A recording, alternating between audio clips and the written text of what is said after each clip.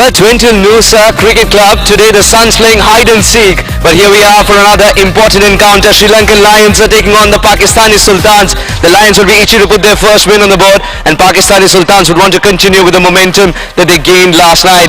The captains have arrived in the middle for the all-important toss. The captain of Pakistani Sultans, Rayan, is with us. We'll be flipping the coin in just a moment. TV is alongside him, the captain of Sri Lankan Lions. We have Harry, the president of ACL, at the toss today. And to oversee the toss, our match officials would be Ian and Steve. The coin will go up now. Tails is a call. Ian, what's it going to be? It is a tile. And tails it is. TV, what have you decided to do? If we can have you over here on the mic. We're going to have a bowl. Any specific reason behind bowling first? New deck, I think it's going to have a bit in it early. Going to have to try and exploit the Pakistanis and look to improve on yesterday. A good innings under your belt early on must give you the confidence as well, and the entire side must be pleased with not the result but the learnings. Yeah, got a lot out of yesterday, a lot of learning curves, and definitely think we can improve on yesterday as a result. Give us a number that you want to restrict them within. Under 120, under 130 would be good. Finally, any changes in the side for this encounter? No. Go well. Thank you. Rayan, what would you have done had you flipped it eventually correctly? I would have bowled first. Same reason as Stevie, to be honest. Like, just new deck. We're bowling good bowling side, so couldn't run under pressure, but batting it right. Boy, are you a good bowling side. 120, 130 is saying that's something that he wants to chase eventually. A good total on a track of this kind, and do you think it'll change as the day progresses and the sun beats down on it a little more? Yeah, I think 130 was a bit decent score, but we'll try to get 140 plus, 130 plus. Sun's out. It's going to be good, I reckon. Changes in the side, if any? I think there's a couple of changes, but I'm not too sure right now. We'll take care of that in commentary. All the best for the game. Thanks. So the news from the centre, it's the Lankan Lions who won the toss and they've decided to field first.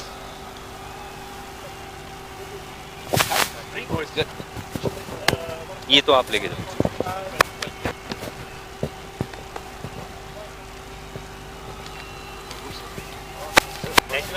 Yes, yes. Excuse me, fellas.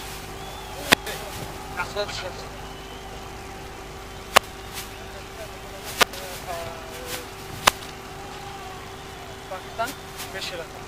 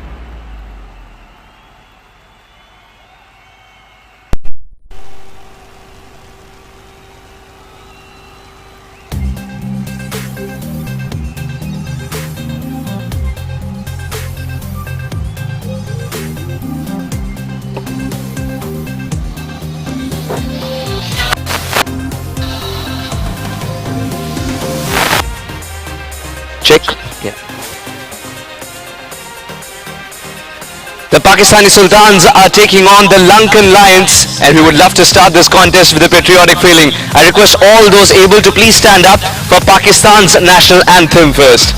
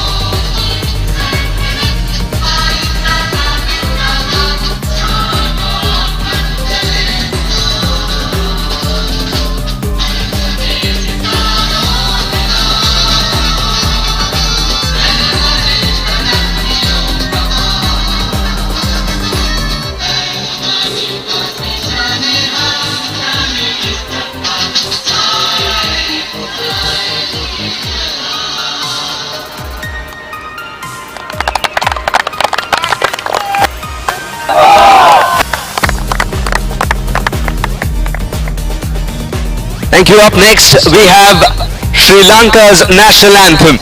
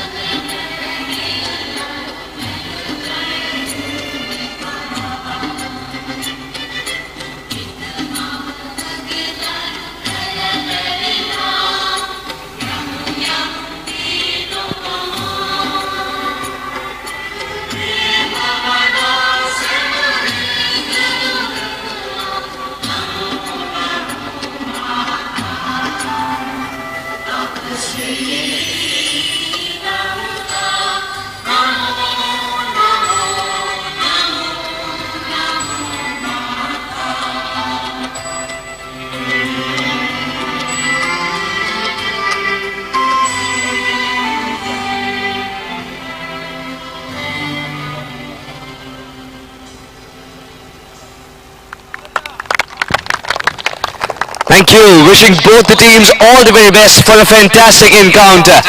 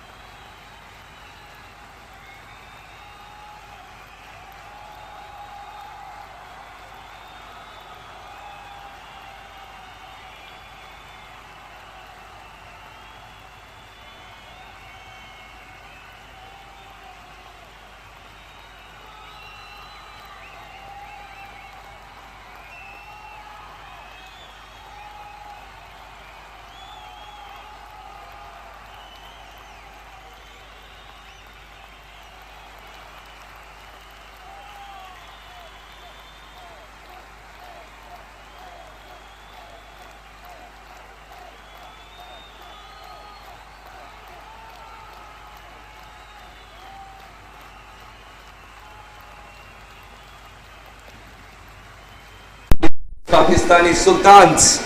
The Lions winning the toss, choosing to field first yet again. Last night's game was a big learning curve. That's what Tibi had to say at the toss. And Sultans will be riding high on the confidence they gained from last night. It was a terrific win against the Kangaroos, who were literally caught on the hop. I'm Suhas Vedam. You're watching ACL Under-19.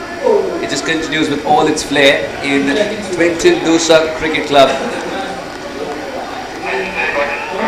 Today's day 2 of what's going to be a carnival of cricket the entire week. It's a new surface though. It's a new surface. So we're expecting a little more bounce, freshness on the wicket. And looks like TV is expecting the same, with a hint of swing, and that's why he's deployed a slip for Crandall. Saim Raza batted very sensibly. It was a struggle for him initially, but he batted sensibly.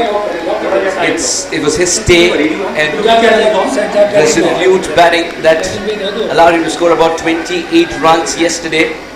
And that gritty 20 actually proved to be very efficient, very important towards the end, as everything adds up. He was able to negotiate some very good bowling, which also means that the batters who were to come did not have to face the main bowlers. Whoa. Lovely swing. Crandall's got this great seam presentation as well, wrist like gold.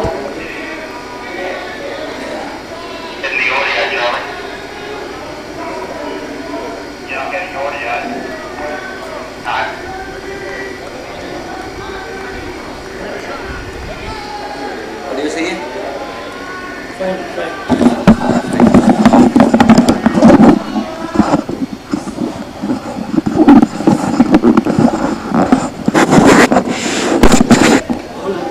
Walking outside the crease to negate the swing altogether.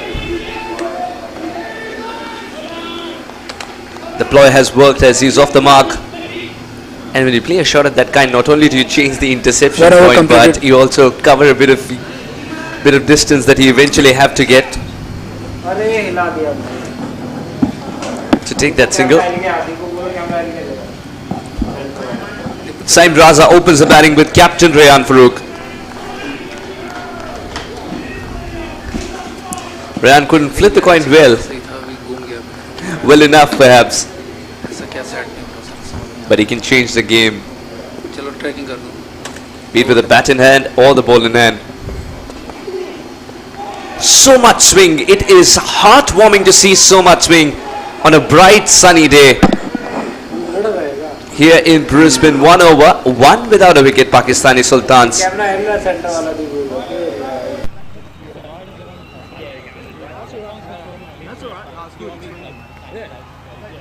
I'm saying he's batting on that far. So just watch it.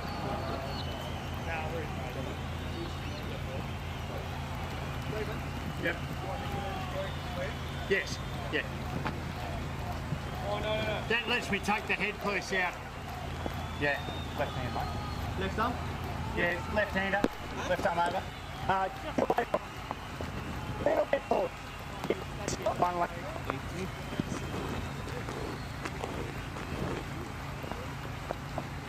That middle? Middle. Thank you.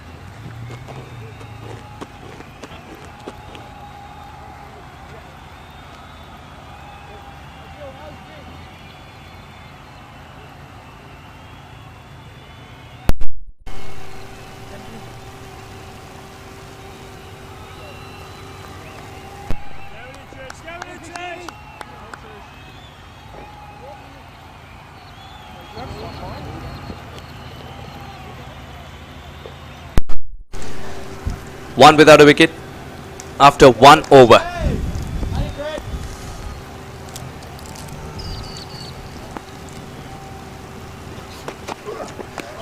Trishane bowling the testing line right away. He was terrific yesterday and just continuing from where he left off.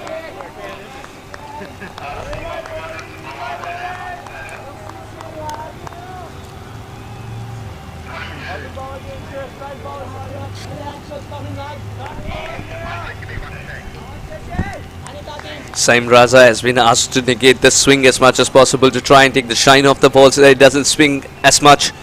But what a beautiful start this is. Again walking down to completely truncate the swing, but that's not happening.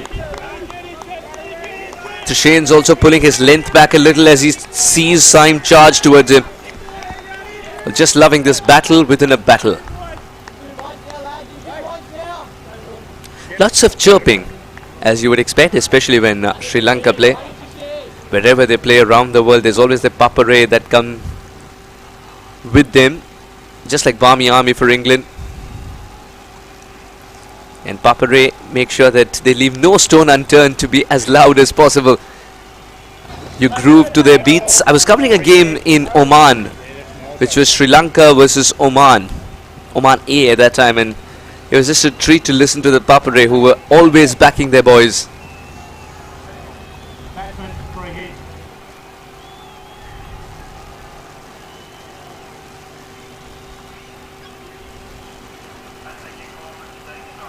Two without a wicket.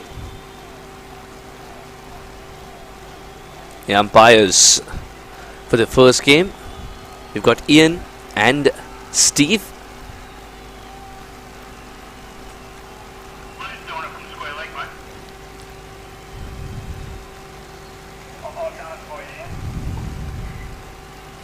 Oh, it's going to be a free hit.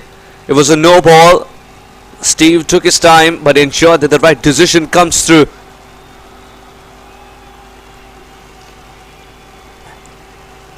That was such a good delivery that not just the batter but even the keeper didn't have a clue what it's doing. It was supposed to be slightly slower as well. And this is exactly why you need counter signs with a keeper as to what is going to come. You need to let him know.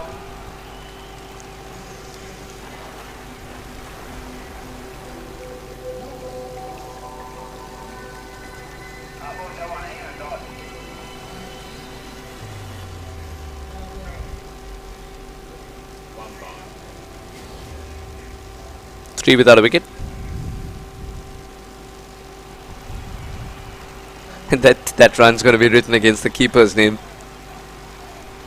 Trushane, a treat to watch when he's in full flow like this. Hint of swing, adjusting to the right hand left hand combination.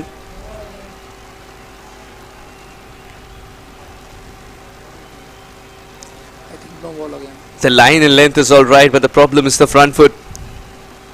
Sono has side angle. It's a no ball once again, and there seems to be a curse in the under 19 ACL right now. A lot of no balls. Lot of no balls. Side angle. And it is from the same cricketers. क्या हुआ 5? You got to be watchful, you got to be mindful. Usually happens when you're trying too hard. Oh, let's put this one away. Swivels to perfection.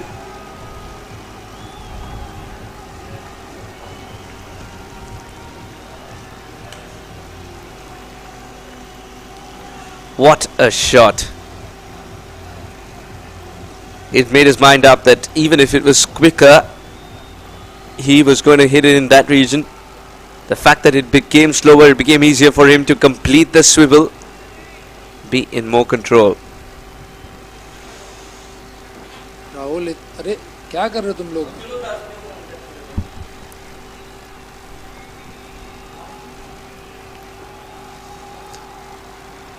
Swing the ball, invite him for the drive. Oh, good ball. And well negotiated. This is good cricket all around.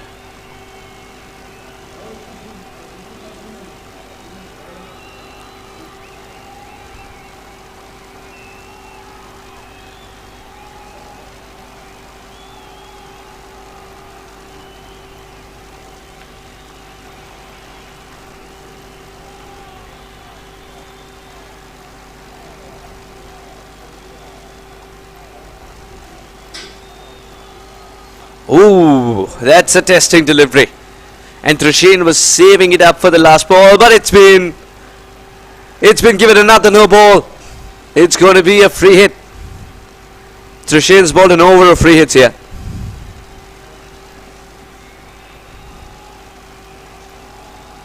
Would you believe it? As a bowler, you put so much effort in to land the ball in the right area. You do not want to pitch it up an inch, but the problem is the front foot. That was such a good delivery. Such a good delivery. But he's got only himself to blame. The free hit will continue. This over is not going according to plan for Trushin.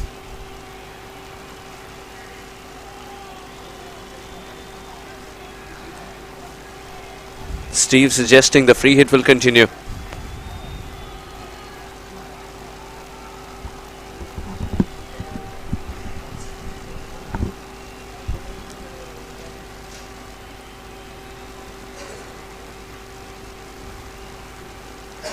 Good slower delivery.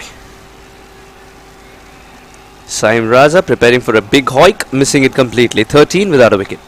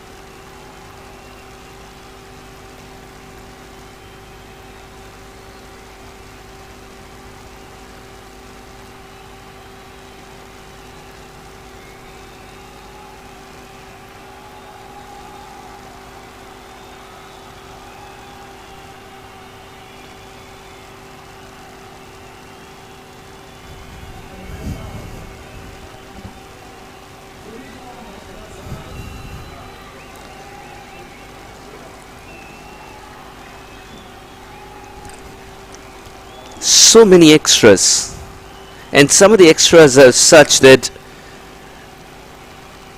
their problems will continue to the next delivery as well. The consequences will overspill or spill over.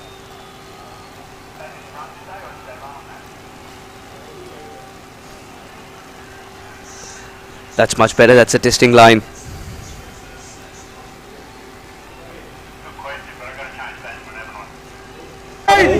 Really good, lad, really good. Saim Raza is 1 of 11, but don't go by this. Yesterday as well, he was very slow to start off with, but he covers up quickly. And yet again, it's the belief that he's got that he will be able to cover up. That has worked for him so many times. It will work again.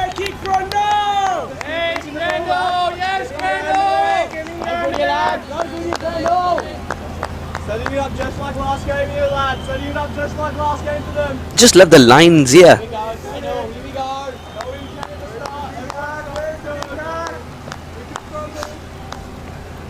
Yes, Grindle! I can hear Grindle.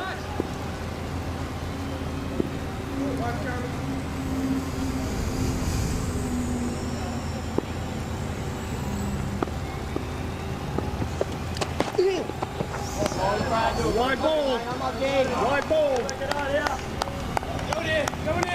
Fetched one now. Fetched one now. Just as we were talking about the lines, Crandall couldn't get this one right. He was flirting too much with the wide line.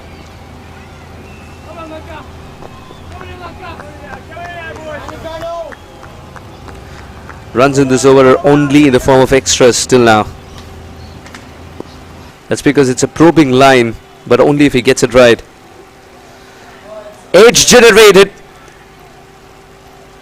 And a good effort in the deep. Only a single, as there was a lot of ball watching. But that just begs the question that when there's so much swing, we were going to talk about the requirement of a slip. When there's so much swing, why not deploy a slip? Becomes easier to take catches of that kind.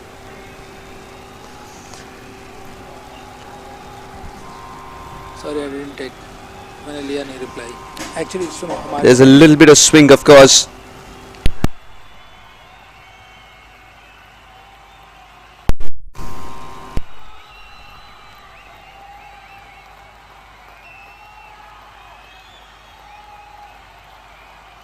Time lives to tell another tale. Good comeback by Crandall. I think he was waiting to bowl at the right-hander. हाँ review लिया Sonu review है क्यों क्यों नहीं है I think the captain has taken the review. हाँ So Saim Raza might still be in trouble. The replays will tell us. The third umpire will tell us. नहीं है रिकॉर्डिंग नहीं स्टार्ट की अरे यार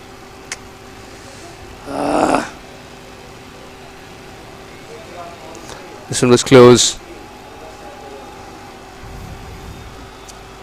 अरे यार This is from the previous over. Yes yes yes That was a very good delivery as well, but its Okay, efficacy was robbed off by Trushane's front foot.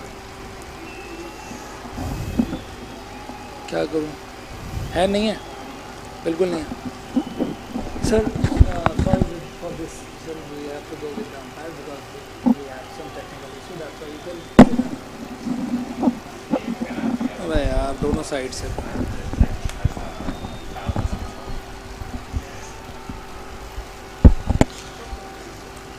यार उनका से मतलब नहीं है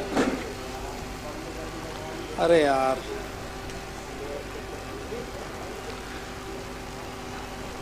वो आ रहे हैं अंदर आ रहे हैं वो अंदर आ रहे हैं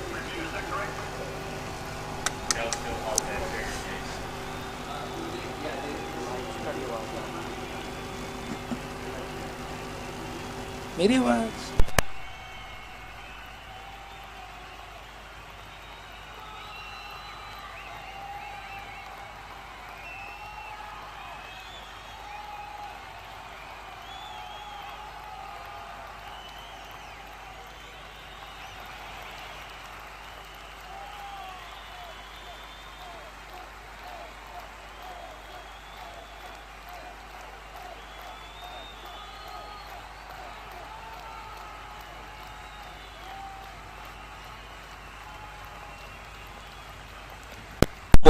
Crandell started with a wide and two good deliveries, then another wide in search of that corridor of uncertainty which he wanted to extend. 101 after that, the last delivery coming up.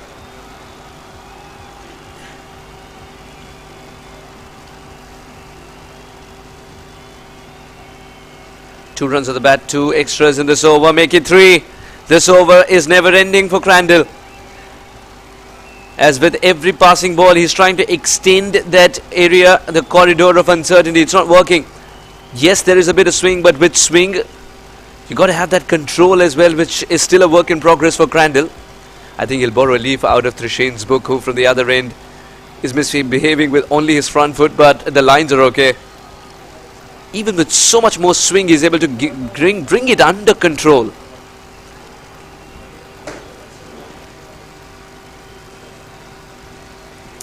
Initially thought of playing it, then decides to leave it.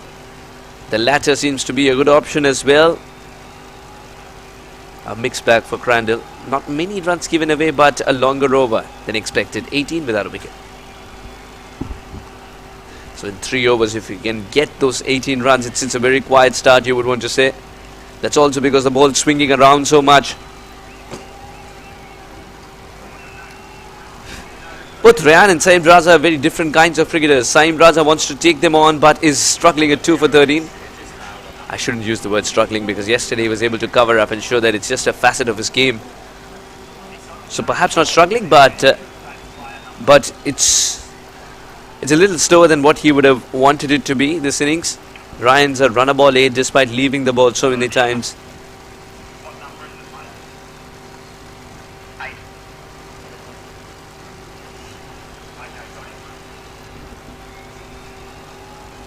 Trishane's been given a break, so Rehan Fernando has been introduced into the attack.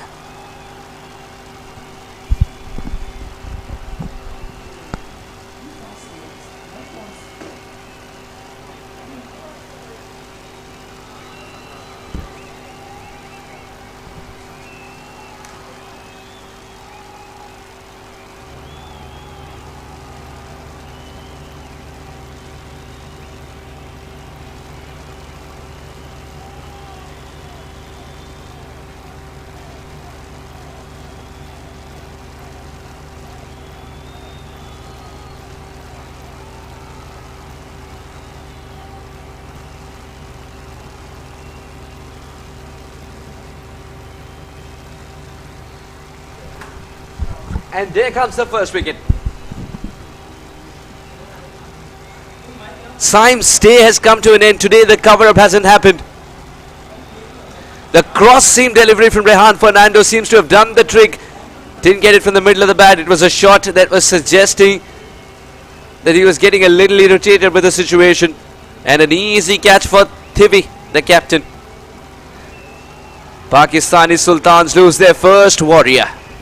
19 for 1.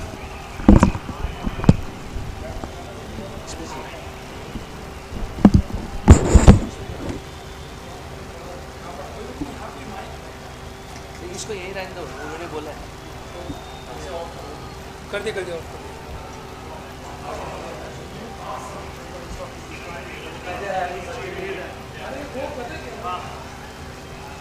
बस वो काम बचे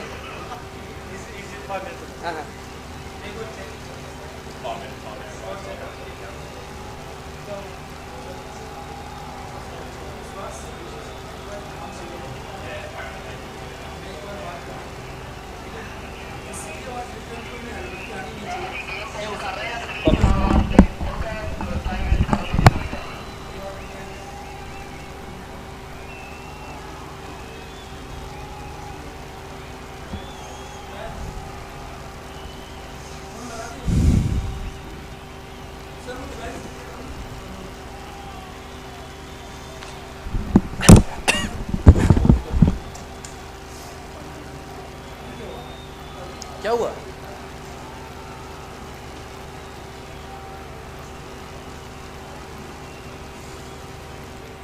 talent मस्त है यार देख के मजा आ गया बाकी टैलेंट बहुत है नहीं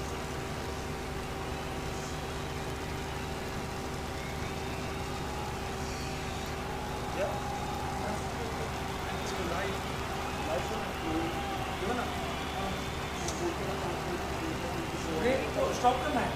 Stop and start highlight.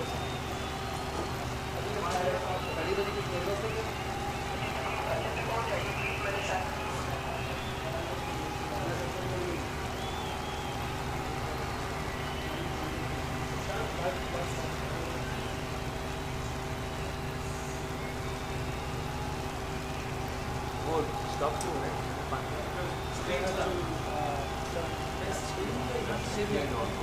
We don't have to mention that, right?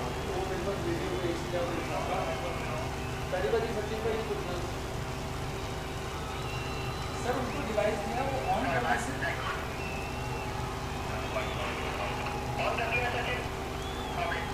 और उसमें एचडीएमआई आउट लेके उन्हें डालने से यहाँ से जो सिग्नल जा रहा है okay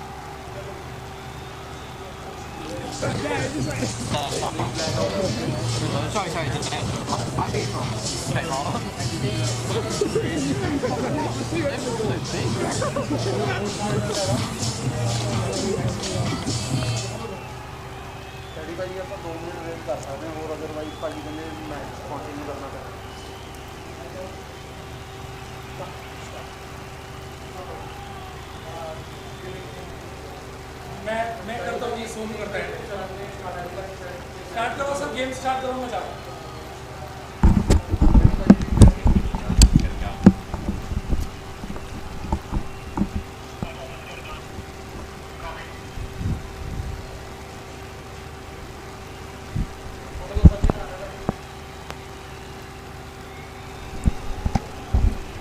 $19 for 1 in 3.1.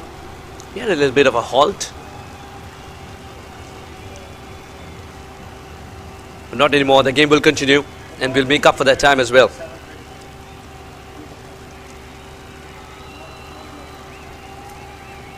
Hassan Sai is the new man in. That's because Saim couldn't find the middle of the bat. He was trying to play it straight down the ground, which is not a bad idea at all when you're looking for runs early on.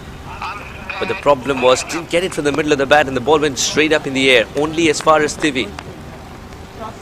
A simple catch for the captain of Sri Lankan Lions. Righto, we're going to go, fellas. They're going to catch up. Azan Syed. And it's a good habit to have when you're trying to memorize where the fielders are and revise at the last moment, just like you do before examinations. Not that it helped me.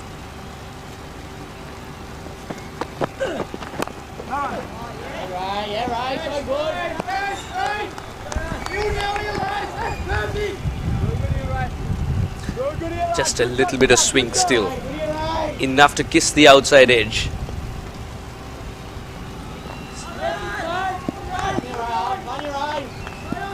This is an interesting phase of the game because now they'll be torn in deciding, Pakistani Sultans, whether they want to attack in the first 6 overs having lost a wicket, or will they be watchful. Just get a feeling that Rayan Farouk might be watchful while Azan Syed can get going by being more enterprising. The kind of talent we've seen already in the under-19 level has been magnificent. What it's also shown is that cricket here in this region is very, very safe, as very mature cricketers are being prepared already. And by the time, I only wonder, by the time they play the higher levels of cricket, they'll be more ready. Just the battle, just the contest that we've seen. Relentless bowling.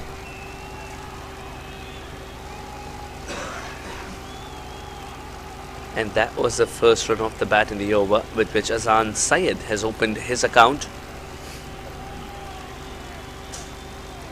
2 more deliveries to go. Rehan Fernando's first over has produced a wicket. That was the first legal ball in this over that produced a wicket for Rehan Fernando, even though it started off with a loose snap. This one came back in sharply. Leaving it became a risky decision. It's such a treat to watch when a fast bowler is bowling so well.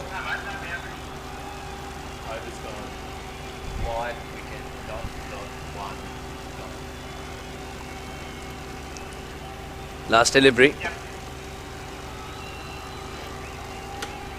The cross seam delivery coming up.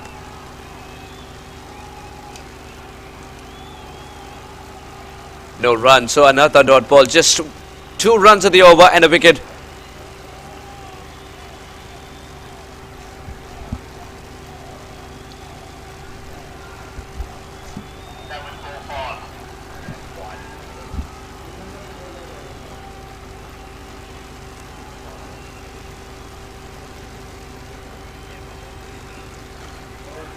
Last delivery, almost a catch. Was a poor delivery, but an opportunity nonetheless. The catch is built. 4 overs gone, 20 for 1. And we are now joined by Dan. Welcome, Dan.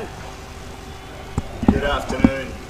So, just had a few issues with my taxis and everything, but we're here, staying out at Little Cove, beautiful part of the world in the hinterland. Outstanding out there.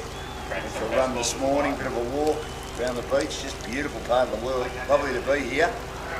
And Farouk Rayan, or Rayan Farouk, after missing out yesterday with the bat, trying to get a big score today, and 1 early wicket.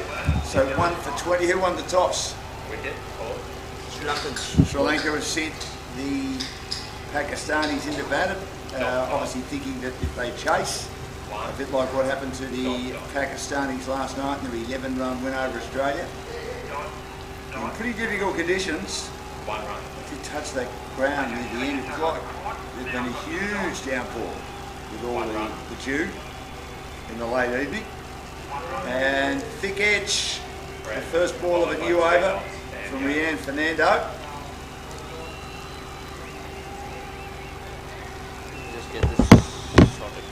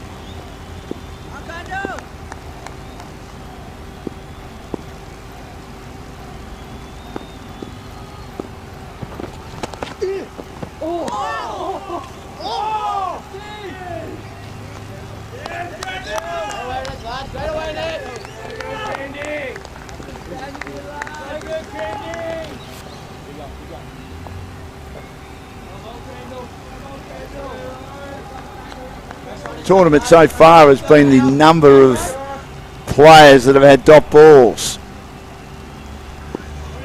in their bowling. And we're talking large amounts of dot balls as well. Here's Crandell again.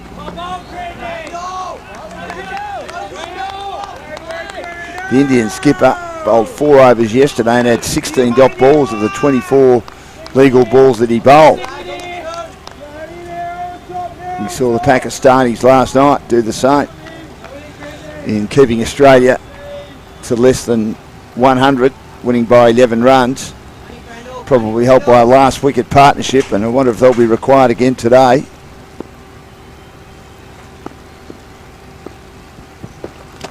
Crandell in again, and he reaches for this to point.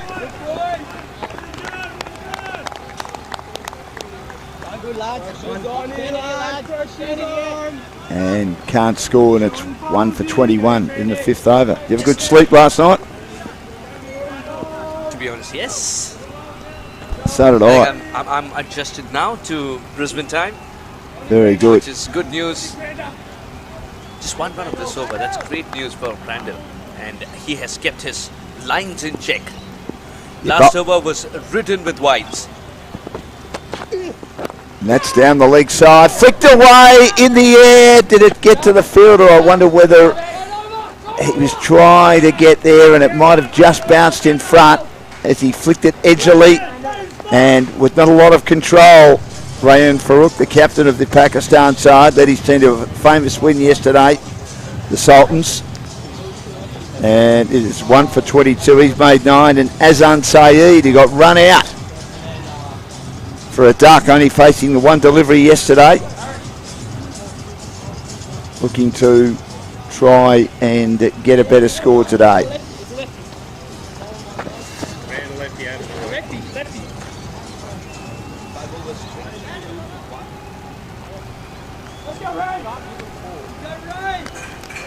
Two runs of Crandell's over. Good comeback by Crandell. Might not have the wickets to show for it, but he's now gaining rhythm. An attempted slow one. Drops away and there's no run. Be it Fernando, be it Crandell or Trishane, they've got some good paces, the Lankan Lions. They do. And very mature paces. Today the curse of the no balls has continued, Dan. That's the only problem here. But they will find a way to keep that under check as well. They need to. Can never afford to waste a delivery. This is pulled away on the bounce. It didn't have enough pace for him to get as much as he wanted. And luckily, Trishane, as far as Pakistan are concerned, it bounces in front of him. Completely mishit that. They've already lost Saeem to a mishit. They don't want to be losing their captain. Pakistani Sultans today. Yesterday they were phenomenal with the ball in hand, I thought, because batter in hand, they fizzled out for 109. No, in fact, they were 9 wickets down. They were able to survive the allotted 20 overs, which sort of made a huge difference towards the end. As Ayan Khan just stood there and saw the ball go for a wide, collected runs that manner, and those runs proved to be very handy towards the end. Straight to the fielder. There are a lot of players who got starts. Yesterday, 28 was the highest perhaps in that game from Saeem, who was playing there for a long time. It was about 2 of 22, if I'm not wrong. And then he exploded. He looked really good. But what he had also done is that he played the better bowlers. That sort of allowed the ones to come towards the end and knock the runs off bowlers who aren't the best. It's wide of the off stump, cut away. Good attempt to Fields, taking the pace off it. Yeah, I think it was a catch. Point. Man. You think it was a catch? It was a catch. It was very wide. Yeah, it was too. Thought it might have got to him on the bounce, but you're right. Just probably should have taken that. He was on his knees. It was travelling. Another opportunity goes begging. 1 for 23. Good work by Rehan Fernando, to be honest, and because he has kept it very, very tight and generated an opportunity that had to be taken. Because it wasn't, that's the run conceded. Now Rehan Fernando to the right-hander would be an interesting battle in itself, because for a left-hander he was phenomenal to watch. Now the righty.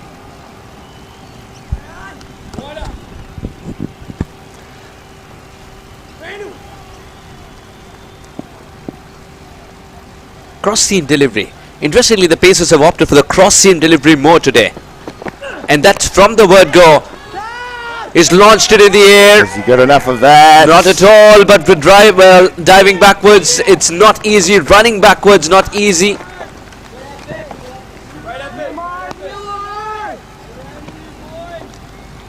Reminded me of the shot yesterday by Cruz Baker. I didn't think he got anywhere near enough of it in itself for 60 Australian, but on that occasion, had it been Baker, I'm telling you, more of an opportunity had it been Baker.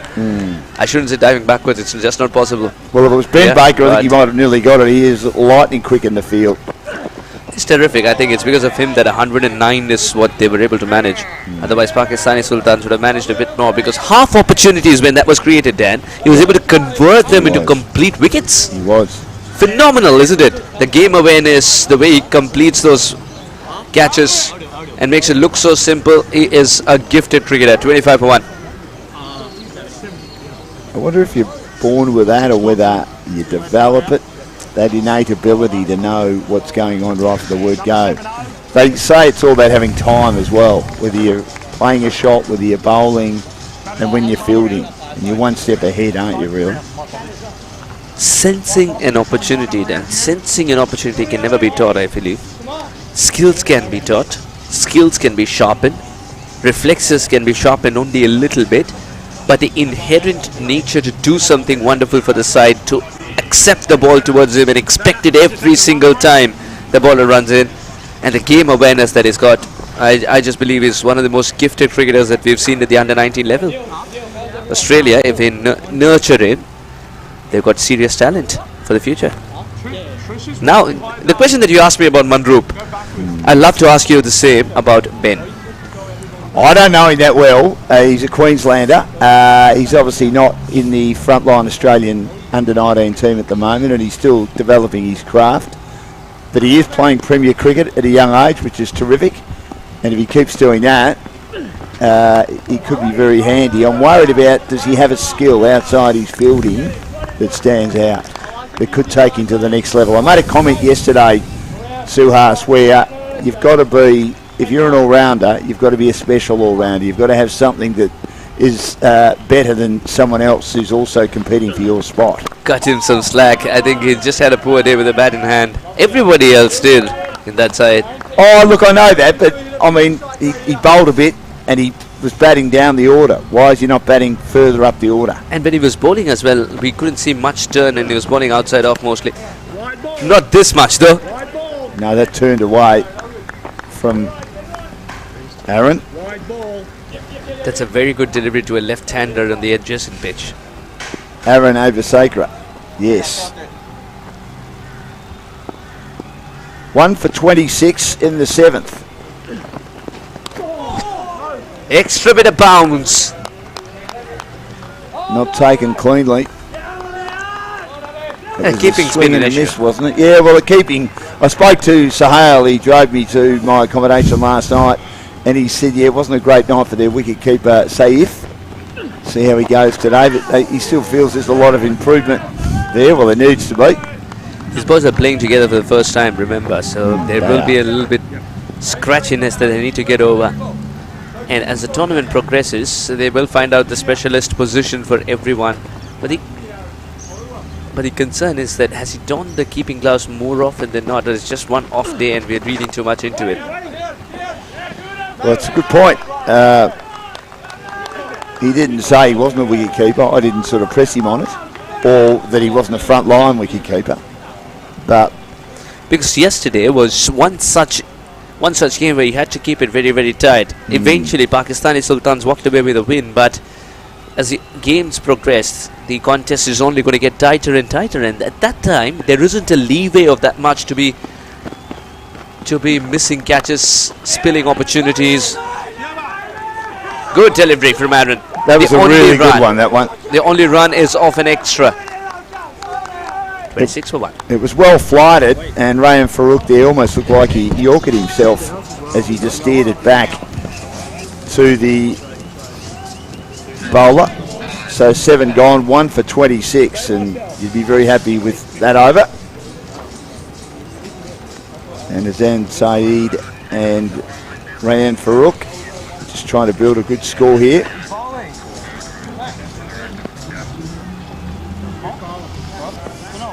After they lost an early wicket.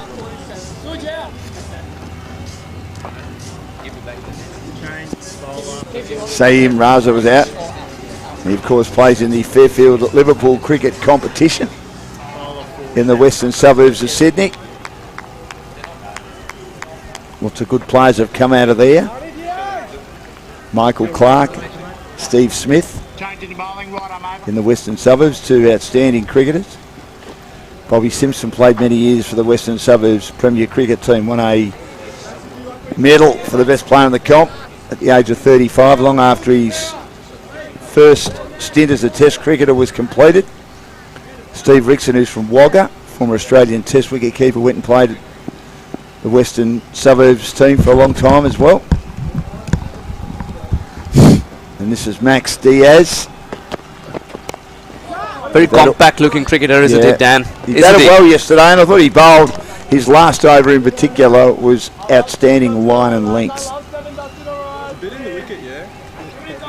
He gets a dot ball to kick it off.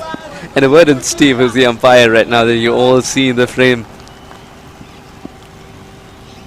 He loves it, Steve. He loves his cricket. He was 18 years old when he made his debut for Waverley, now Eastern Suburbs, in the Premier Cricket comp. Played with Tony Gregg. This is flicked down the ground, and Jeff Boycott. He opened with Jeff Boycott as a kid. Ooh, well, what an effort. And Jeffrey didn't say a word to him. Well, it was a great piece of fielding. Kept it alive. Although the third umpire next to us is just going to check that, and that's fair enough too, as we can get a look at the replay. Was touch and go, and did he knock it back before he hit the rope? I'm not sure. For some reason, yes, I think he did. I think he did. Yeah. I think he's done a terrific job here. Yeah, absolutely. And for some reason, the rock and roll quite literally here, is so satisfying to watch. I don't know why. It's a great phrase, isn't it, when they say rock and roll it, rock and roll it. It's the knee hitting the cushion and the ball being in contact.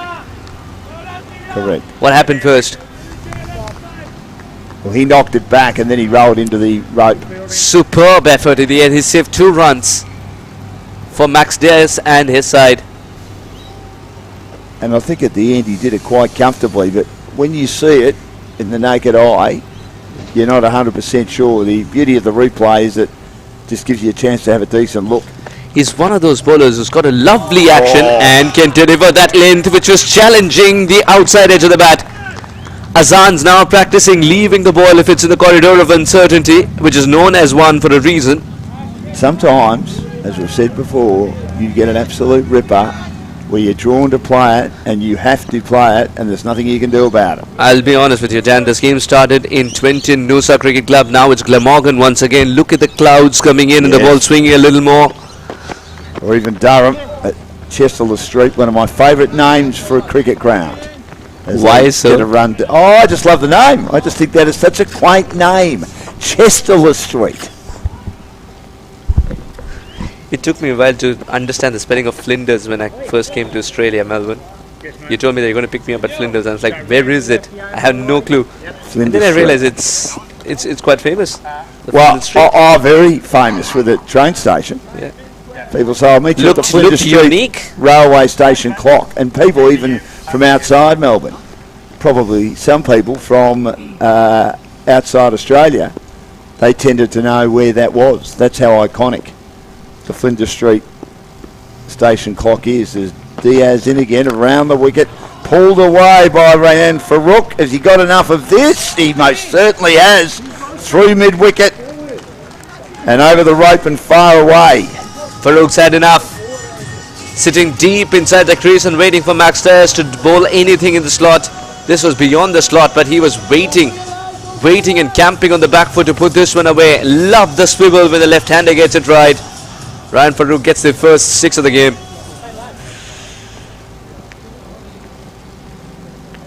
Roger Federer actually has the Flinders Street Station and clock on his shoes Interesting. for all the Australian Open titles that he's won. On his shoes. Yes. So the shoes that he wears at the Australian Open when he was playing at the Australian Open were the shoes he wore for the entire tournament were for the Australian Open. And they had... That's how he got the timing Yes. right for his footwork. Yeah, well, they had the Flinders Street Station icon on it. When he would play in the US Open, he would have the Statue of Liberty on it. In Wimbledon, it was Buckingham Palace, I think, if my memory serves me right. And I can't remember, he only won the one at Roland Garros because Rafa Nadal's dominated that tournament. Not sure what he had on there.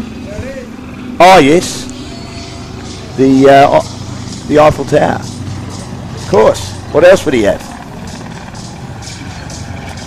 One quaint coffee shop that he perhaps likes in Maybe. Paris, you never know. Maybe. It's his wish. And if he is wearing it, it will become iconic. That's the power of the man. What a talent. Umpire Simons walked out with a buffet of balls to choose from, which sort of resembled 7.5 overs, 35 for 1. Must be something wrong with the ball. No, it's lost. It's lost. Yeah. Right. Landed in the foliage in the story.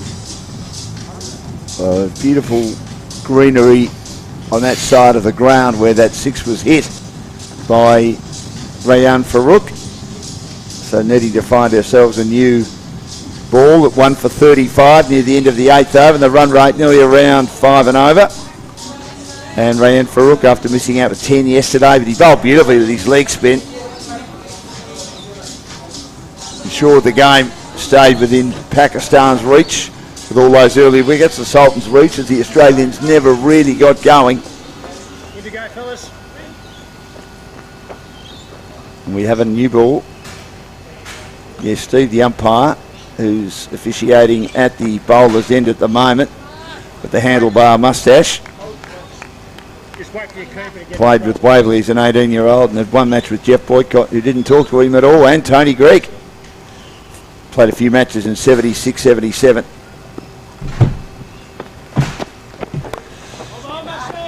Low full toss that he leans into it and caresses down along the onside. Trishan does the fielding. It's 1 for 36 after 8. So we're at 4.5 and over. So certainly not quite at 5 yet. Max Diaz an expensive opening over. 2, 1, 6 and 1. The scoring shots. And 2 dot balls, none for 10. And these two, have to say Ian was out early, starting to build a partnership. We didn't see much of Azan Saeed run out when I think they panicked early in their innings when they were unable to get the runs. We saw a couple of direct hits in both matches yesterday when I think players were panicking and the runs, well, weren't there, but it took some special fielding to ensure that they absolutely weren't there, if you know what I mean. And here's Avaskari bowling. And it's dropped away.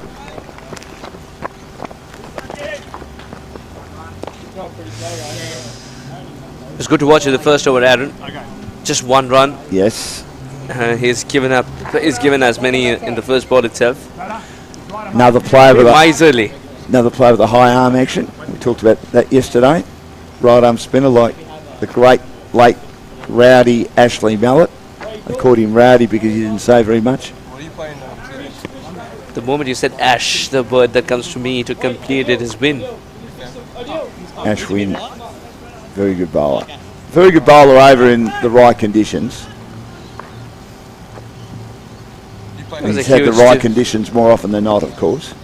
What a champion Ashwin is, and of course you figured out when India toured Australia for the Border Gavaskar series last time. Yes. The opportunities that he got, the Sydney scare was only complete with his batting efforts. India was able to come Well, out. He's now an all-rounder, isn't he? 1 for 37 in the 9th over. Another flatter ball that pops up on the onside. If we had have had two-day cricket, the great short-leggers, the David Boones, the Alan Turners of the world, David Warner was good in there. Other countries have had some great short-leggers. Swung away. Ooh. A little bit across the line and a bit recklessly, but successfully enough for a run for Azan. And he's got 8 runs. Rayan has 18, and it's 1 for 38 in the 9th over. Abasakara bowling well with his off-spin. Nathan Lyon has a high arm action, of course. Australia's most successful off-spin bowler. And this is driven fluently. Love watching the left-handers when they drive. The best driver I've ever seen is a left-hander. David Gower was right up there in regard to being stylish, but was the incomparable Kumar Sangakkara, talking of Sri Lankans. Saw him make the best 40 ever in a one-day match at the MCG. He was broadcasting it, and he was just hitting these cover drives. They were brilliant. Left-handed cover drives. Outstanding. Something very pleasing about it. 9 overs gone, 39 for 1. And then the best right-hander I saw when he was going, Mark Waugh was one, but Greg Chappell with the on-drive. Very tall, upright in the crease. Brilliant to watch. The first year I really got into cricket was 75, 76 against the West Indies, and he made over 700 runs for the series with 300s. Dominated. Got a big 182 in Sydney.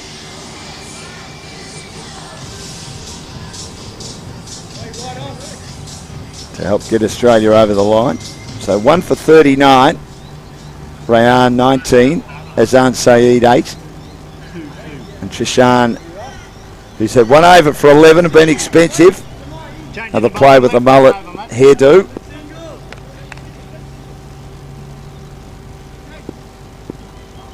Bowled okay in patches yesterday. And driving into the offside. He opened the bowling.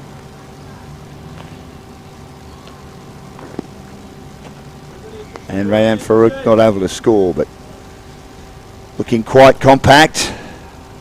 Looking quite neat. 19 off 30 for the Indian skipper. Plays with St Kilda in the Premier Cricket competition, very famous club.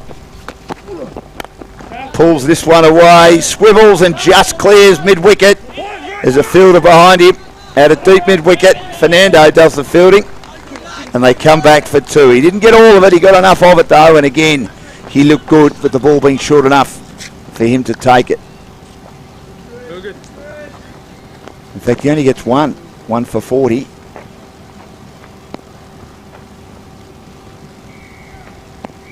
And we're near the halfway mark. So the Sri Lankans have done well to keep the run rate down. The only issue is the wicket column. They've only got the 1 wicket, so Pakistan still have a chance to explode here with so many wickets left in the shed.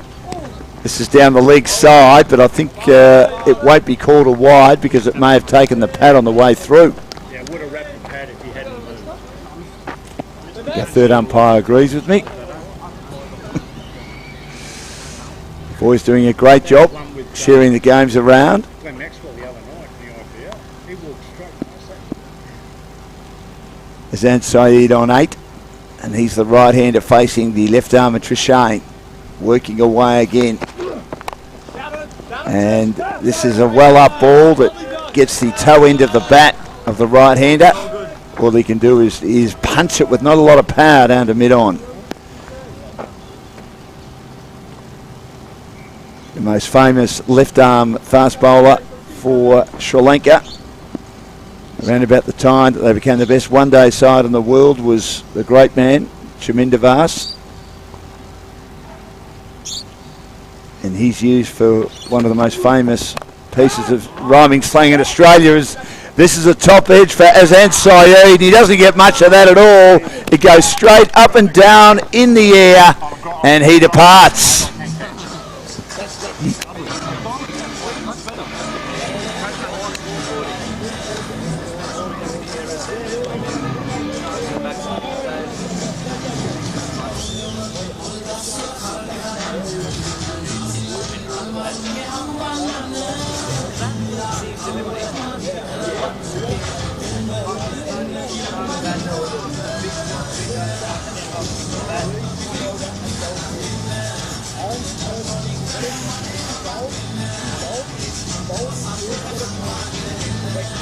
Eight off 17 for Azan Saeed, and a little bit of a jiggle amongst his teammates, and a jangle and a dance and a bit of body movement by the wicket keeper Trishane. The figures of 1 for 12.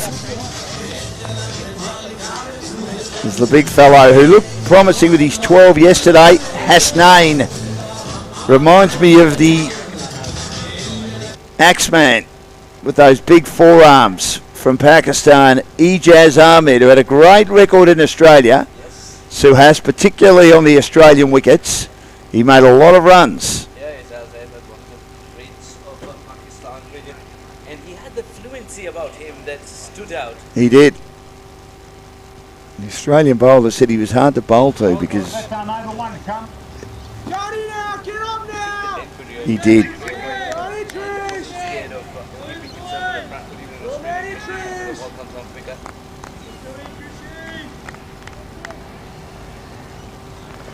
Come on, mate, flash up, please.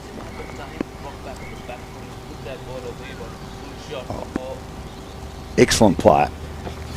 Last ball of Trishane's over, takes the outside edge. If Gully was there, it might have flown to him, but there's no Gully, and it goes down to Whitish, third man. Yeah, much better. You'll hear me. Yeah. Hasnain 1 off 1, and Rayan Farouk 20 off 31. Obviously the key here. We've seen 1 half century in the tournament so far. Thivi, the Pakistan opener, I thought batted pretty well yesterday for his 57 off 47. Sri Lankan captain. What did I say? Pakistan. No, I meant Sri Lanka. 40-inch slip, as they say here. Sometimes you say things you don't know you've said. I do it every day of the week. Here's Avasakara.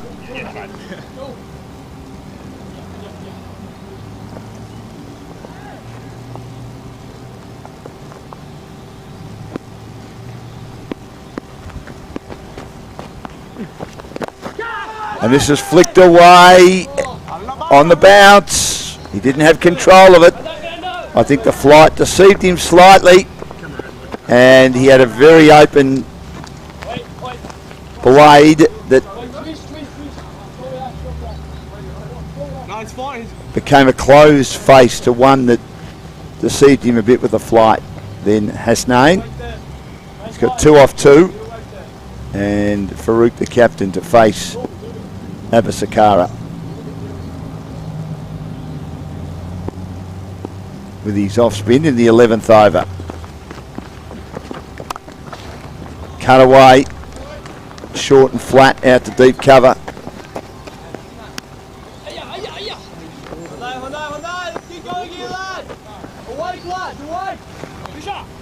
He looked pretty good. Rayan Farouk. Does, it's very overcast. Some sprinkles of rain earlier on before the game started. This is short and flat and pulled away, diving across the pitch to try and maybe stop it, or it was in the air for a little bit and maybe pull off the impossible was Avasakara. Not successful on both counts. Another run on the board for Hasnain, and it's 2 for 44 in the 11th over.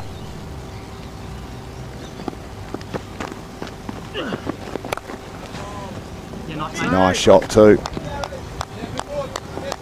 But picked out the fielder. Perfect situation here for Hasnain Suhas to come in, being the big hitter. Farouk looks to be in control, and he gets one wide of the off stump that he thought about and then changed his mind in cutting. Very good over this. Just love the fact that Abbasekar is already sensing that length to be bowling here. The line is something that he struggled with. The length, perfect. Changes a little bit. Depending on the batter. On that occasion, well enough. 2 runs, then 3 dot balls. But he bowled 2. So 11 overs gone. They need to probably start getting a wriggle on here, the Sultans. They obviously have a plan how they want to play, and they've only lost the 2 wickets in the first 11 overs, so they'll take that every day of the week. But is there some urgency required? And often urgency comes with risk. So how do they ensure that they are more urgent, but are reasonably risk adverse? As we look at the Magpie, perched here at the ground. Very famous AFL football club who plays Sydney this weekend. Brisbane playing Carlton tonight in Melbourne.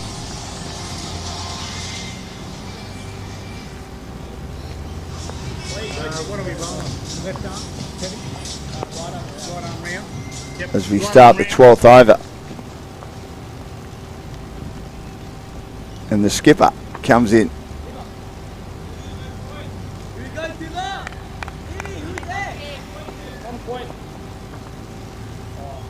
Issuing instructions. He batted well yesterday for his 57 off 47. Bit slow early, but got going and was in control. Just didn't get enough support in their loss to the Indian Tigers, the Lankan Lions. Short and attempting to pull across the line, and he's disappointed with himself because that was in the hitting zone to hit out of the ground. If he could have got it, it was short and flat and wide and as big a loosener as you're ever likely to get. 2 for 44 at the start of the 12th over. Thivy in again, and goes through the wicketkeeper's gloves. He had an almighty swing at that. It's gone to the boundary for 4. Let's have a look at the replay. Definitely off the bat.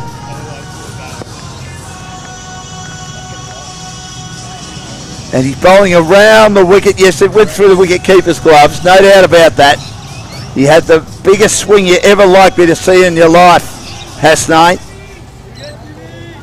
If he had have got onto it properly, it's probably gone all the way to Little Cove where I live, 15 minutes away, or I'm staying, I should say. But he just got an edge and it went through the wicket-keeper's gloves. 2 for 48 in the 12th over. And now he hits high.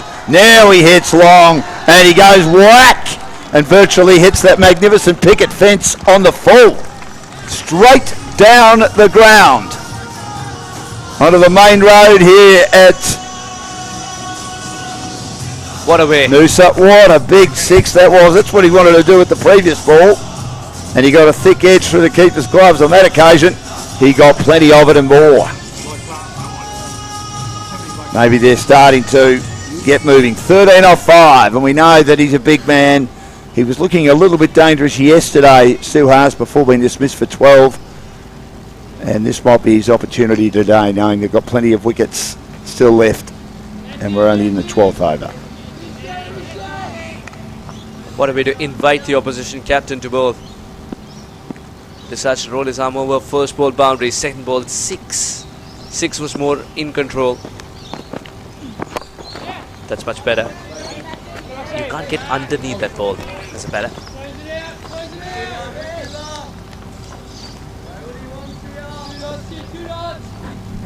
Now he drives to the offside. 13 off 6 now.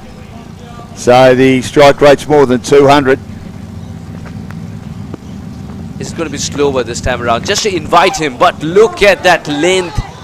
Again, Hasnain unable to get underneath it.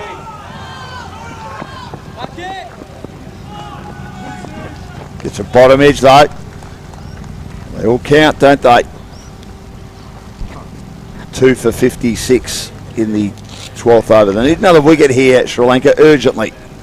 I just have a feeling that these two might be about to really put the game in the direction of the Pakistani Sultans. The run rate needs to pick up.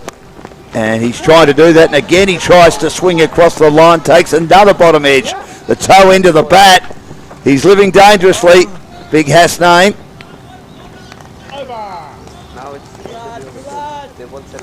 And that's the completion of the over, I should say. And the run rate's still under 5. 2 for 58. 14 from Thivi's over. Whether the skipper elects to bowl himself again might be problematic. Hasnain 17 off 9, and Rayan Farouk hasn't had the strike much for a while, 21 off 35, but he can be content in the knowledge that Hasnain is keeping that run rate rollicking with a big over, the biggest one they've had so far in their 12 overs that they've been at the crease.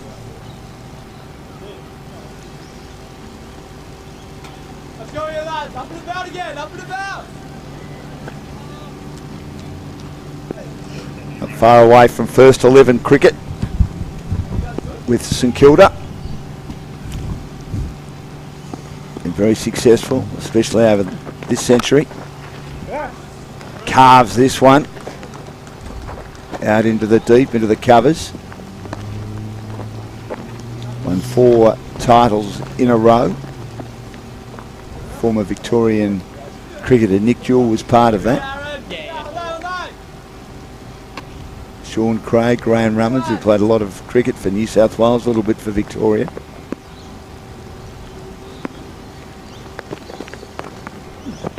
Avasakara has Hasnain whacking this one over mid-wicket for 6. It was short and it was in the hitting zone, and he's gone bang.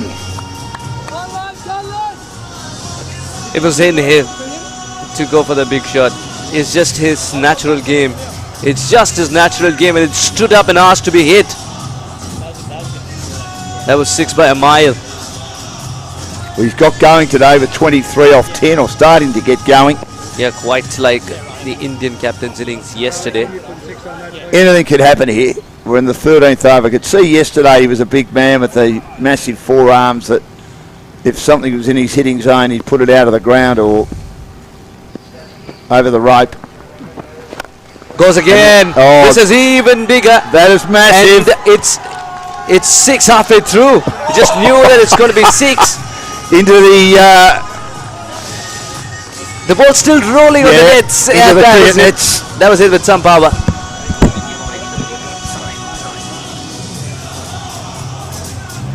Huge shot. Massive shot. One of the shots of the day so far, and he got all of that. It went high, but did it go long and long and long? How demoralizing can this be, Mr. Lonergan?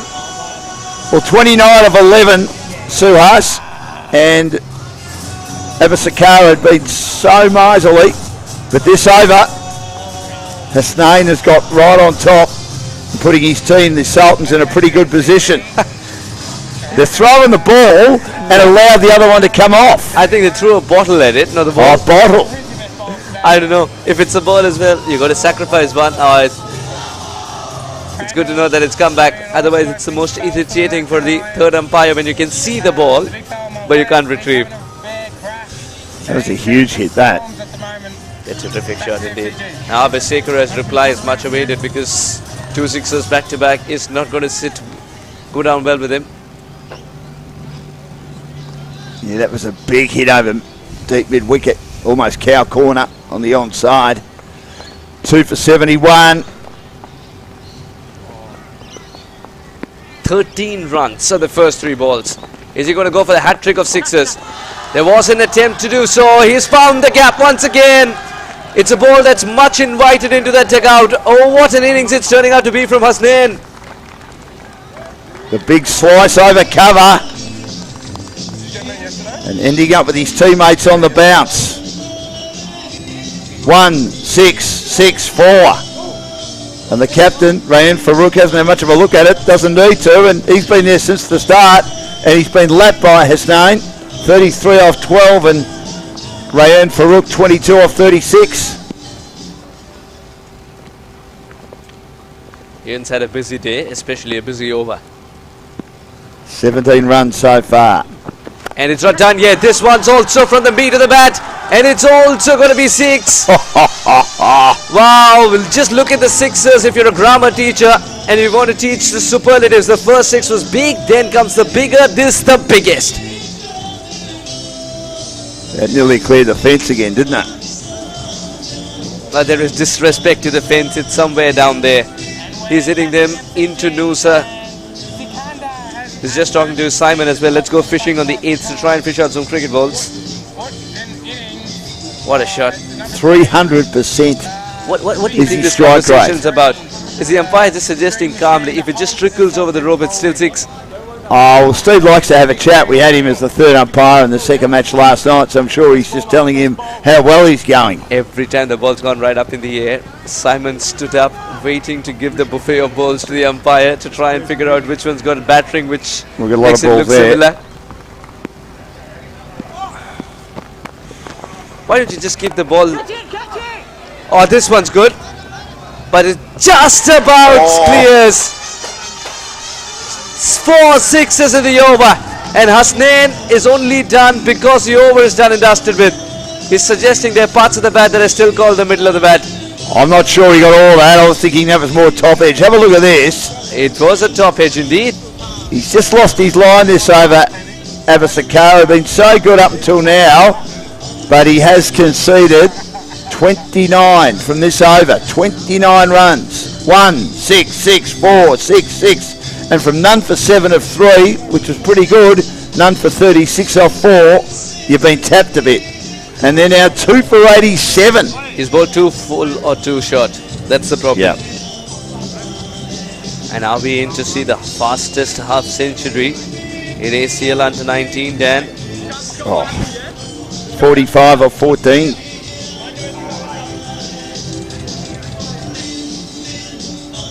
It was amazing, wasn't it? Hitting to all parts of the ground, all over the ground, out of the ground, and out of Queensland. Some of those shots, that's how big they were. And some work now for the Sri Lankans to do. I wonder if their confidence has been sapped. They've done so much right, having a 29 run over. 28 of them came from the bat of the big fella Hasnain. And Rayan Farouk has been doubled, and he's been there since the start and has looked pretty assured, and I'm sure his job will be just to knock it around and get big Hasnain on strike as he gets ready to face Rayan Fernando. His figures are pretty good so far, 1 for 5 off 2. Back in the attack, round the wicket again, and he drives over the covers. Didn't clear the cover fielder by much. There is back up at deep cover, and he gets his 23rd run and again rotates the strike, as has been his want. The captain playing a very responsible knock here. Now he's got Hasnain smoking the ball to all parts. He's quite content having the best seat in the house by picking up a single. That's good batting when you got Even though that was a lofted stroke. Knew exactly what he was doing. And Rehan Fernando. Yeah, much like Rehan Fernando, even Abhisekara was scratching his head as to where to bowl. Keep going, yeah. Alright, take your time. Now can Rehan deliver a Yorker? Something that he's known for. Back over the wicket, and it's flicked away. Behind backwards square. And he did that nicely. Then he rolled the wrist, showed some touch to whip it off his toes and get his 46th run. This will be a great 50 if he gets it. Thoroughly deserved too. 2 for 89 in the 14th. Collecting 29 in an over. Gets a short of a linked ball that he fends down into the offside, and they scamper through for a run. Good running. He's looking good, isn't he, Rayan Farouk? He's playing well off the back foot. He's playing cleverly off the front foot, and he's doing what he needs to do. Just drop it around the corner. The fielder's deep enough for them to get through, and then say to Hasnain, you do your job. A little bit harder against the quicker bowlers. Batting according to the situation. That's in the air, but will land safely. Much to the delight of Hasnain. So far so good for Rehan Fernando, 4 balls, 4 singles. At a time when Pakistan Sultans with 8 wickets in hand are trying to push on, get a bigger total, definitely bigger than 109 that they managed last night, with wickets falling at regular intervals. Till the very end. Oh, that's a beautiful cricket shot. That is Kumar Sangakkara-esque. That is Kim Hughes, but a left-handed batter. He was down on one knee. Reminded me of Kim Hughes in the centenary test in 1980 at Lord's. Down on one knee. What a shot that was. 8 runs and a ball to go. So far, Rehan Fernando was looking good. One that's in the slot, and Rehan doesn't miss out on Rehan's mistake. Last delivery. It's going to be slightly slower, I assume, because anything quick, it's going to be dispatched. It's going to leave the bat quicker. No, he's kept it outside the reach. Imagine in the middle of a celebration, the party being called off. Well, they thought there was an edge.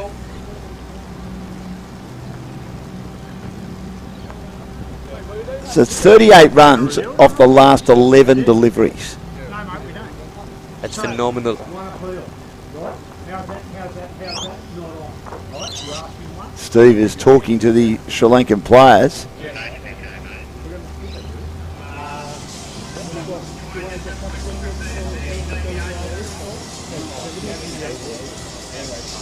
We're going to see if we might have had an edge here, because the Sri Lankan guys have had a chat to Steve, who was the umpire officiating at the bowler's end, and Simon, the third umpire sitting next to us, Suhas, is going to have a look now.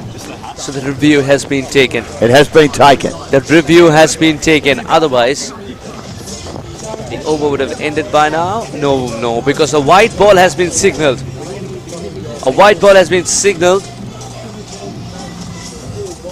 That's because he's suggesting that there's no bat involved.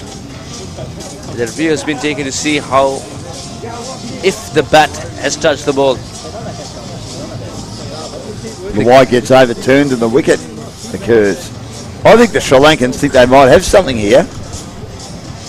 Interesting, because if the review has been accepted in the sense, if they're going ahead with the review, Thank you. then the wide shouldn't have been signalled, isn't it? Well, I The think wide's already signalled and the review doesn't stand. Yeah, no, he's ready. I didn't hear anything. You hear did they not appeal after the wide was delivered? Another timer?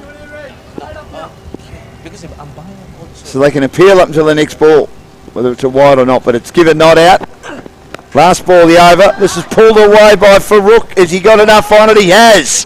That was a quicker one. Rayan not happy with Rian, and he bowled that one So we think what you heard. at his face. It was short, and he took evasive action by getting enough bat on it to swing it behind square for a run, and he'll keep the strike at the end of 2 very profitable overs. 29 from the previous over from Abasakara, finished his spell ingloriously, and then Fernando quite expensive in that over. 10 runs from that, so they've just got on a bit of a roll here. The Sultans 39 off the last 2, and the run rate almost at 7 and over. It's 2 for 97. Hasnain 47 off 16. And Rayan, who'll face again. They're looking after us with pizzas. Thank you to Domino's, one of our major sponsors. Better change, right him over. We'll be all pizzaed out by the end of the 5 days. Some great restaurants here at Noosa as well. Lovely steakhouse. Might have to go and have a look tonight once we finish. Medium rare, a lot mistake. So does Simon. Are you a steak eater or? A vegetarian. I thought you were. I thought you were. That's why I asked the question like that. And I just thought I'll ask the question like that instead of saying, how do you like your steak? If I say, are you a steak eater? But I had the sort courtesy. of softens the blow a bit. But I had the courtesy to not answer when your co-commentator is drooling. So I just let it be. You're entitled to come in or go back, but not around the ground. 14 overs, 97 for 2 with 8 wickets in hand. Pakistani Sultans can push towards a better total. Hasnain's 47 of 16 has been magnificent to watch, while Rayan has played a solid knock of 29 so far. Peppered the innings with some aggression. That one shot that he hit on one knee through extra cover was just phenomenal to watch. We've seen Hasnain absolutely hit some rippers too, Suhas, but that shot, It's been that that's kind a of pure innings. cricket shot. That's the sort of shot I like. Not that I dislike what Hasnain's done, but his hitting has been brutal. Absolutely. And what I love about Hasnain's innings is that when he hits it, the ball just stays hit.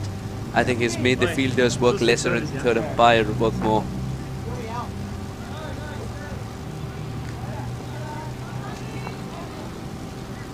He doesn't mind hitting the ball as hard as possible, while Rehan's trying to hit it in the gap.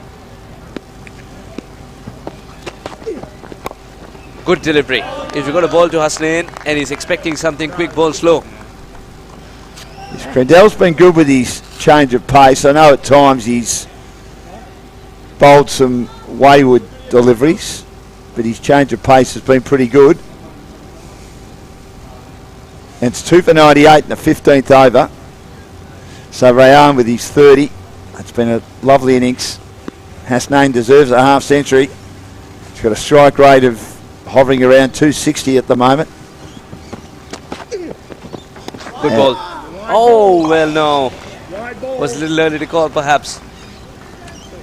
I thought that's Swinging a glitch. away, just maybe slightly outside the lanes. Yeah, true. Not by much.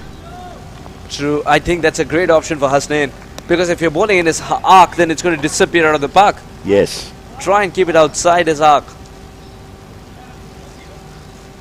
I think if he had moved his feet a bit more, then he might have got a decent amount on that. I think he was spotting over with that delivery too. Inside out, but that's in the gap as well. He carves it into work. the deep. Yep. Yeah, superb work. And he's kept it down to a single then. Yes, 100 comes up for Pakistani Sultans with 8 wickets in hand in the 14.3. They're looking good for a solid finish. If Hasnain hangs around for 10 more deliveries, then you know that at least 25 would be added.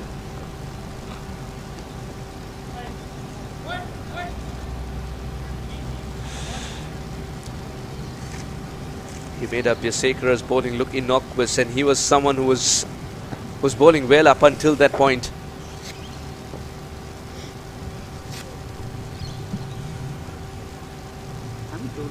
He played for Mount Pritchard Southern Districts in grade cricket in New South Wales in the 5th grade in the grand final this season. And he made 29, in the win. He made 29 in 1 over here. Yes, well, that's right. So this has been a good over, just 2 runs from it so far. From Crandell, again a slow one, ends up being a full toss that steered down the ground with that beautiful straight bat. Been very impressed with him. This partnership has put Pakistani Sultans in a lovely position for them to go for the crescendo finish, Dan. Well, they've got wickets in hand, they can take some risks, and they can make it tough again. The Sri Lankans just not able to keep the runs down. The Indians made 162 the other night. This is a slow one as he whacks away and it lands safely between backward point and squarish third man. That was a good piece of bowling by Crandell, and Hussain saw it, and he just managed to whack it away. And the partnership 62 off 30 balls, most of them coming from the bat of Hasnain, 49 of 19. Someone's hungry. And it's 2 for 102 near the end of the 15th over. Crandell to Farouk It's a slow one again that he slides into, turns it into a very low full toss, wanders down to mid-on, and it completes the over. So 15 gone.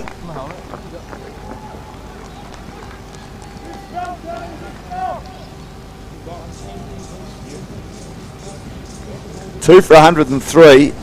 Rayan 32 off 43, and Hasnain 49 off 19.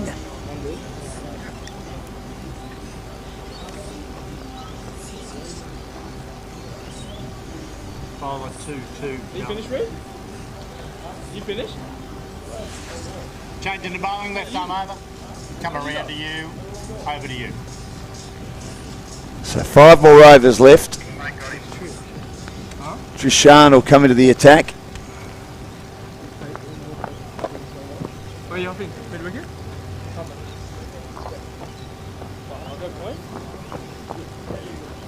And they just need some wickets here. They got some late wickets in the Indian innings, but the horse had bolted yesterday. The Indian Tigers. Isn't the saying the horse has bolted itself? Itself. No, horse has bolted. And it means that I mean, it's not. It's the not a zoo opportunity animal, is so passed. It's not a zoo animal, so might not be up your alley. It's a farm animal, though. Yes, so Shane to Farouk, who comes inside this one and troubled him a little bit. Works it down to fine leg with a little inside edge, and he moves to 33 off 44. We haven't had 2 half centuries from the same team yet in this tournament. Hasnain 1 run away from becoming, as the great man Nathan Reardon arrives, the coach of the Australian side, the Kangaroos, who'll take on the Indian Tigers tonight. it's going to be quite a game as well. It will be. That's what ACL-U19 brings you. Just one wonderful game after the other. And I'm very impressed by the kind of talent that we've already seen. Yesterday, all the 14s were in action, and we got a glimpse of what the players are capable of.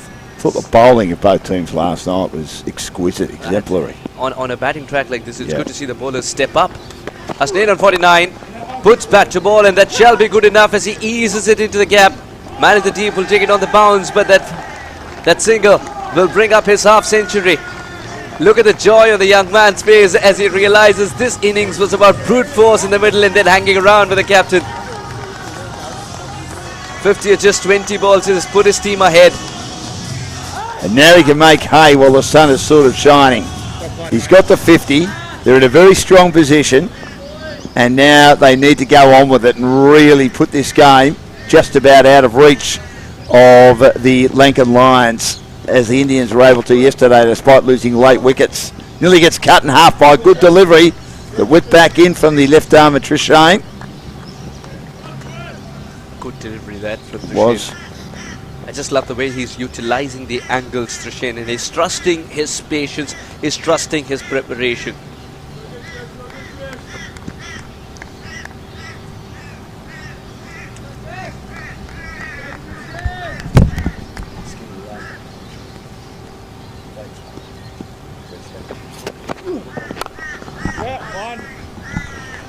Driven down the ground again to mid-off. And the runs just keep coming here. It's been a really good performance, this. Looking forward to seeing how Hasnain takes it on now that he's got his half century, 50 off 20, and putting his name up in lights for man of the match, even though we're not even halfway through the contest yet. Suhas, whether you'll be interviewing him as brilliantly as you interviewed everyone else yesterday, and we'll continue to interview them throughout the tournament. Trishane around the wicket, bowls. This is swung high and long. He's got a massive piece of this. He's got probably the biggest piece of this. That's got its own postcode, that one. Big 6 by Hasnain, 56 off 21. What happened there was it was a linked ball by Trishane and he got underneath it. He got underneath it, Suhas.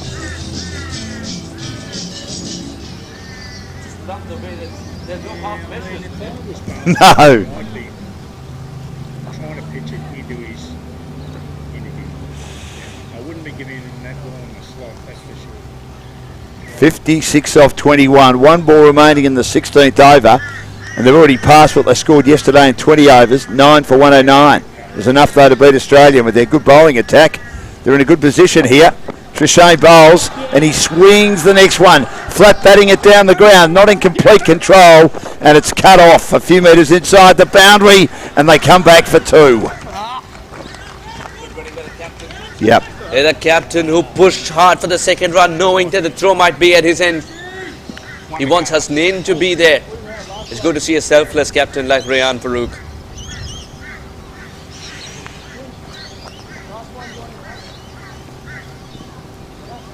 ACL under 19, all of you are watching from different parts of the world. And if you're watching it on YouTube, you're watching it on Set Sports Live, bringing you these lovely pictures and what great talent we've already seen. Yeah, it's the end of the over. I think they thought there was still one ball left and Trishane was going back to his mark, but 4 overs to go. Surprisingly, Trishane was going back to his mark. I would have been counting if the ball was in the hard and way beyond the boundary rope. 114 for 2. They've already had 1 7-ball over, mind you.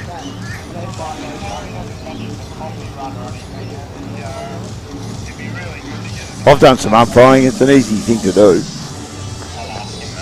You've done some umpiring. What did you carry? Pebbles? No, I had the counter. You had a counter? Had a counter. But I didn't have the counter when I called the 7-ball over because I relied or was relying on my memory, which sometimes I rely on a bit too much.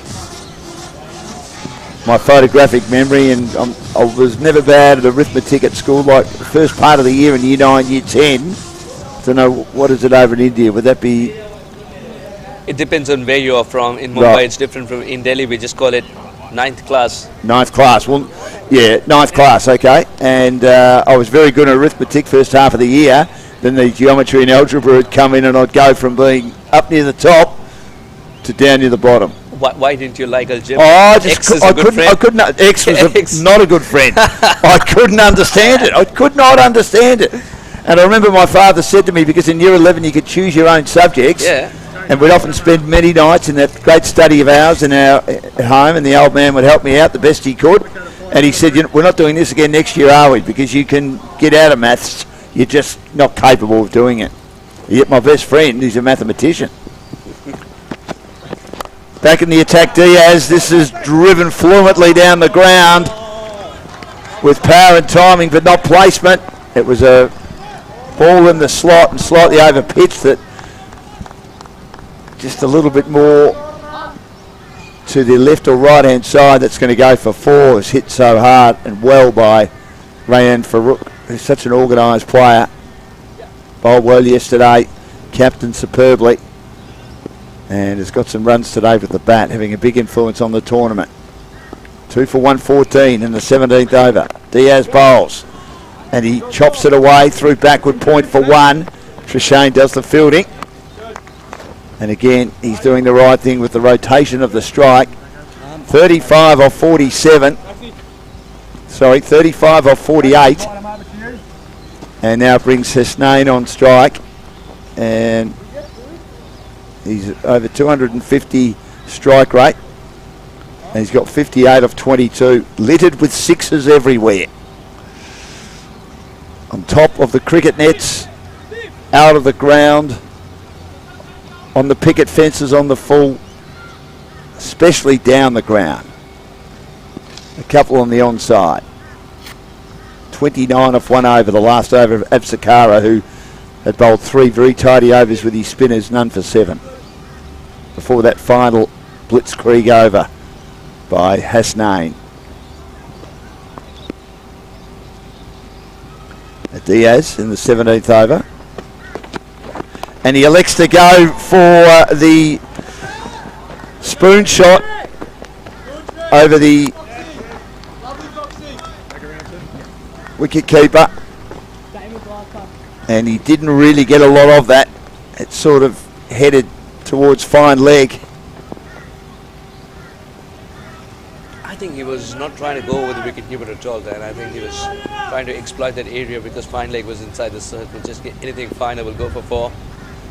Not getting it from the middle of the bat, and Max Diaz is not providing the pace that was required for that shot. He went across his stumps, didn't he? Yesterday you saw one of the Kangaroos attempt that shot and realized the leg stump was a thing of bust.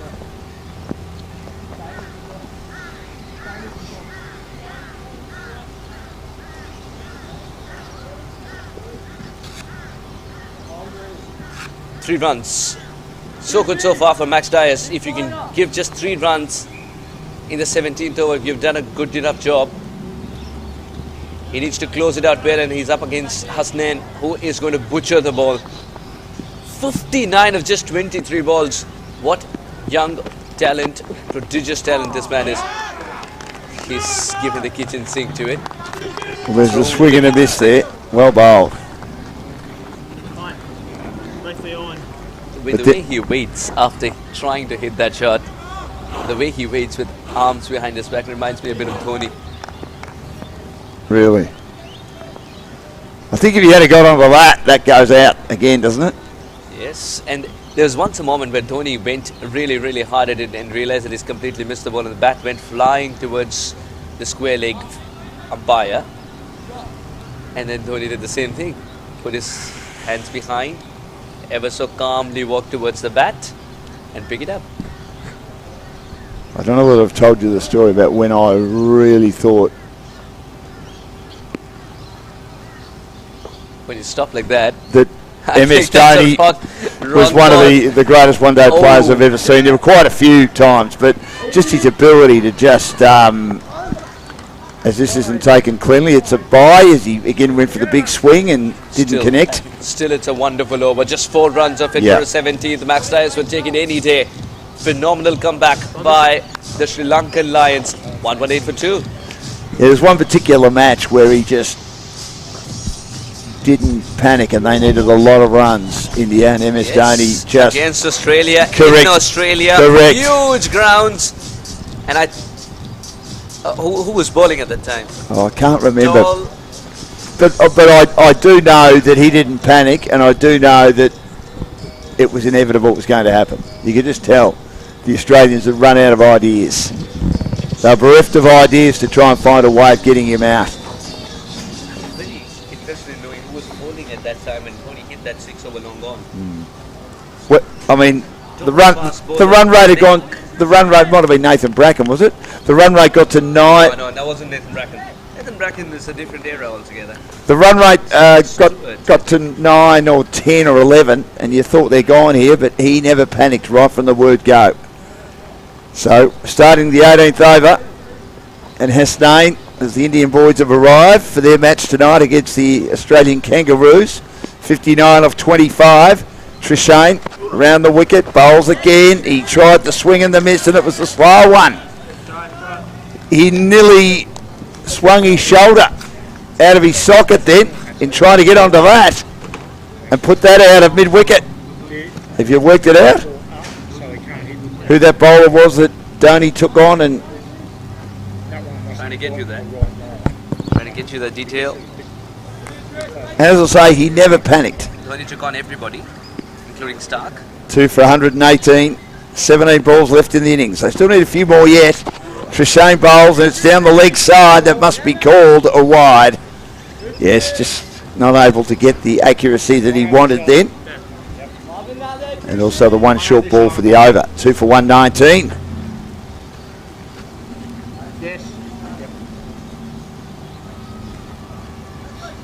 Yeah, now remember 12 needed of 4, 3 needed of 3. Oh, he's amazing. No ball. Captained by Clark at that time. And the way he finished it off. Oh, this He might be run out. Now what's happened here is that he again tried the ramp shot over the head of the wicketkeeper, or again to the same position he played it in the last over, and he actually stumbled. But Rian was well and truly going to be home, and then he regained his footing, and the throw almost hit, and it might have had Hasnain in strike at 2 for 120 in the 18th over. You got an answer for me? Yes, I do. It's Clint McKay. Oh, yes, he played a few games for Australia too. One test and a lot of one-dayers. That's much better.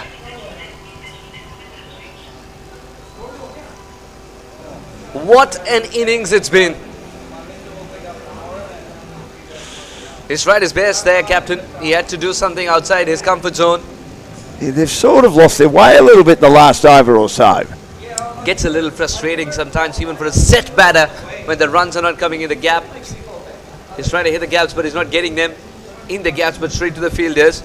Tries to do something a little different this time around, finds himself in the hut, but it's nonetheless a very good innings under circumstances. Oh, he batted beautifully. He just had to go out of being orthodox to being a little bit unorthodox.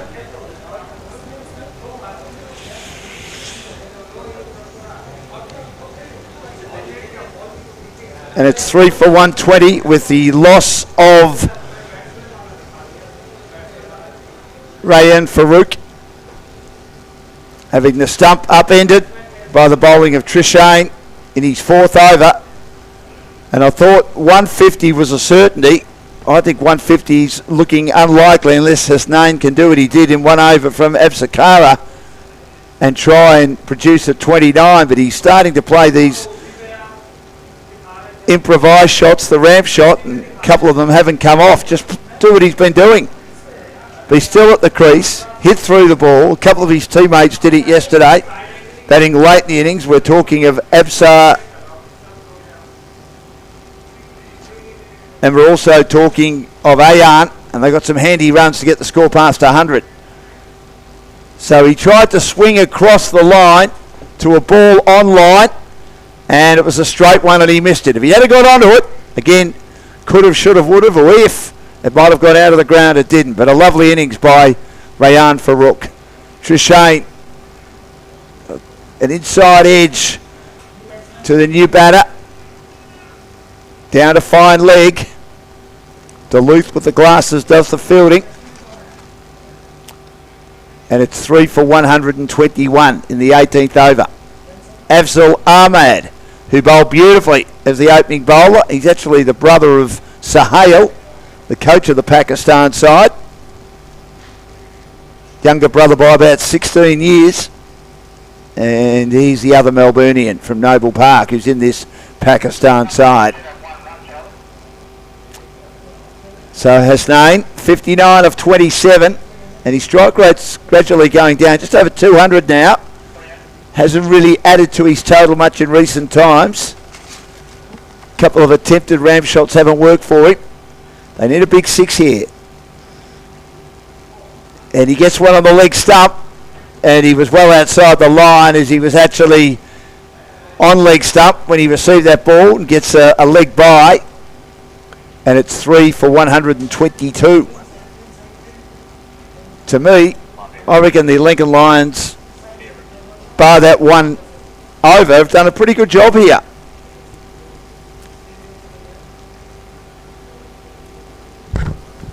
I think they'd be a little bit disappointed, the Sultans, if they didn't get 150, thanks to that big partnership from Rayan Farouk and Hasnain, who's 59 of 28. Afzal Ahmed is the new man in. He is.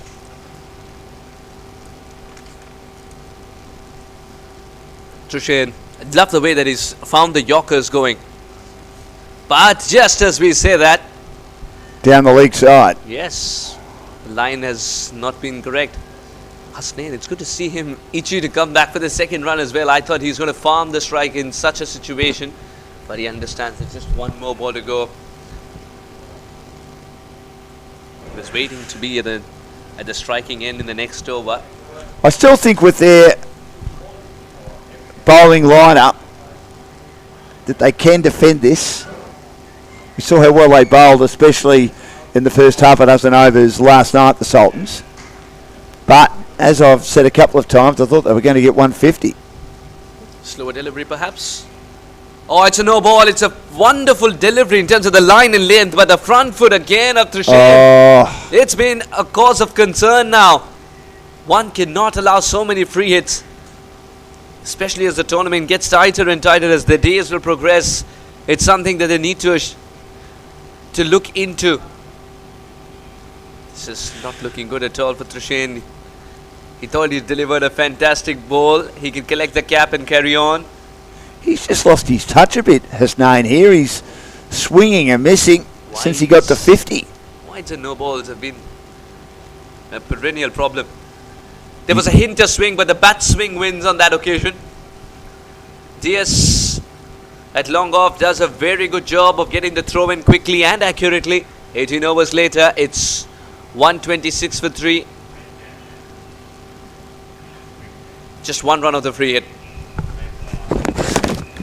60 off 30. He just needs to stay sound at the crease.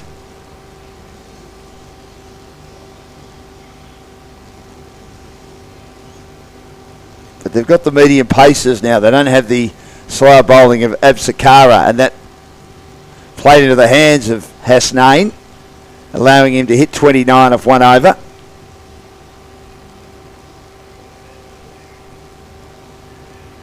He loves to chat, Steve, doesn't he, the umpire out there? Great cricket man.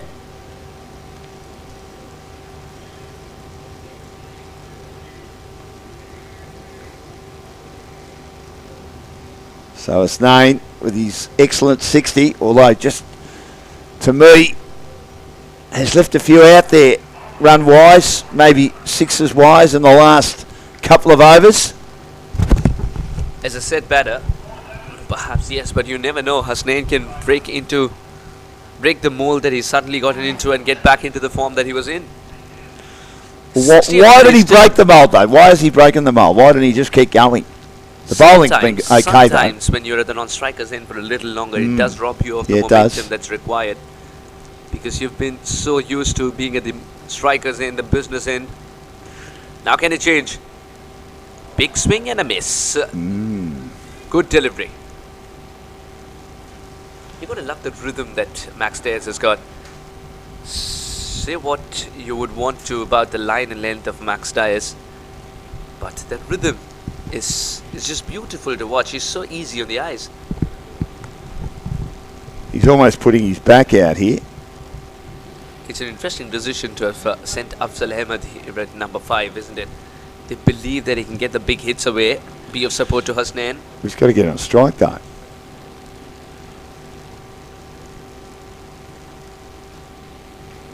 He's put bat to ball, and he's done that really well. I think it's a story of overrunning by the fielder in the deep. He should have stopped it, but Hasnain is getting back into the zone that he loves to be in. What is outside his range? That's the bigger question now. Had he left it, would have been wide. I think it could have been, but he felt he could have a good look at it. You're right. I mean, the fielder, and it looks like he's sort of a bit half-hearted and trying to get near that, but that was well past him, and he'd overcommitted out in the deep there at deep cover. Hasn't he played some slashing shots over cover? He hasn't hit the ball, he's slapped the ball. Yeah.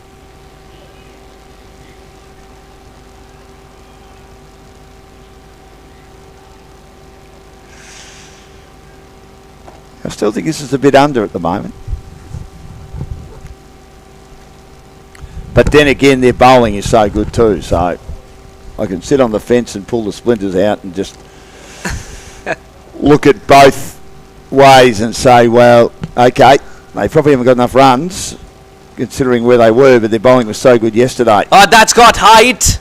Has it got the length? Almost, yes it does. That's why Afzal Ahmed was sent out to bat. That's why. What a shot this one is. Absolute clarity in his mind. Walks across, puts it away. That's good ball follow too.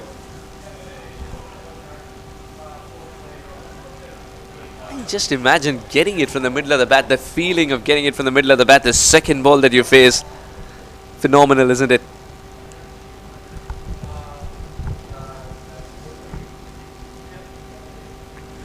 Seven off 2, 65 off 33. This is getting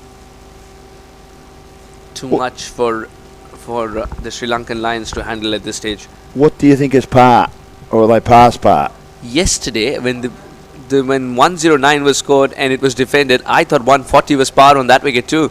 Oh, what a shot this is! That's bigger. This is even bigger, even better. Good luck retrieving this ball. Afzal Ahmed, you beauty. The first six was straight down the ground, and if Hasnain's enjoyed it, Mr. Sixers himself, then that is a terrific shot indeed. The power, the precision, oh. Shot of the day. Getting into that zone itself. Oh. He's clobbered this beyond everyone's reach. Well, that is in the tree. And the expression says it all. You think it was Hasnain being on strike, which was a threat lurking. Here's a man who doesn't have big muscles to show, but he can hit the ball a long, long way. Afzal Ahmed, who tells you 13 of 3 is not bad, you know. And his big brother will tell you later, Sahel, he's 16 years older than him. I would have taught him everything that he knows. I love him. He drove me back to my accommodation last night. He just loves cricket, Sahel, and he's such a good person to have in their lineup. I think I might have told you that he only met 3 of the players from Melbourne who he drafted into his team. He didn't know the rest of them. He didn't know what his 11 was going to be. They had a 20-minute training session in the nets, and then he picked his team. If he's able to pick up a winning combination on, and that too in a game which is giving you such a low score, just tells you that he's got the eye for the talent. Yes. They were able to eke out a win yesterday against the Kangaroos, who are better suited to the conditions. You would hope they played more cricket on this surface, but it was the Pakistani Sultans who walked away with the win.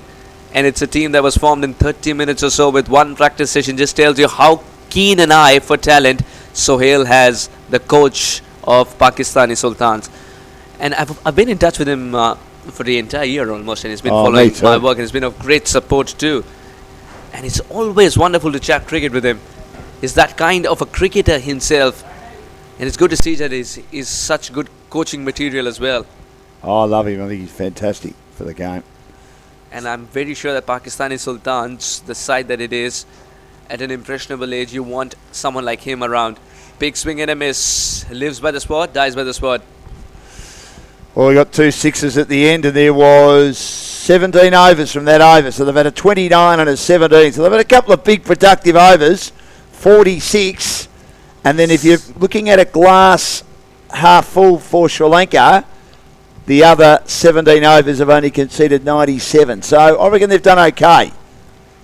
But 150 is not a distant dream anymore. no, I think they need 150, and they'll be happy with that. I mean, Hasnain needs a big 6 here. 65 off 33. Afzal Ahmed, 13 off 4, and a fine score in the 30s from Rayan. He batted beautifully, and he allowed Hasnain to have his head and just dominate, especially in that Absakara over. So 1 to go, and the projected score is 151.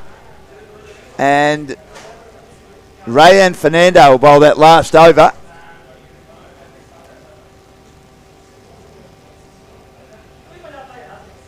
Tall, skinny young man.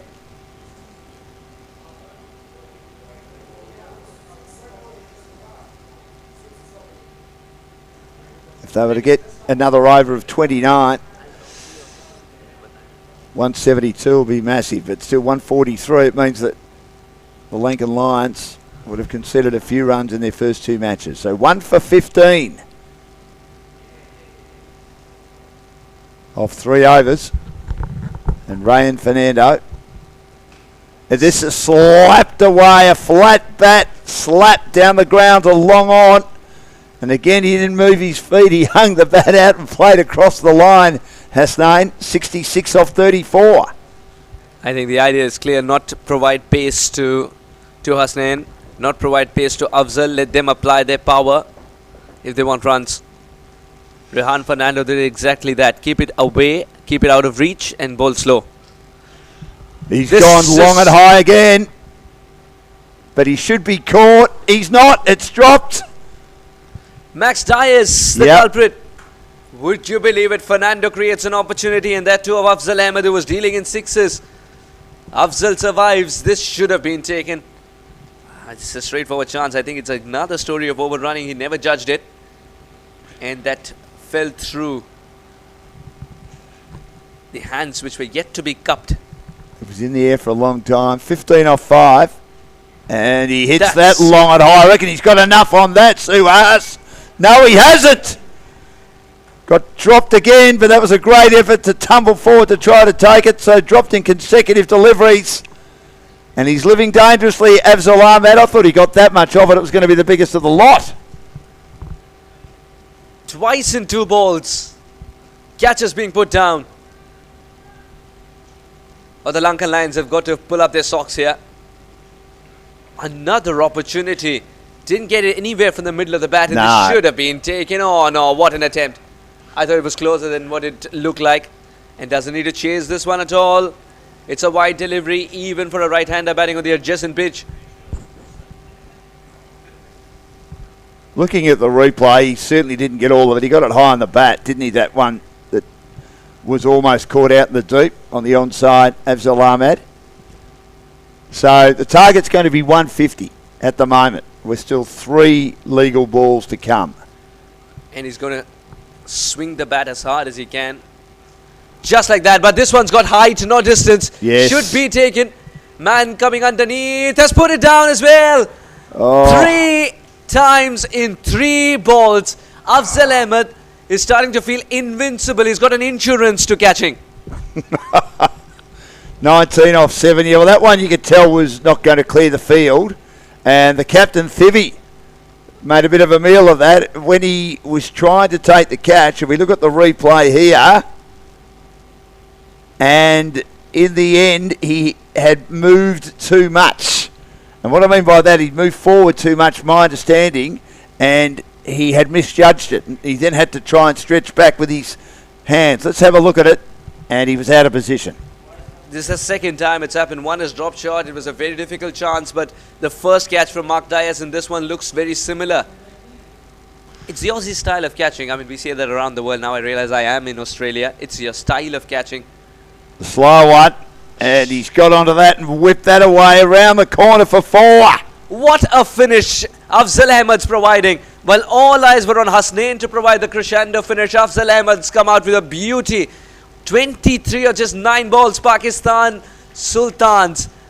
155, the psychological total has been reached, and it's been death overs to forget for the Lankan Lions. The opportunities have not been grasped, and the men in green have provided a superb finish for their side. They'll carry the momentum as they come back to ball once again. Remember, they're a good batting side, but they're a better bowling side. You just wonder what that'll do to their confidence, or what confidence they've got left after that. I mean, they've dropped 3 catches and they should have taken them all, and they could have had all new batters out there trying to find their momentum, but they didn't, and it allowed Afzal Ahmed to keep the momentum going.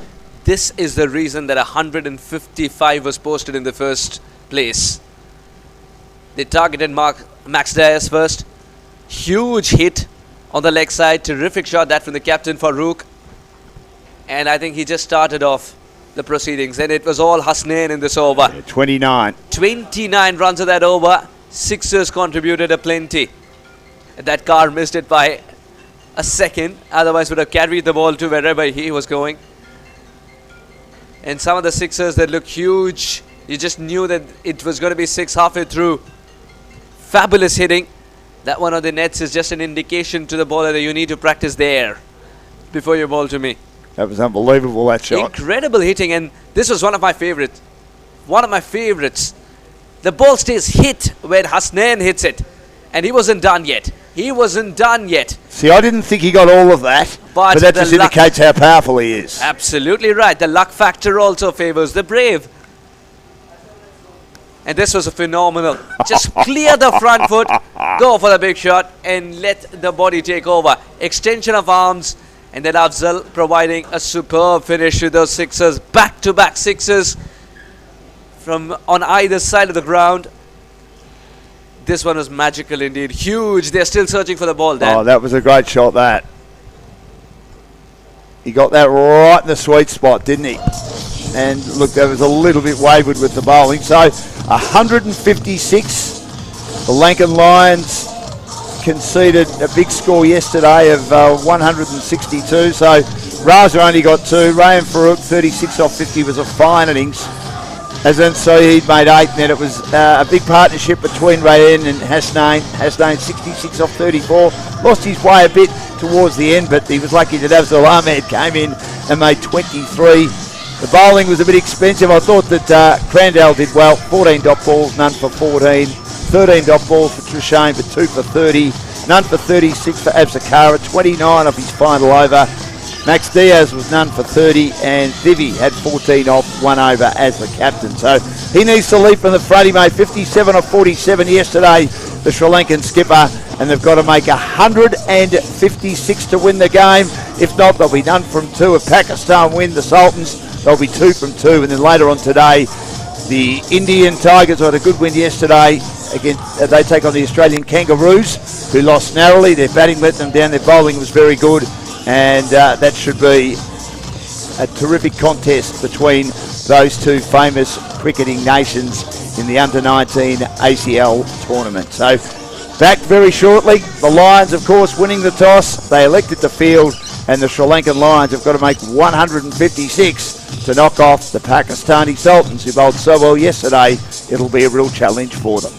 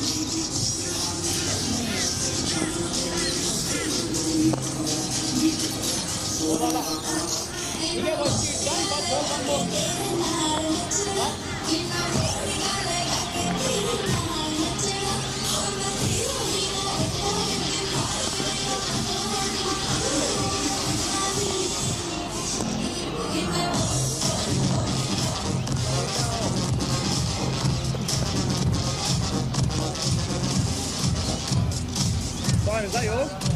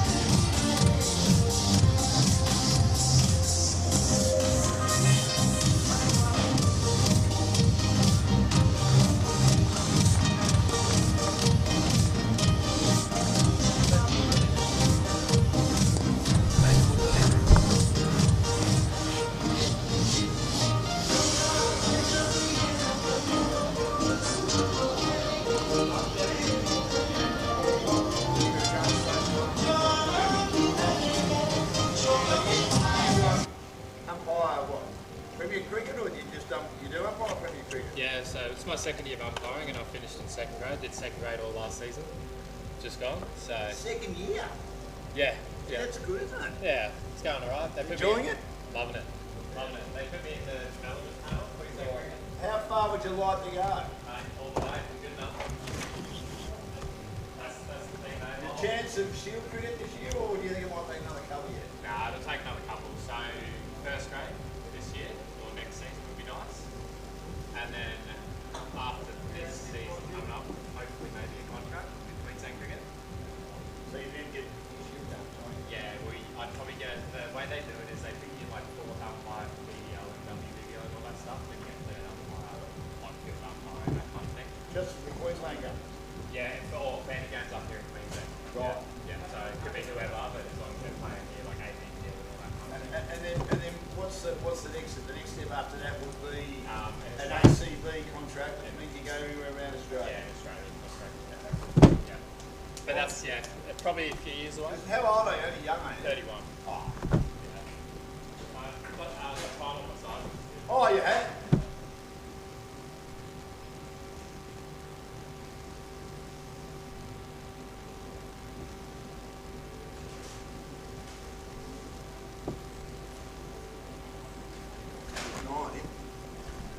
Good umpire.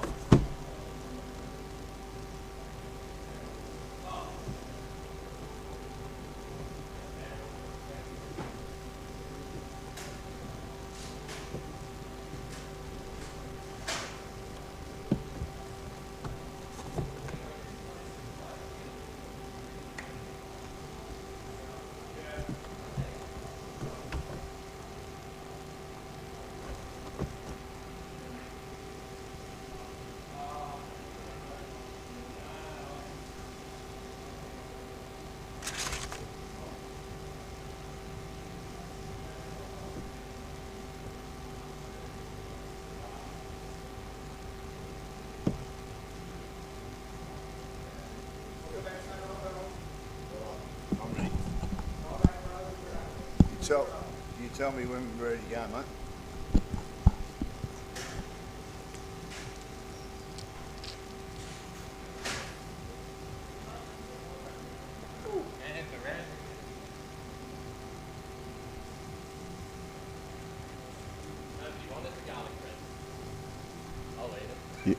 Yeah, I didn't see it. Johnson? I had a couple, but just only. There's like 3 more loads over there. Is there? The walking batter actually had, the foodie is already taking 20 minutes. We sent him back saying we don't have anything. I just realized we had this. Unlucky. We had all theirs, did we? Unlucky. I mean, it's unlucky because of an umpiring decision that's not even on the field. That's brownie points right there. I'll remember that. Just joking. Simon, go on.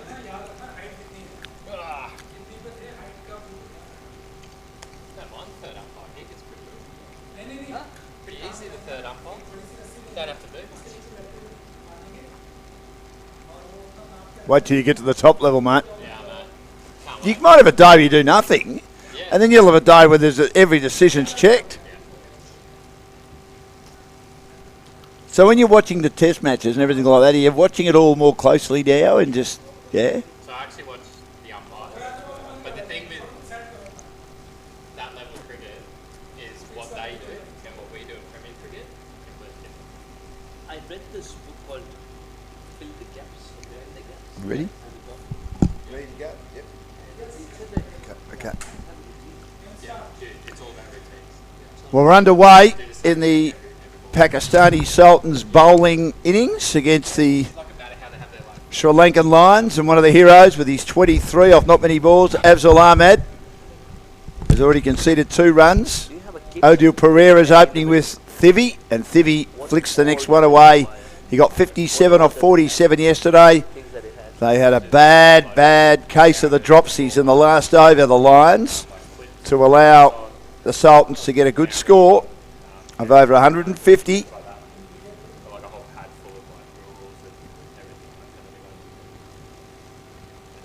And they ended up making 155.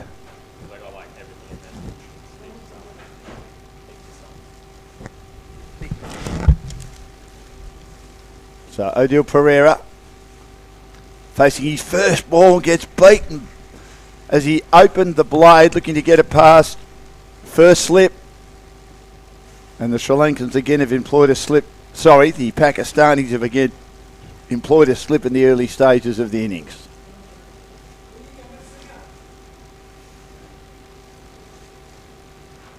So Vitham was the opener yesterday, replaced by Odil Pereira at the top of the order to join Thivi. And he's on the back foot and defending nicely between backward point and third man. And there was some explosive hitting by big Hasnain with his big half century, 65. Afzal Ahmed, 23 at the end. And a nice innings in the 30s. He defends off the back foot, pushes into the offside, and there's no run. I'm still talking about MS Dhoni's dismantling of the Australians when they needed lots of runs. As I say, the best finisher I've ever seen in one-day international cricket, and he never panicked. Never panicked. It wouldn't have mattered if it was 10 or 11, 12 and over. Michael Bevan was pretty good too. Thank you, Simon, as the third umpire. He's only been on his umpiring journey for a couple of years and found himself umpiring second 11 Premier Cricket matches in Brisbane. Get around, boys, quick. And we wish him all the best in his endeavours at the age of 31 to go all the way. It'd be fantastic to see him there.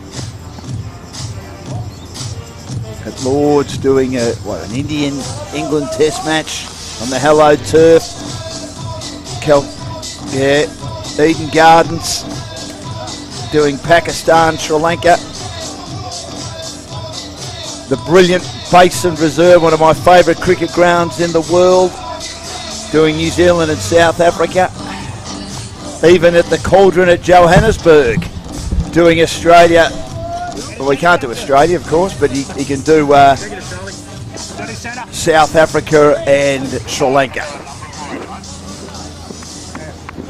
I wonder if they'll go back to the home umpires, because they're okay, weren't they, during COVID?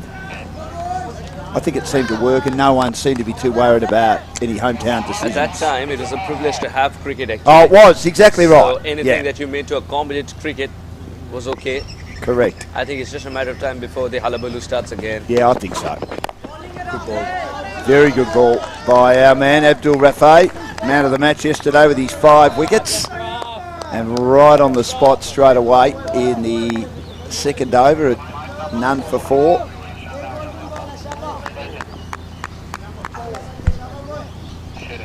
Now, Tivi and Odin Pereira, who played a lot of cricket with each other as well. Yeah. And two of the finest openers that you would find. Odin's got a couple of records to his name, I heard. He didn't open yesterday, though.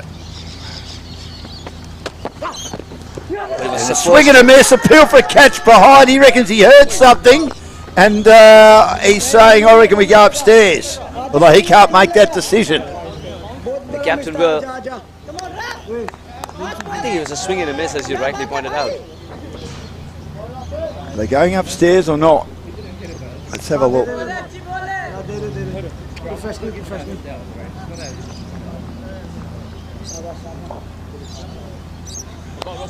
No deflection whatsoever. No, I didn't think it was any deflection. No, not at all. Well, what did they hear then? Dan, but I think it's just out of curiosity that he wanted to go upstairs. Not out of necessity. See, I don't have an issue with that. If you've got the technology in place, Yeah. and we're lucky enough to have the technology in place for the ACL, well done to Harry and his team for putting that together. He just happened to walk by, True. and I've just given him the biggest rap of all time. As he gets on the back foot, he just laughs at me going down to third man. Even though my communication with him has been horrible from the last couple of days, and I apologise for that. It is none for 5 in the second over. If you've got the technology, I think you've got to use it. And I know Why that, not? I know that might make the umpires feel like they're second guessing, but I think that makes them comfortable that at the end of the day, that if the technology's there, and if It's a very love-hate relationship for the umpires with the technology, isn't it? well, and if the decision is reversed, Yeah. it gives them something to work on as well. I think they have one of those roles where emotion shouldn't be even one bit. They have a role where they practice to be stoic, isn't it? Correct. So you're taking away emotions, you're taking away ego, you're stripping the human values down to very machine-like zone, if you might say, because they're supposed to be correct every time. First of all, But I'm starting to get the impression too that supposed to be correct. That's what the world expects well, them to be. yeah, but they're not going to be. I mean, Absolutely. we all make mistakes. Yes. I mean, I make a mistake every time I get out of the bed in the morning. Not saying when I get out of the bed I'm making a mistake. I make a mistake because that's what happens in life. We all make mistakes. That's a good shot. That is punched away ferociously by little Thivy. But one of the 2 men out in the deep that they can have out in the early overs is out in the deep. And he ensures that there's no more than 1 run. And it's none for 6. It's good to see Odil Pereira open, to be honest. That's where he's more comfortable. He's done that so many times for Don Vale, CC.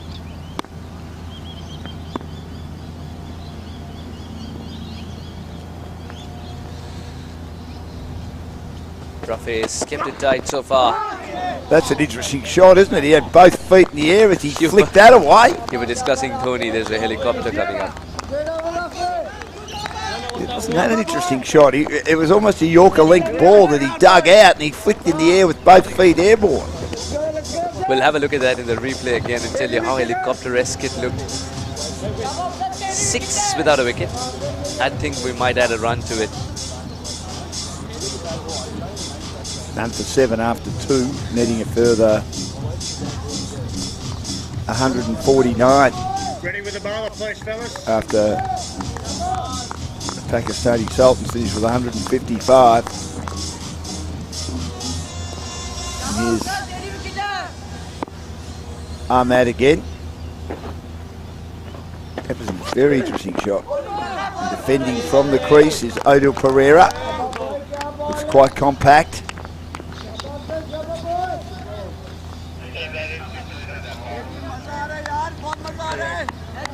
It's an interesting shot to that length as well. I think it would have been better served driving the ball or hitting it straight down the ground. Wanted to go. I think he expected it to be a better Yorker than the bowler did. Well, that's right. It just flew away, didn't it? And he didn't really have any idea where it was. Luckily, it bounced down to Whitish third man. Terrific shot. That's That a great control on it. The control on it is just magnificent to watch. Odil Pereira is getting into the groove.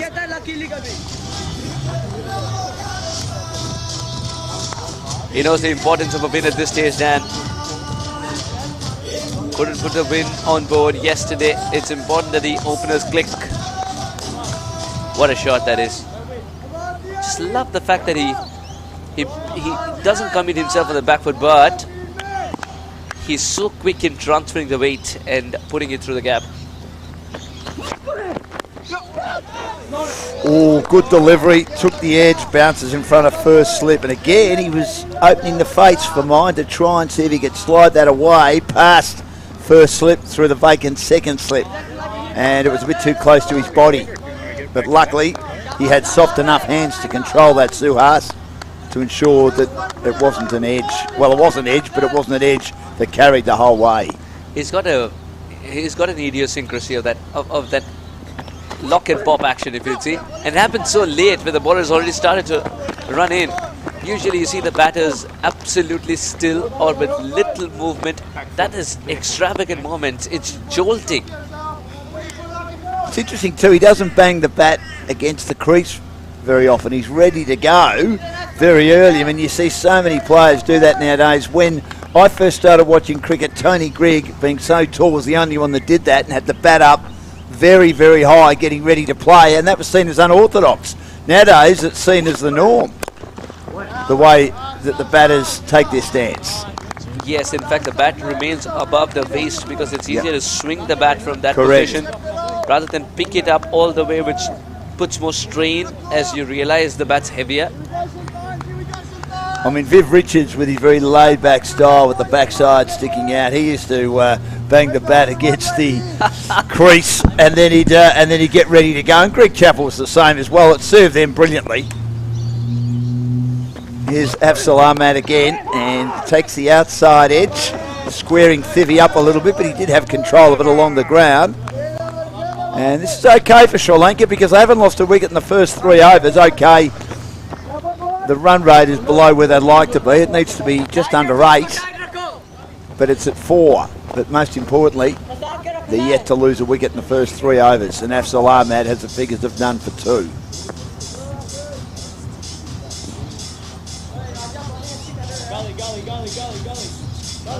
So they've made an okay start here.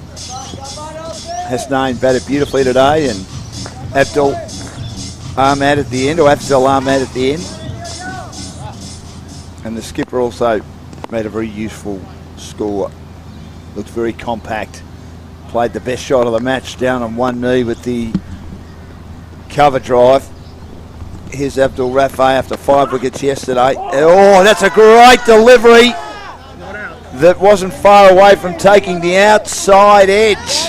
The keeper has been very animated today and much better in terms of the glove work too. Yep. That was a beauty. Unplayable virtually from Abdul Rafi. Have a look at this. Kept its line and then sort of laid it. It swung just slightly, and that's why you thought maybe there could have been a very, very faint or minute outside edge, but there wasn't. It's none for 12 at the start of the 4th over. He bowled short, Abdul Rafi, and he tried to play that from well outside the off stump, Odil Pereira, and completely miscued it. All good, mate. You get it. I'm very interested in decoding that stance of Odil Pereira and that little lock and pop action that he has. Not once, but he does it twice, and does it so late after the bowler had already started the run up and almost reached. Look at that. Just wait for it, in fact. That's only if our director allows. It's like a baseball stance, isn't it? Yes, look at that. That's the second one. Oh, that's good enough. Clean swing of the bat, picked it up and posted it beyond anybody's imagination. Picked it up early, and that's why the stance is like that, to be able to pick it up if it's a length ball. And Simon's got another ball out just in case that ball, which went on the roof of the cricket nets, what a gets shot. lost. That's a ripper. It's almost as good as the Sains shot, which hit the top of the cricket net's roof a little bit earlier on during his explosive innings. He's not letting go of that bat. It's providing runs. It's a slower delivery, that's what he's suggesting, but Abdul Rafi has learned that if the batter is picking the slower deliveries, then Odil Pereira is also picking the bones out of the slower delivery.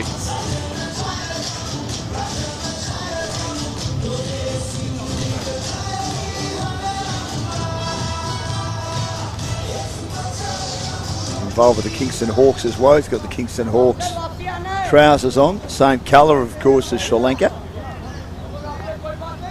And it's none for 18, and that probably is the most expensive delivery in 5.5 overs that Abdul Rafi's bowled in this tournament so far, and he loses his way as he was coming into bowl.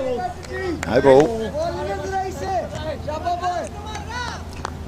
What a good comeback by Odil Pereira and the Lankan Lions. 2-dot deliveries. Abdul Rafi was looking excited for another good over. Wasn't the case. Still can be if he can provide a wicket. A strong man, Odil Pereira. None for 18 in the 4th over. 3. And that ends up being a full toss. There's a no ball because it was well above waist high. That was almost at his head. I don't think he meant that. And of course it is a free hit.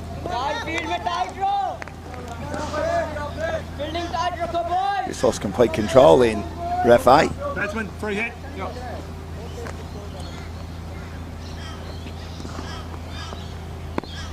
He got 2 from that. That's none for 21 with the no ball as well. So 3 runs from that. And he's already been much more expensive than yesterday. And that's in the slot, and he swings high and on the bounce out to deep cover. Sultan will take it on the bounce. Very enamored by the way Odil Pereira stands in the first place. The stance, it's the idiosyncrasy that kicks in later, but the stance itself. He absolutely throws everything at it too. 17 off 15 for Odil Pereira.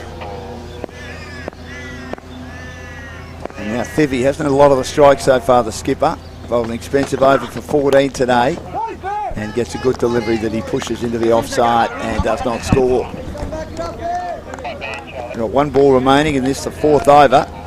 And the Sri Lankans would be quite happy with the way they've started. Their target is 156 after the Sultans scored 155.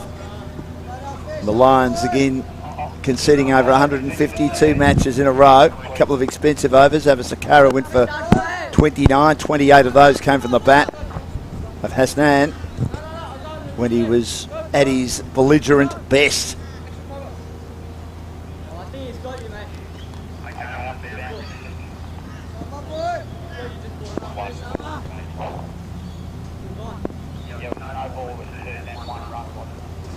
And then none for 22. Last ball, the 4th over. And that's good bowling, very close to the stumps, and he didn't really have complete control of that as he pushed it away on the offside. So 4 overs gone, none for 22. They need a further 134 to win the game. We're still in the power play. Pakistan to remain undefeated and putting themselves in a pretty good position in regard to their quest to play in the final on Sunday evening here at Noosa. Beautiful part of the world. First time I've stayed here, second time I've been here. Staying out at Little Cove, which is God's own country out there with the hinterland. Absolutely sensational. And thank Harry and his team for organising it and allowing us to be here, and we're all having a great time. despite the fact that the football seasons in all competitions are in full flow, whether they be the rugby league or Aussie rules.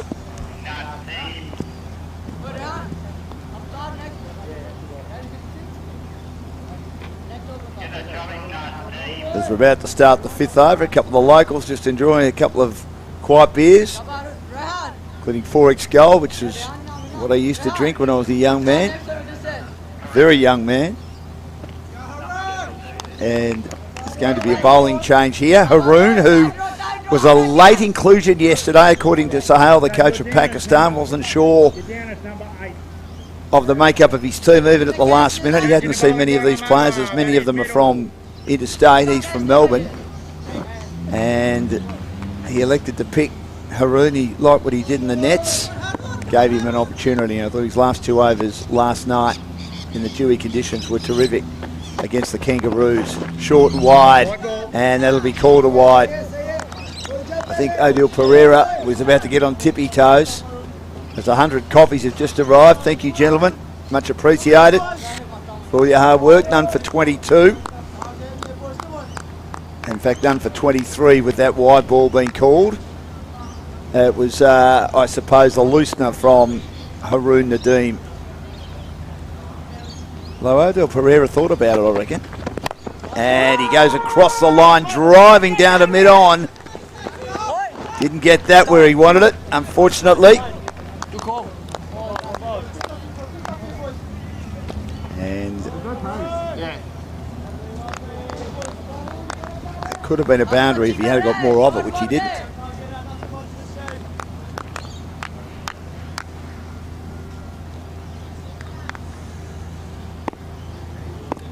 So we're in the 5th over, and the tall figure of Haroon Nadeem, and getting a nice little edge, working it cleverly, delicately, and probably deliberately. We'll get a good look at the replay here to be able to confirm all of that for a boundary. Odile Pereira.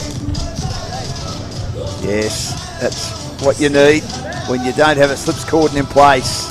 And yes, that was as deliberate as they come. Beautiful cricket shot that, with the hands very low on the bat. Soft shot. Right, and as this innings is progressing, you're realizing that the control quotient of Odile Pereira is increasing. And what I mean by a soft shot, he showed soft hands. And look at that. He goes beautifully with the pull shot in front of square to the boundary for 4. Short delivery, not getting his line and length right in the opening over, Haroon Nadeem, and he's already conceded 11, including 10 off the bat, and that is a beautiful, beautiful boundary, that. Oh, you've got to love the way he sits up and waits for the ball to arrive. He stands up, rather. The ball sits up and asks to be hit, and was confused there. Which ball to drop, which ball to go after? He said, okay, the football belongs to you, my brother. The cricket ball's more important. None for 33. That side, that's high, no control in this one, but it will fall in the Bermuda Triangle. 2 more taken. Oh, they're living dangerously suddenly. Starting to look good though, isn't he? 29 of 20. He's got there all of a sudden. Thivi hasn't had much of the strike, but a little bit like his opposing captain, Rayan Farouk, who could spend a lot of time at the non-striker's end and just knock it around. And again he mishits into the offside, and there's no run.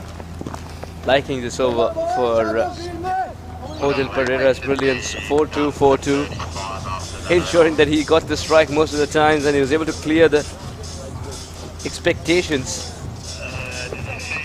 What I've been impressed with these young men is that if someone wants to take the strike, they're taking responsibility of trying to score the bulk of the runs in a short space of time, and generally they've been able to do it. Oh, they're still going after that. They are. That bigger ball now. The footy. Yeah, the footy. You ever kick one? We don't have this. We need to find one, don't we? I don't know whether you'd kick them in the black shoes. Beautiful shoes, those. Thank you. Next time you're in India, I can buy you one as well. More than happy. You can do that. I've got my smelly old runners at home that I'm leaving out the front door because they could. I'm a bit worried though. They could nearly get up and walk away themselves. None for 35. It's a very old Australian line, but you've probably heard that, haven't you? No. You haven't heard that one about if something is smelly or dirty enough, it'll pick itself up and it'll walk away itself. There was a footballer who played for North Melbourne in the Premiership in the old VFL, now AFL, back in 1977. They're the Kangaroos, ironically, called Peter Crackers Keenan. And he wore the same pair of socks all year and didn't wash them. So he played 27 games. And he tells a great story that when they won the grand final and they're doing a lap of honour, he threw the socks into the crowd and one came back. This is wide bowling by Haroon Nadeem at the moment.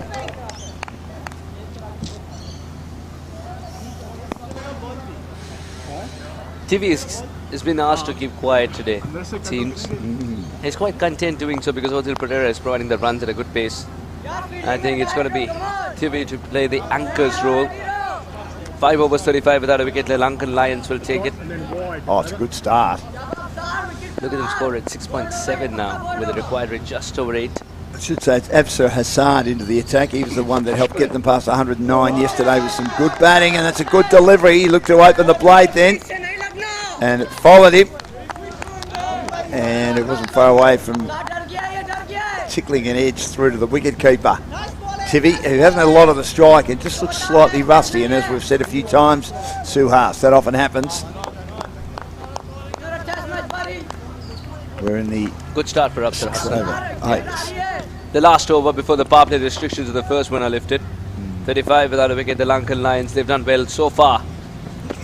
There's a lot to be done yet. Oh well, he went chasing at it and then realised it's still going to be very wide. I know it was probably outside the lanes, but let's have a look at the replay and see where Tivi was. He was right across his crease, right outside that off stump. I think the bowler is contesting the fact that Tivi started to follow the ball, Correct. hence he was throwing it a little wider, but it was still very wide. Correct. What qualifies as a wide for a right-hander on the look how far away he was. I mean, you can really see all the three stumps.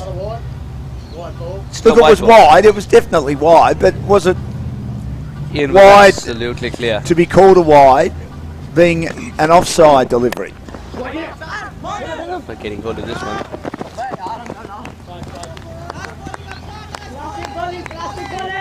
He pulls that down and gets a run, so it brings the aggressive Odil Pereira onto strike at none for 37 in the 6th over. So, been impressed with the Lankans today. Panicked a bit early in their innings yesterday, even though they're making a big score again. Decode that stance for me, please. I can't. It's fascinating, but it works. I'm not going to be critical of it because it works. Drives it down a bit off, and we're not really batting an eyelid nowadays, although I did look at it and thought it's interesting because, as I said earlier, so many batters do it nowadays. And Ijaz Ahmed was one that comes to mind, that he used to hold his bat like an axe. That's why they called him the Axe Man. And he'd hold the ball, he'd hold the bat up high like the stance you'd use for a baseballer going out to bat. He does well to come inside and push this into the onside. He came across his stumps. Good piece of fielding also by Absar, but good running by the fleet of foot openers, Odil Pereira and Thevi, and they get another run near the end of the 6th over. Good cricket all round. 2 wides and 2 singles in this over so far. And Absar Hassan, that effort was magnificent to watch. He wanted to put in that dive and also get rid of the ball almost at the same time. Just love the passion. Good slow ball yorker.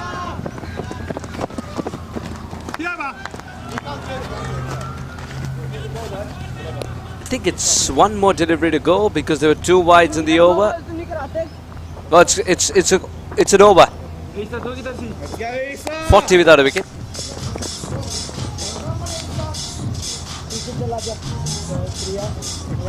Tivi has 6 off 14, and Odile Pereira's made 30 off 23, and actually the weather's got better. We had a little bit of rain up near The Lankan where I live. Lions. The Lankan Lions. They've got a partnership as good as this one. Yeah, two Flying high, flying in tandem. beautiful birds. Young lady having a nice time. Turn to the bowling, right, mate. Sitting there with her mum, the two redheads. How do you know so much? What? Came up on the screen that they had red hair. Like the wonderful Simon over there, the third umpire. My brother's got red hair. My dad had red hair. No, it's not the red hair that I was asking about. I was asking about the relationship and everything that you created the story around that. It was fun. There's TP I think Singh, I look like there's- mother and daughter. There's TP Singh, there was Harry. Oh, what a coach TP Singh service as well. Yes!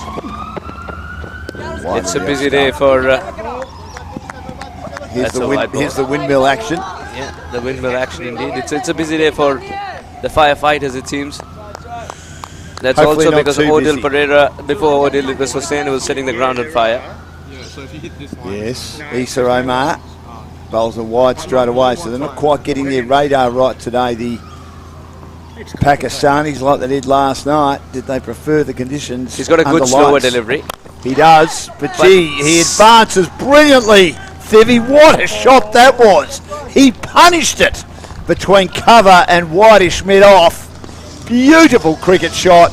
He saw it dropping a bit short, and he was ready to go on the advance and went bang. What a shot.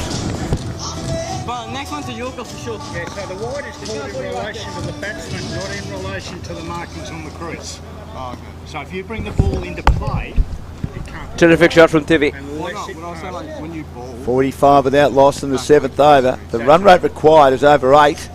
The current run rate's over 7. So they're right on top here. If these two keep going for another 5 or 6 overs, they could put their team in a very, very strong position. Remembering that Pakistan made a more than competitive 155. Good ball. He comes across his stumps and turns into the onside. And the fact that he was quite content taking this single as well just tells me that he wants to play a longer innings. He wants to play the innings that's got the word anchor written alongside it. Isa Omar, who's got a good slower delivery, we felt like is being picked on. And I won't be surprised if Odile Pereira goes for the big shot as well here, because he knows that it's going to be slow. It's one thing to have that variation in your kitty, it's quite another to know when exactly to use it. Right now it's getting a little predictable.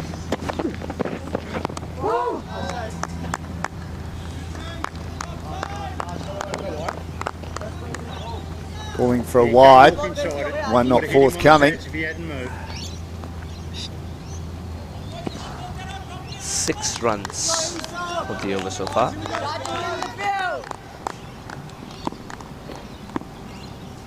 He's gone back to holding it seam up.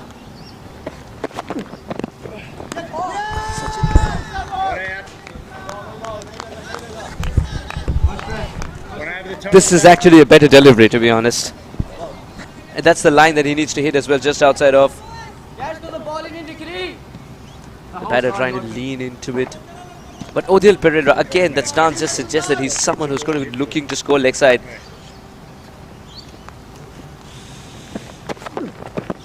Not it, that's the line.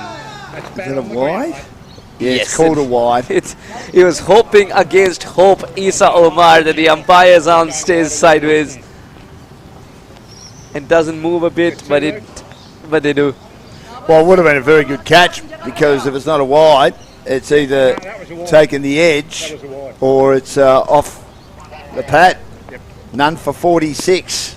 Such beautiful weather here at Twentin Noosa Cricket Club. Good ball. Great ball. Peel for catch. The wicket keeper, he says we've got to go for that, and the captain does. The wicket keeper said we've got to look at the third umpire. So Simon's got some work to do, the great man. And the captain concurred and said, we'll go and have a look at that. Well, let's have a look here. Suhas? Yeah, just love the length, the way he adjusted to it. Trying to run it down to third man. Is there some deviation? I don't see any. But let's wait for the umpire signal. The keeper thinks there's something on it for sure. He was very excited. He was excited the moment he took the catch. Oh, it's a very tight one. But the wicketkeeper can't say anything, can he? No, I do not see deviation, but from that angle, if it's the faintest of edges, very you do close, not get. isn't it? Yes. So I might have taken the coat of varnish off the bat. That's very well said. What that does is allows some time to replenish fluids while they discuss if that catch is taken, if there was an edge in the first place. We do not see any deviation. And the umpires suggest there wasn't any. Oh, what a wonderful decision. It's been a busy day for the third umpire. Every other decision being referred up here.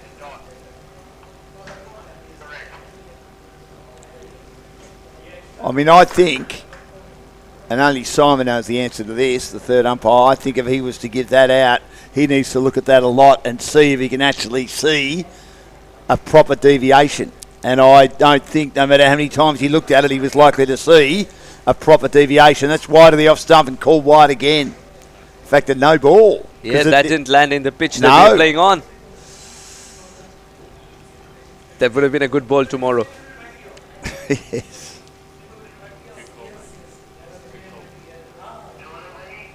It's going to be a free hit. The free hits have been aplenty, and I really wonder what's going through Isa's mind. Why is he taking so much pressure? Because he was able to deliver two beautiful balls back to back. Smacked away through the onside out to deep mid wicket. There was a slight fumble. What an effort by the keeper. I think we need to get that. What an effort by the keeper. The collect of that throw. It was a very wild one. Someone had to tame it. Azan getting rid of the ball is just half the things done. But Saif realizing that he has to keep it under control. There was no one else backing up is what has saved at least a couple of runs. Today his keeping has improved drastically. 48 without a wicket in 7.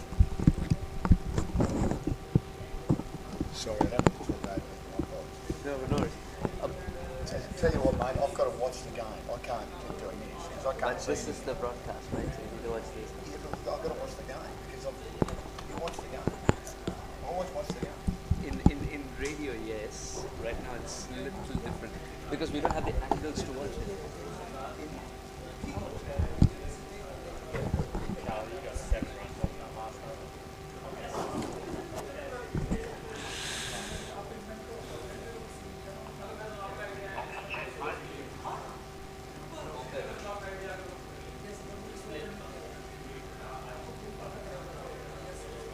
So they'll be operating from the northern end.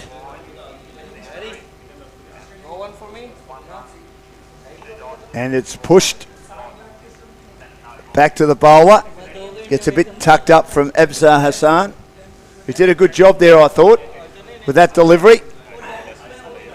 The sun is out, the crowd building. The Indians getting ready, the Australians getting ready for when they play later on this afternoon. They've pushed the games forward because of the fact that it was very dewy last night.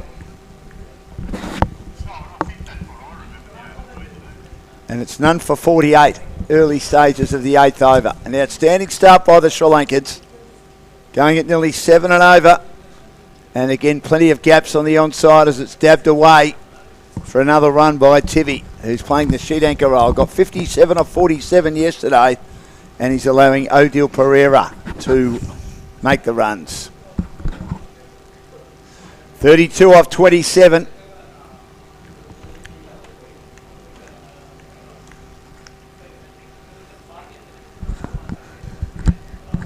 I think Tivi is more comfortable playing this kind of a knock when he knows that his team's under control. The team's doing well thanks to Odell's brilliance. Look at that. He goes down the ground over long off. And he's hit a magnificent boundary.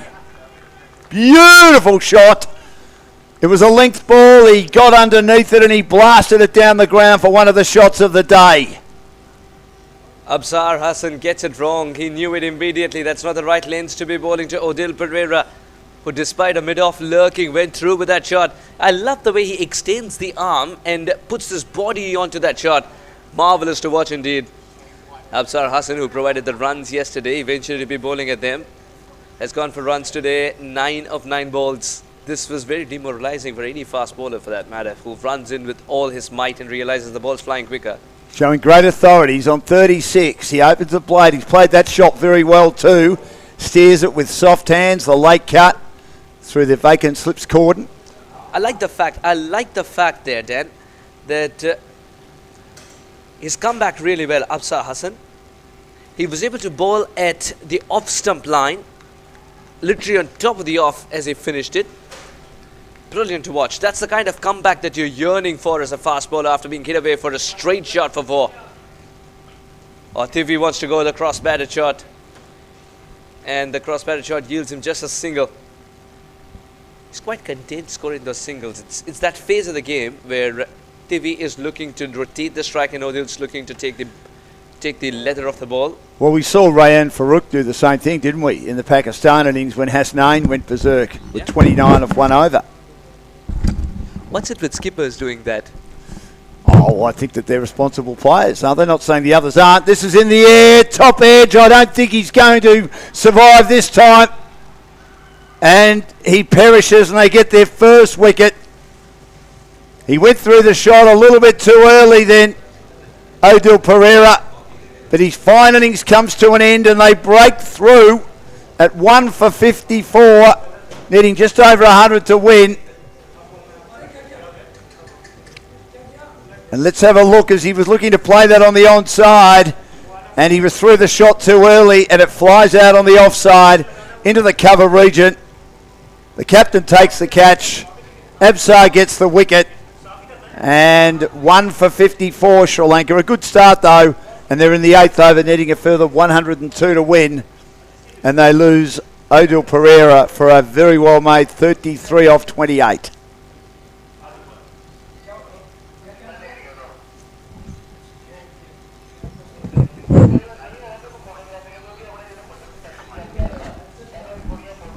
It's a much needed wicket and it's a good comeback by Absar Hassan.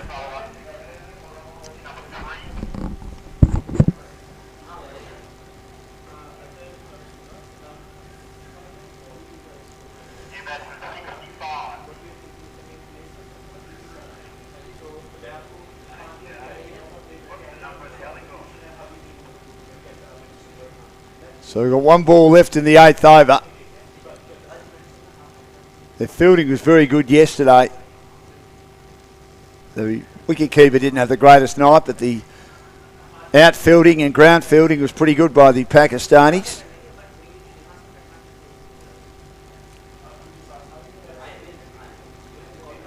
And 8 overs gone, 1 for 57. They've updated the score. So they need 99 to win in 12 overs.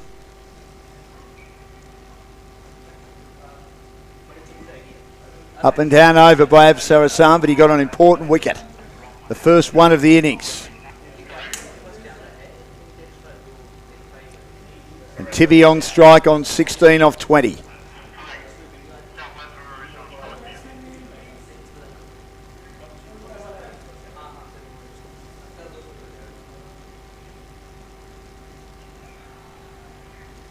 And beaten outside the off stumpers again. He looked to try and work that away with the late cut.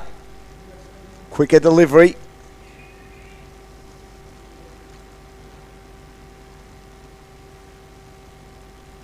The start of the 9th over. So there is some spin in the attack. And this is square driven brilliantly. The fielder at point couldn't get near it. And that was hit magnificently. Beautiful square drive by the informed Tivi. He moves to 20. It was tossed up outside the off stump and played beautifully by the Sri Lankan skipper, meaning his team now need 95. And this is Hasnain, who was the star at the bat with that great innings, going a strike rate of almost 200. He opens the blade and works it around the corner to short backward square, and they get another run. Vittam, who opened the innings in the first match, has come in at number 3.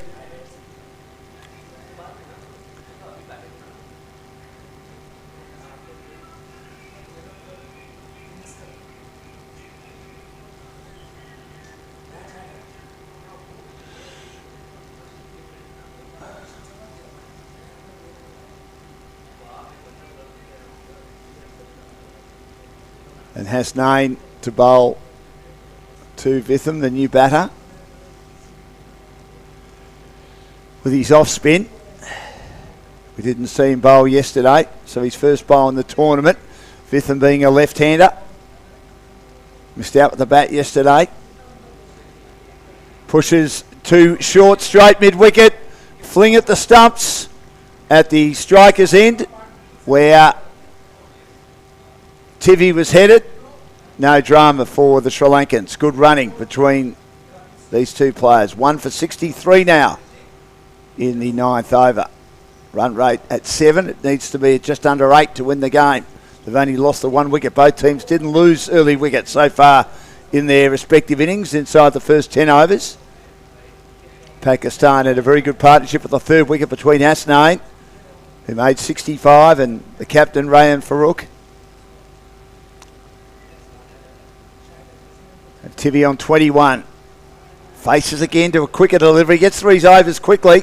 Good bowling by Hasnain. He'd be happy with that opening over of none for 6, so not a lot of damage done. Just the 1 boundary, 6 runs from it, and 1 for 63 after 9 as we approach the halfway mark. In nice conditions, after a little bit of rain, a sprinkle of rain around Noosa Heads and the surrounding areas. We're here at the Temerton Noosa Cricket Club. And the 10th over about to start.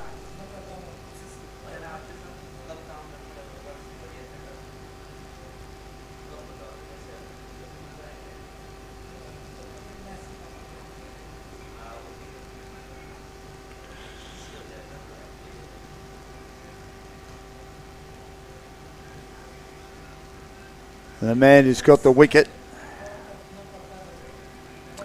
Absar, will bowl to Vittam.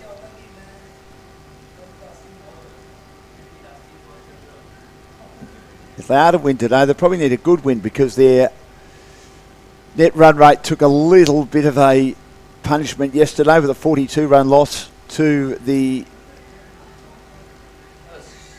Indian Tigers. This is driven into the offside. Yorker length ball.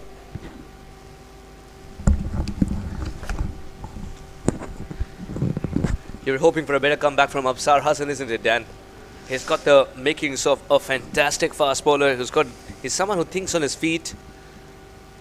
Now that he's picked up a wicket, would be roaring in confidence. He's around the wicket. He bowls wide of the off stump. Yes. It's driven away, and there's a misfield by Haroon. Took his eye off the ball. Luckily, there was protection at the back at deep cover, and they only get 1 run. Yesterday, with him open the batting. Today at number 3. Plays the second 11 for Kingston. He's got the game. He has. For a terrific opening batter too. He looks very compact, very organised, doesn't he? Those are the words, compact and organised. And I love the way Tivi has led the charge here. Takes an outside edge as he came across his stumps and gets another run. I think he was in great control there. It's not an outside edge because... Do you think? Yeah, he was in great control. It's from the middle of the bat and he's played it with soft hands so that it doesn't pop up in the air.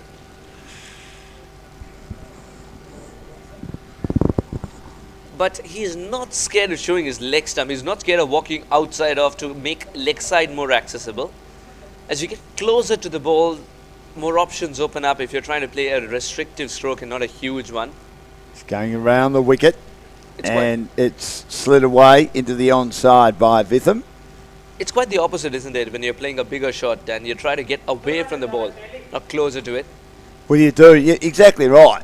You're almost hanging the bat out, aren't you? And your footwork mightn't be where it needs to be, but your eye is the key. Your arms are the key. Yesterday, one of the umpires, I think it's Steve. Yeah, Steve was suggesting, she was telling us about the dominant eye and how it's changed the game off late in the T20 format. Steve's related to Harold Larwood. He was telling me yesterday after play. He said, my family contributed to Bodyline. Yes, that's right. I don't know whether you've ever... I'm not quite sure. Look at the poetic justice. His family contributed to Bodyline. Today he's the umpire. Umpire had a horrible time during the Bodyline tour. Well, they did. And it was tough going, wasn't it? Yeah. Wonderful mini-series on Bodyline. It was done a long time ago. And the things that came out of it. Oh, beautiful shot. Might not yield the runs and the results that he needs, but it's a beautiful shot to watch. I've said it many times, watching a left-handed drive, no matter what level, and if they've got their game in order, which young Vitham seems to, is just a sight to behold. 10 overs, 68 for 1. The Lankan Lions at the halfway stage have wickets in hand, more importantly. 8.8 is manageable in the last 10 if you have 9 wickets in hand, and Absar Hassan's got to conjure up some magic in the last over that he has eventually. I won't say it's a doddle, which means it should be easy. I know the doddle. But I think that they are the team that deserve to be favourites with all those wickets in hand. And with Thivi running the show and Vitham looking pretty good. And here's Hasnain again.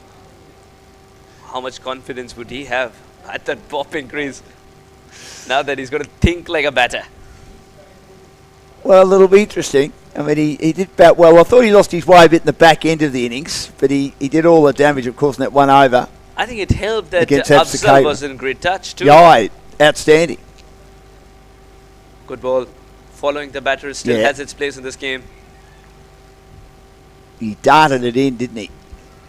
Into the leg side.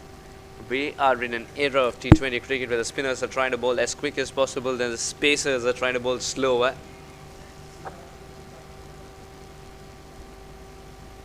So they can get through their overs in a minute, some spinners. And that's how you become better friends with the captain. Correct. Caressed magnificently as he got on the back foot, then Vitham. 1 for 70 in the 11th over. So we're at the halfway mark in the contract after the Sultans scored fairly handy 155. Had some big overs runs wise. Is 86 of 57. Good ball. You can't get underneath of that ball. That's another important point, I believe. So far so good for Hasnain. 3 runs of the 4 balls.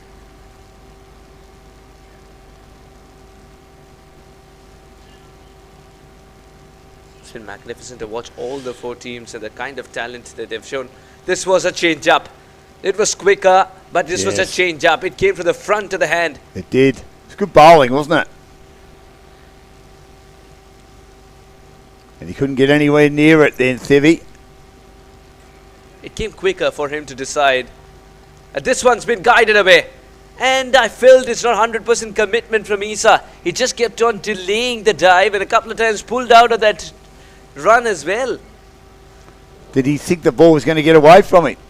You never know until you give it a go, like Ben Baker, the Australian captain, did last night. Australian captain would have cut it off before it went past him. I think so. Yeah, there's just a lack of intensity there, but it was a legitimate deliberate edge, which would have been gobbled up by first slip, I would have thought. But anyway, they're not there, and they never generally are there in T20 cricket. And Thivi 28, Vitham on 6, and this is just becoming a bit more of a worry now for the...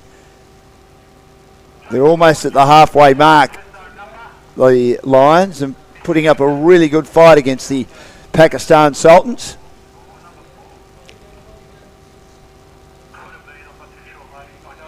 The run rate required is 9.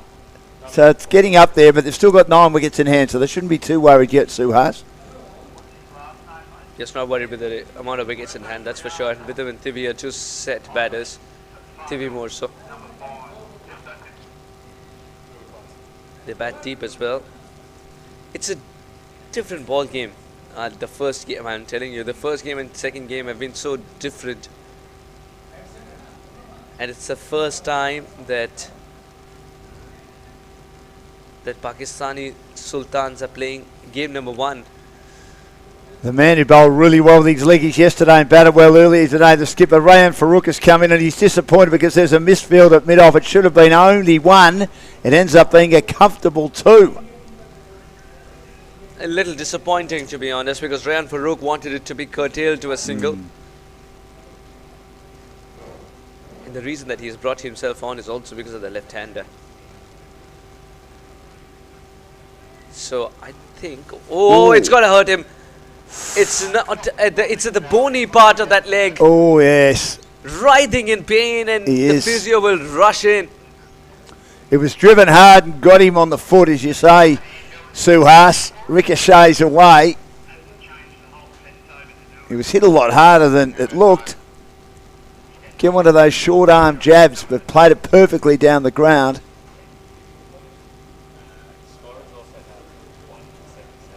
That was very powerfully struck as well. He wanted the hands to be in the right position.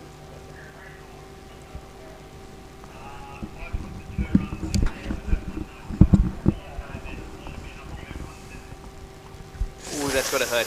Ooh, that's yes. from the best part of the bat as well. He was looking for a run off the ricochet though, while the bowler was writhing in pain. He went one way, the ball went the other. He gave it plenty of air and plenty of flight, so back live, and he's getting some treatment as well as taking a few swigs of water. And the coach, Sahal's out there. A lot of the players are milling around. And it has been a really good innings just from Pakistan so far in the 12th over, and they're almost at the halfway mark of the run chase.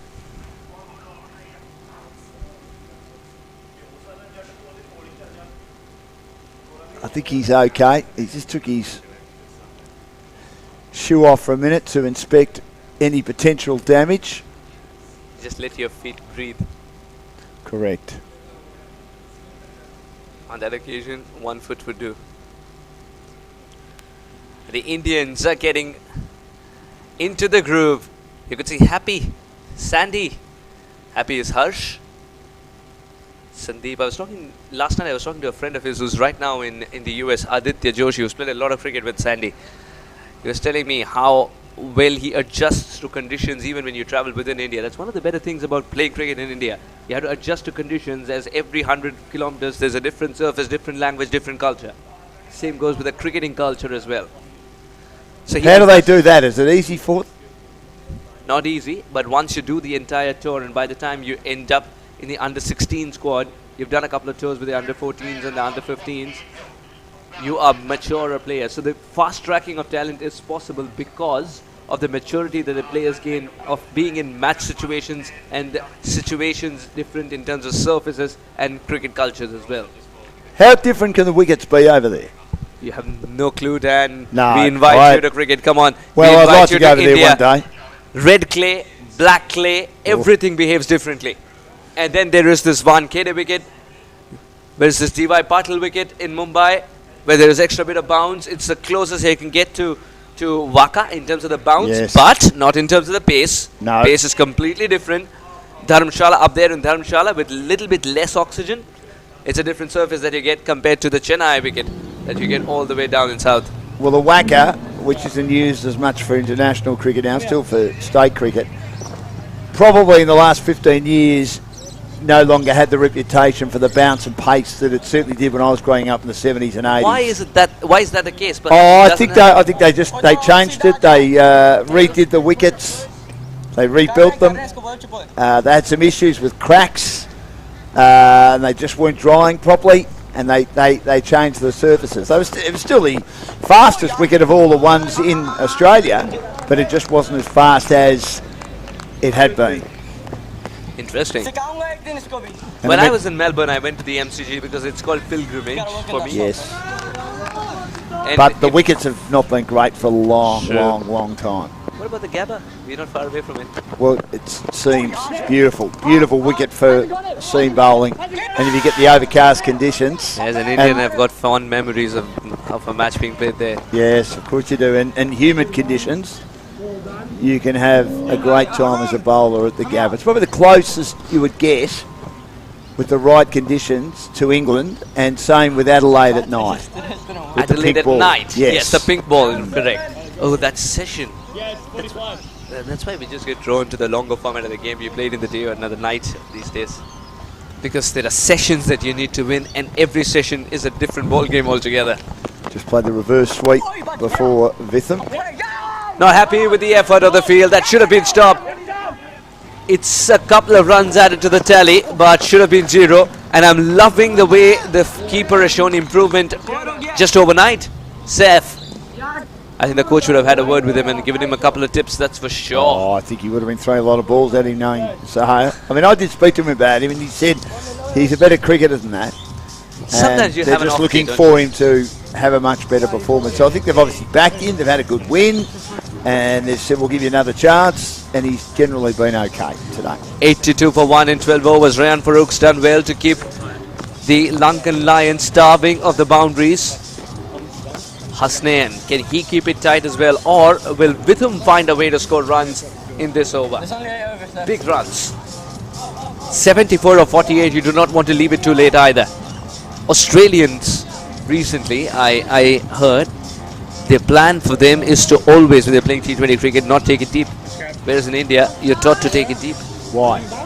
In India, you're taught to take it deep also because the professor was still playing, Mahendra Singh Dhoni, and he didn't mind if it took it very deep. Yes. However, in Australia, with David Warner as well at the helm of things, as a part of the leadership group, I heard him say and permit the same concepts to the IPL teams as well, as he's represented a few, that you do not want to take it deep and finish with at least 6 balls left. When you're attempting that, you tend to be more positive, and you tend to avoid the heart attacks.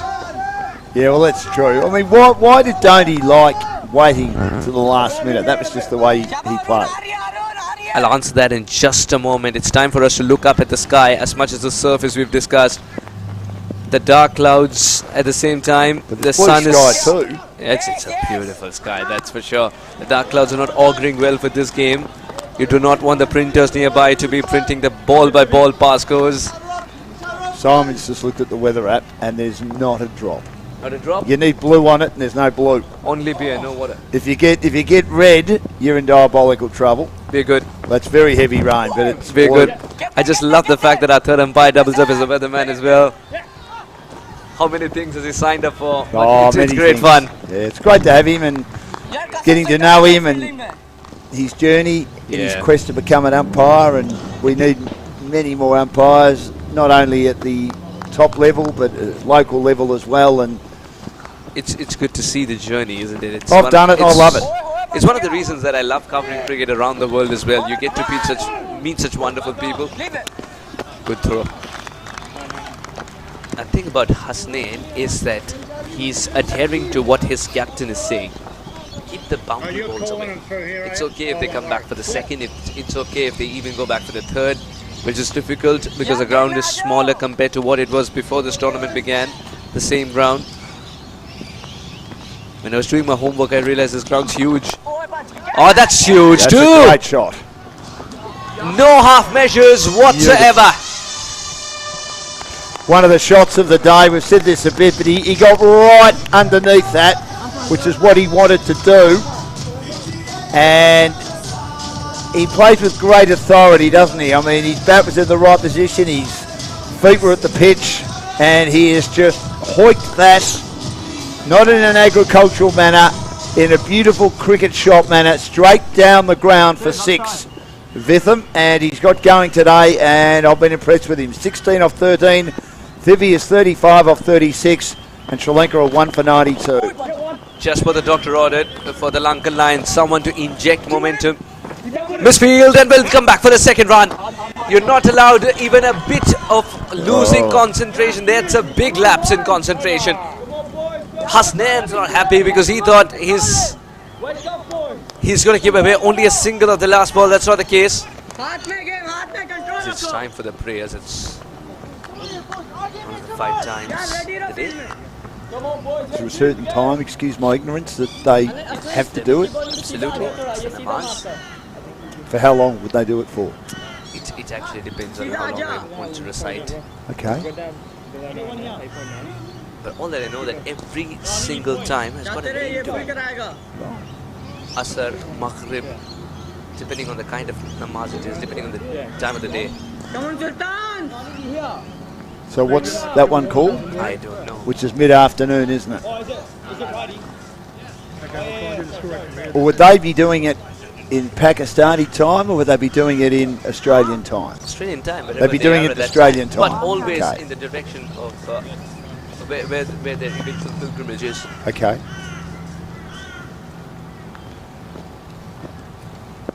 One for 94, 62 netted off 42. Farouk bowls wide of the off stump, chopped away. Player takes it at point and took it very, very low as he was leaning. I wondered if he took it a bit lower than he wanted. This one's Asr. Asr. Fajr, sunrise, Duhur, Asr, Maghrib, Isha. Steering it down to long on is Thivi. He's had 2 very good innings. 1 run, ball done. 57 in game 1 in a losing cause, and it might be, well, he's got 36 so far off 38, just under 100% strike rate. This could be a winning cause. It's bereft of ideas and getting wickets today, the Pakistanis, and their fielding, their ground fielding, nowhere near as good as last night. The conditions are better. Last night they were confronted with a very, very dewy and wet outfield. I went out in the middle and I went around the outfield and it was very wet. Tossed that one up and again steered cleverly by Vitham. 1 run. Vitham's just picking and choosing the deliveries that he wants to go for the big shots on. Thivi's been playing a sensible inning so far, 36 to 38.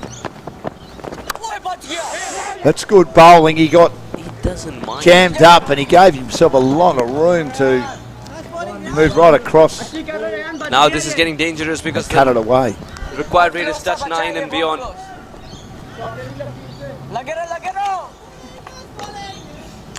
Yeah, that's the only issue.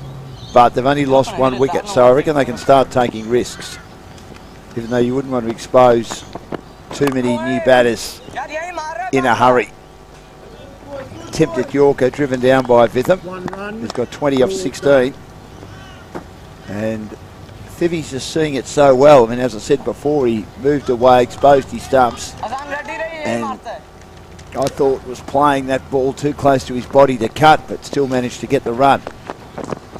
And this time he attempts the lap and makes an absolute meal of it.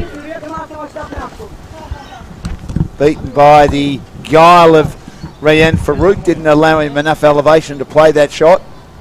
And it's 1 for 98 after 14. Going at right on 7 and over. And as you say, Suhas, the run rate is well over 9.5 required. As we're into the last 6 overs of the innings now. But a good partnership.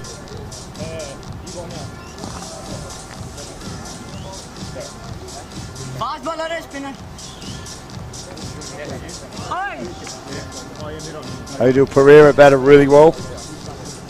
He's 33. As they just changed the order around, he went to opener. Thivi had Vitham with him opening yesterday, and Vitham went down to 3, and that seems to have worked. Yeah. Not much bounce there.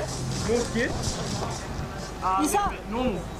Changing the bowling. It's always good to see that the entire team is just one big family. Take a few and then I'll go. And it reflects in the way they play their cricket as well. It's marvellous to watch. If it's outside, Be it the then just go Lankan straight. Lions, be it the Pakistani Sultans. Make sure it's body line. The Indian boys had formed the team for the first time. A couple of them, in fact 5 or 6 of them have played together in Amritsar. So they know each other's game, but beyond that they had to play as one big unit, which they're still figuring out as to what's the strengths and weaknesses are of certain players.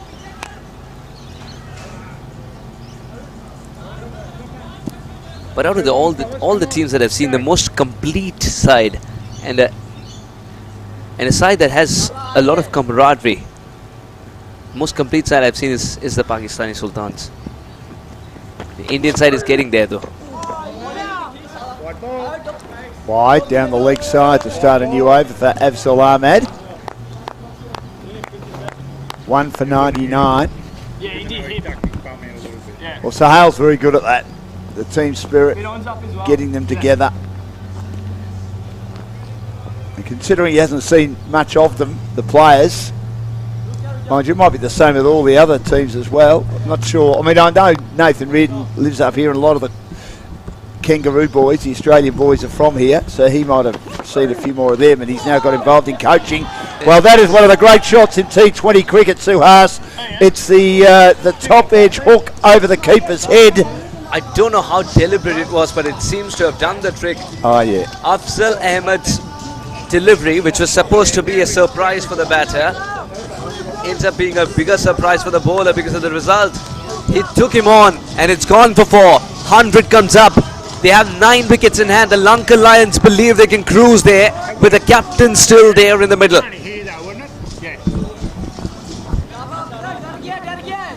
It's been a very, very good batting performance. I certainly don't think the Pakistanis have been anywhere near as good with the ball today, or their ground fielding has let them down a bit as well, although the keeping's been better.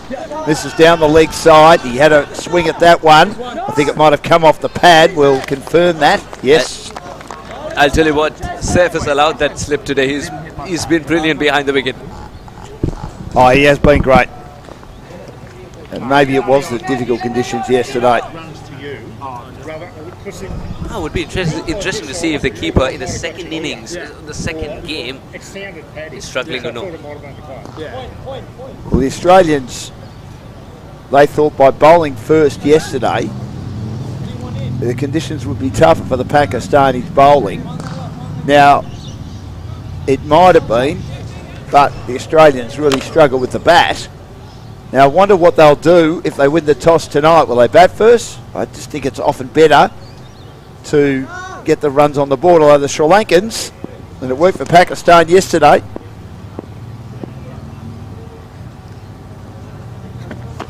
Sri Lanka did bowl first, and he's on the move, and he's got an edge to this one, and it was a very matter-of-fact problematic dismissal.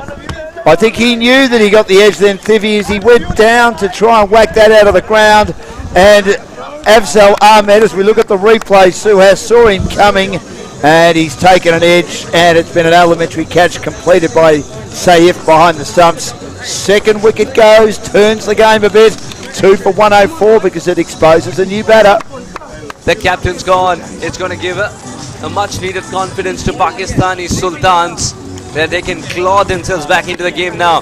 Yes, 9 in over is not easy to chase, and the captain had to do something different, but with 8 wickets in hand still, the Lankan Lions would be backing themselves, and Bithum's going to play a huge part if they're going to get anywhere closer now.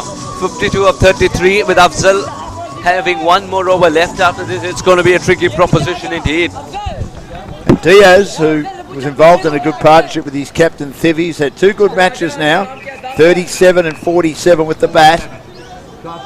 37 and 57, I should say. Made those 57 or 47 yesterday. And here Diaz at least were trying to make their team stay in touch against the Indians. And I thought he was okay with his 19 from 20. And it's up to him with the set batsman Vitham, who's been good for his 25. to try and get their team home. 33 balls, they need 52 runs. He might need a couple of siders to get in. The run rate's nearly at 9.5. And he defends the first ball down along the offside. A well-up delivery, well bowled by Afzal again. And it tightens up once more.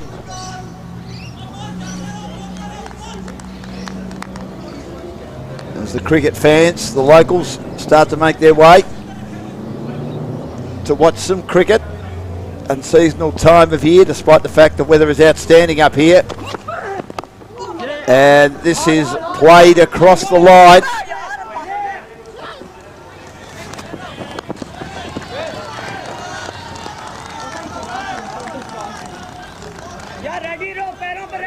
By Diaz, and he comes back for 2. Managed to pick the gap. He swung lustily. Didn't quite get it in the middle, but got enough. 2 for 106. We're in the 15th over. It's an even 50 needed now. They need some boundaries. Last ball, the third over for Ahmed. Right of the off stump. And he made Diaz have a lash at that one. Move right across his stumps, not really move his feet, hang the bat out. And I could see what Diaz was trying to do with hard hands. Worked that away over the vacant slips for a boundary. Because third man was probably not going to get there with the outfield still being fairly dry and quite quick in the second day of the tournament. It was lightning early days yesterday before the dew set in at night.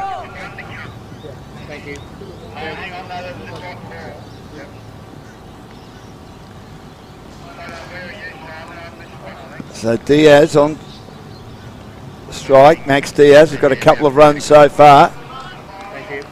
And they're 2 for 106 in the 15th over. Last ball. This has been an okay over. 8 runs from it. He drives hard to point.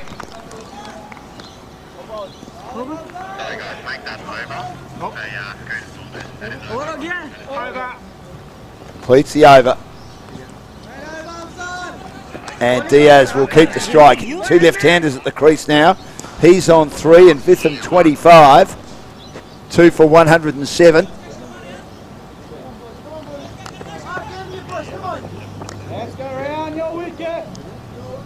So they're under 49 required. 9.8 is the run rate required. 7.13 is the current run rate. They've only lost 2 wickets, so there's still a massive chance. Certainly, that is centre, sir. But they need to take some risks. Stay there, 45. And the skipper who's recovered from that blow to the foot, he's opening over. Rayan Farouk. That crouch stance. Diaz driving well. Lovely pick up in one hand by Essa. The windmiller, 2 for 108. And hasn't had much strike for an over or 2, and we've spoken about this. Does it take the momentum out of the batter? Vitham, 25 of 18, been impressed with what he's done so far. Ready for Farouk. He goes down the ground, he uses his feet, lofts him, but it's cut off on the bounce at line. They'll come back for 2, but there's a run out by a mile. Out by a country mile is Diaz. He won't even be in the screen, I reckon, when we see the replay. I don't know what happened. There was a lovely piece of fielding, but they thought they could go for 2. And in the end, Suhas, it was a risk not worth taking. He started the second run after the ball had been dispatched from the deep. And that's exactly why he was in so much trouble. And look at that throw, so accurate. Exactly where the bowler was standing to collect it. That means Trishane's got to come in and knock a few, 48 or 29. Lankan Lions played the game of having wickets in hand towards the end to go for the kill, to go bang bang and finish the game off, and to do that they need one set batter. It's with them for the moment. Did they not run the first one quick enough? I think only one of them thought there was two on it. Max Dias, for some reason, was asked to come for the second run. It wasn't his plan. And by the time he decided, okay, let's do it, it was too late. Can ill afford to lose a wicket, especially a run out. So Vitham's at the non-striker's end. He's making a dash for it. In fact, he's back at the striker's end. And he gets beaten by one. Did it get an edge? I'm not sure by his reaction. He might be thinking either, oh, it was an opportunity for me to play the nice late cut that was too close to the body and I chose the wrong shot, or did I get an edge and I've survived one? That was very wide, and that's called a wide.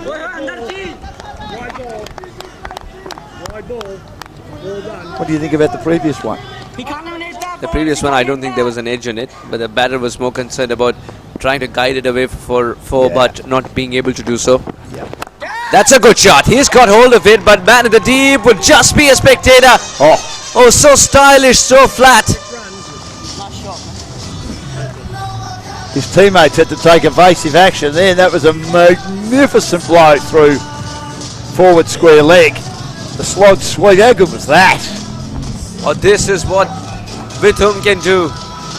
That's why his presence is so vital for the Lankan Lions to keep roaring. It's still possible, 40 or 27.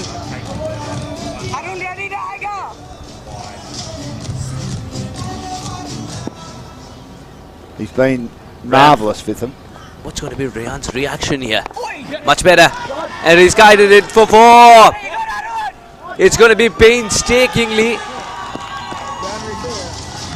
One that it's going to be painstaking to retrieve. Wasn't that an interesting shot? It was almost like a short of a length delivery. Have a look at it. I think this is what he was trying 2 balls ago as well, Dan. And he sort of fended it away from the body. Great hands again. This has been a superb innings. Can Vithum now, who's brought them into the game, finish it off as well? The required rate's not very daunting now. 8.3, 36 and 26. He's closing the gap between the balls and the runs. This time dancing down the track and finding the gap. The dive is in vain. Might have hurt him a little as well.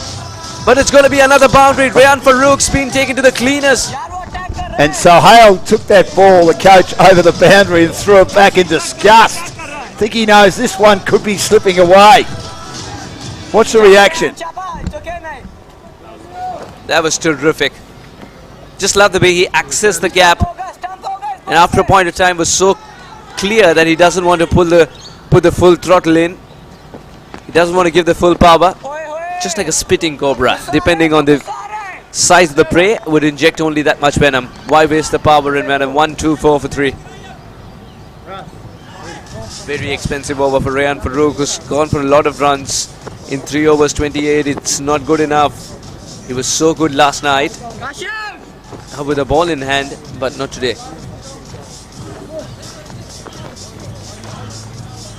What's happening to the captains today? Both the captains as bowlers haven't been good enough.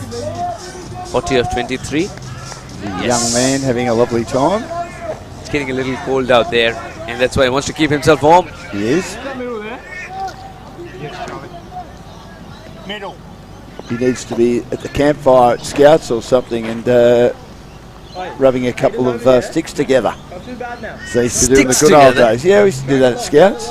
And I wasn't very good at it because it wasn't one of my strengths. Doing anything that's coordinated, Suhas, is not a strength of mine. 3 for 1, 2, 4. 32 required. We know Trisane can hit, but Vitham has been the star. 40 of 23, despite the fact that the young man whom we just saw rubbing his hands is very close to the boundary rope. ACL's getting popular. Oh well, what an attempt that is. I think it didn't carry, no, but it didn't. It is terrific from Saif. He stopped a certain boundary. Well, I think that's where he's improved. I mean, that if they don't get over the line this game, there's been the positive is Safe's ability to be a lot safer, dare I say it, the pun, with the wicket-keeping gloves today. And look, that wasn't a catch, but he ensured that they didn't get more than one run. So very true, and every run counts at this stage. The required rate's propped up just over 8. Even with 7 wickets in hand, the Lankan Lions are seeing the scare. They're facing the scare.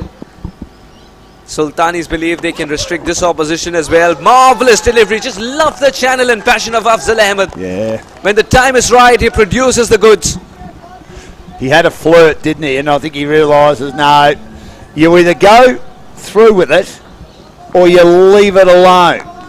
He was half-hearted with that, and he sort of half-hung the bat out, nearly followed it, and he was in no man's land.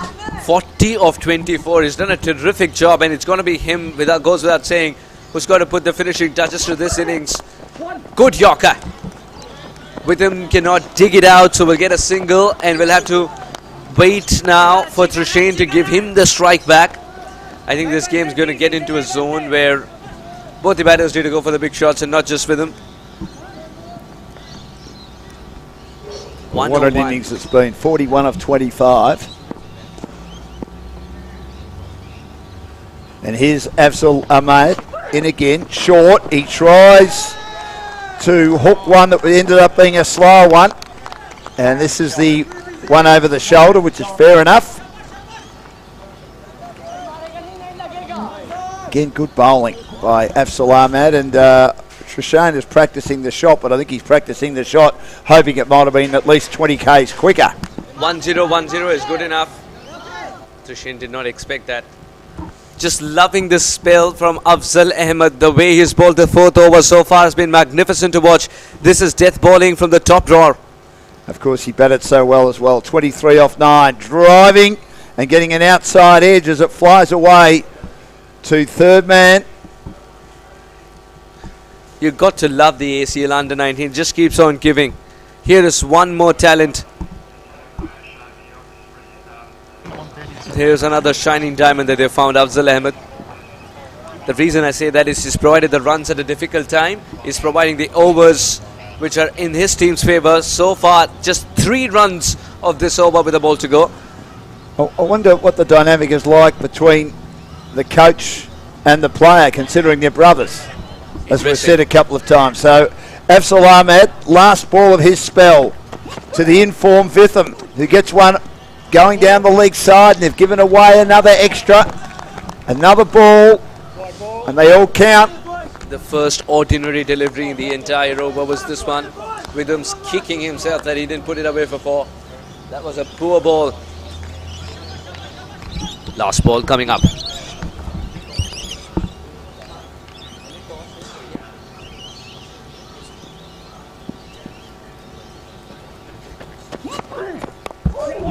This is dropped away into the offside. They'll get another run. And with that, we'll retain strike as well. That's more important for Lankan Lions. It's got to be Witham who needs to face the most of the deliveries from now. 1-2-9 for 3.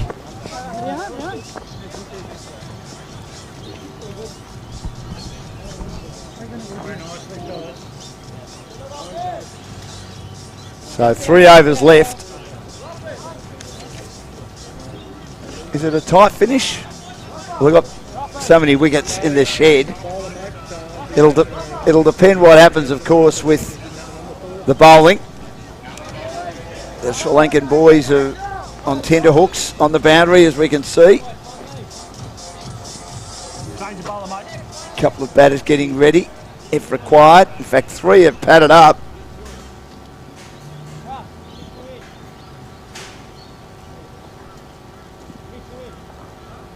He hasn't bowled as well today after his great spell yesterday, the young fast bowler from Footscray Edgewater, the Premier Cricket comp.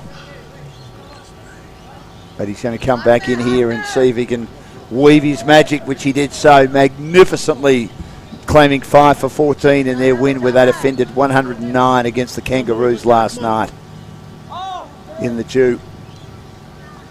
Just as the sun's starting to set here on another lovely day on the Sunshine Coast. part of God's own country. And we're in the 18th over. Interesting tag that, because in India, Kerala is known as the God's own country. No, I understand that, but I'm taking God's own country in Australia. I'll rephrase that. This is hoiked away. He's going to come back for the second. No, settled for a single. Again, teams Yep. the ball, Sev. This is overnight improvement at its best. I think it's more of a mindset shift. You can't change the skill in one night. Well, he was looking to get that out of the ground, and it flew off the edge of the bat. And they've got protection there at third man. Abdul Rafi is quite content bowling to Trishane compared to Vidham. Well, I would have thought so. Vidham set. Played a fine innings of 43. We've got to pick the man of the match.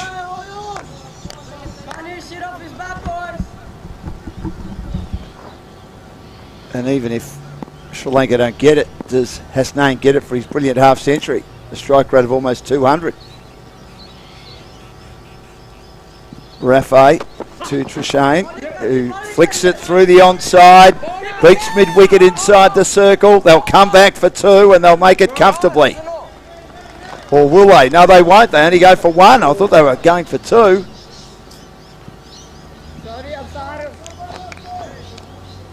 And it's 3 for 1, 3-1. So 25 needed in 16 balls.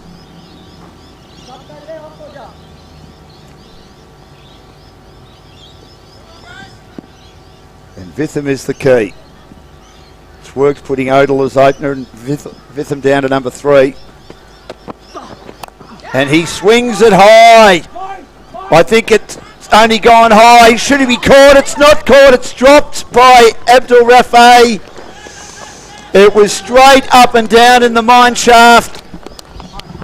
He got completely underneath it, the batter, Vitham. Camped underneath it.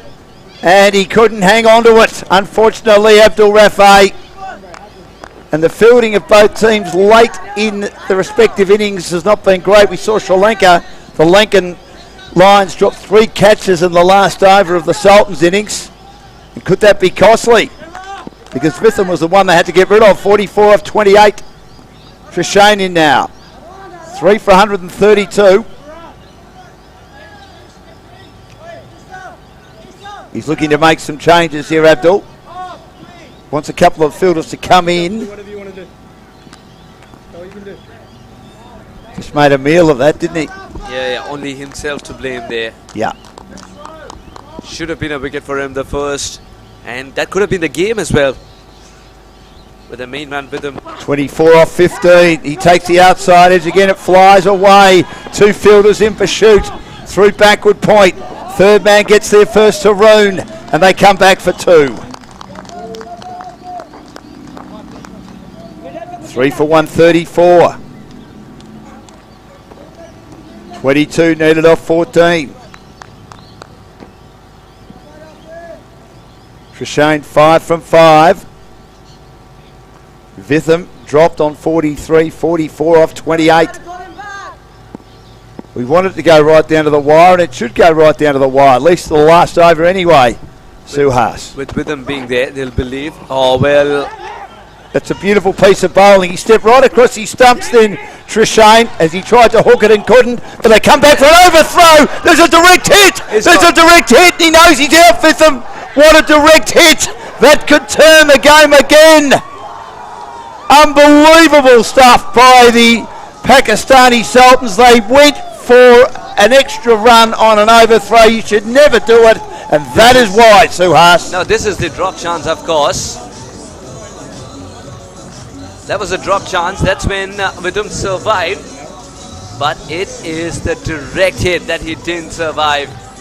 Rafi waiting to collect it. Just about entering the frame was Vidham. Oh, he's out by a mile. Out by a mile indeed. And that could be the wicket. That will provide the 2 points to Sultans. Hardly in the frame. Hardly in the frame. And the bail had flown away. What a good direct hit under pressure. In fact, there was supposed to be more pressure with that overthrow. Wasn't the case. Cool, calm, collected. Would love to know who the fielder was on that occasion. 3 for 135, 4 for 135, so it's 21 needed, and there's one ball left in the over. I think it's turned back Pakistan's way now, the Sultans' way. How many would they want to leave for the last over is another question altogether. Trisheen's got to be joined by a new man. If Witham stayed there, it's a different ball game altogether because Witham can clear the boundary. And he has batted well, got 44. Absolutely. Trisheen, he himself is scoring at runner ball 6. He's no mug with the bat though. Trisheen. 21 or 13. Absakara, who had 29, taken off his last over, is the new batter.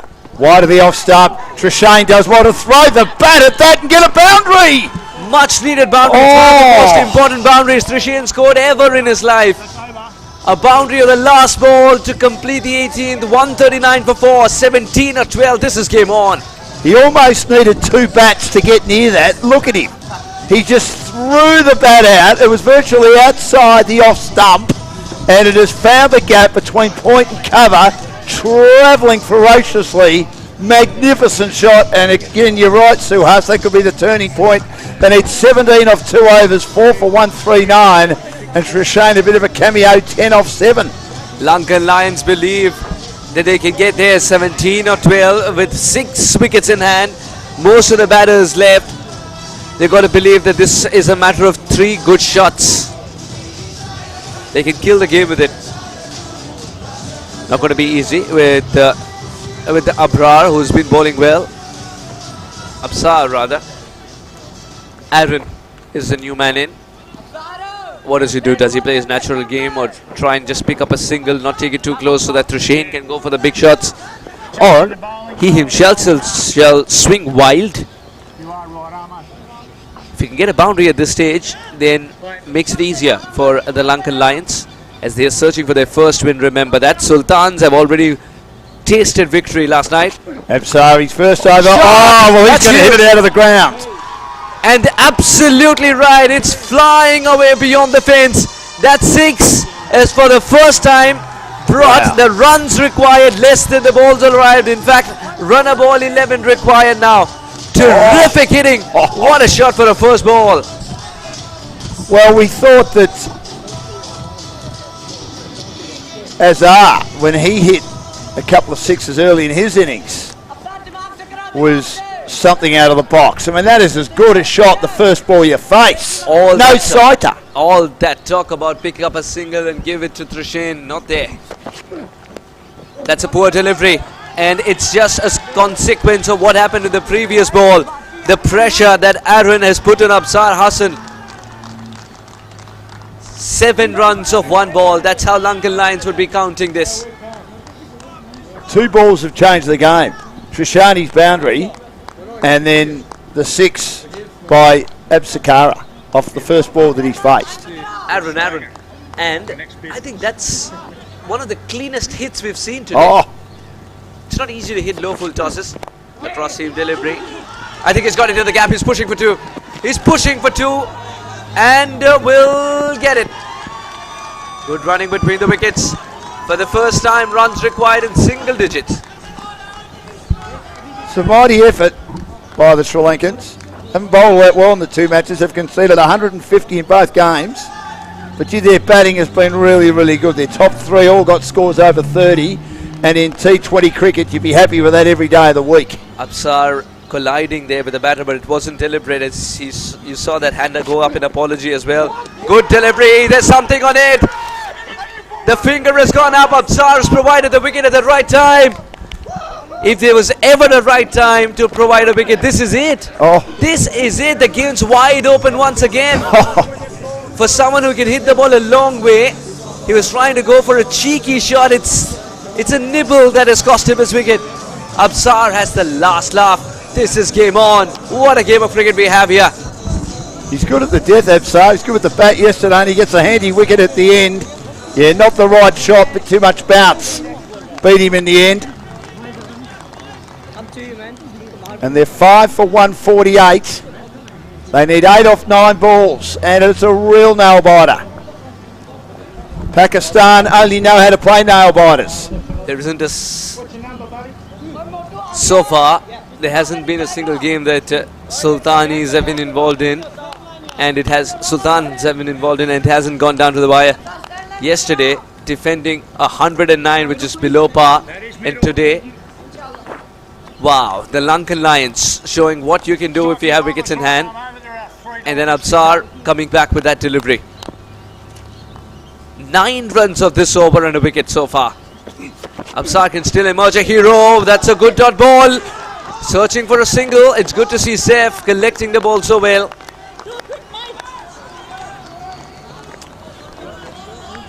What a game of cricket this is. Absolutely magnificent. The run rate crept up over 9. Remember that it crept up over 9, and they had to score 9 and over for the last 5 overs. Wasn't looking easy after Rhythm left, but Trushain and while Aaron was out there in his little innings, he changed it.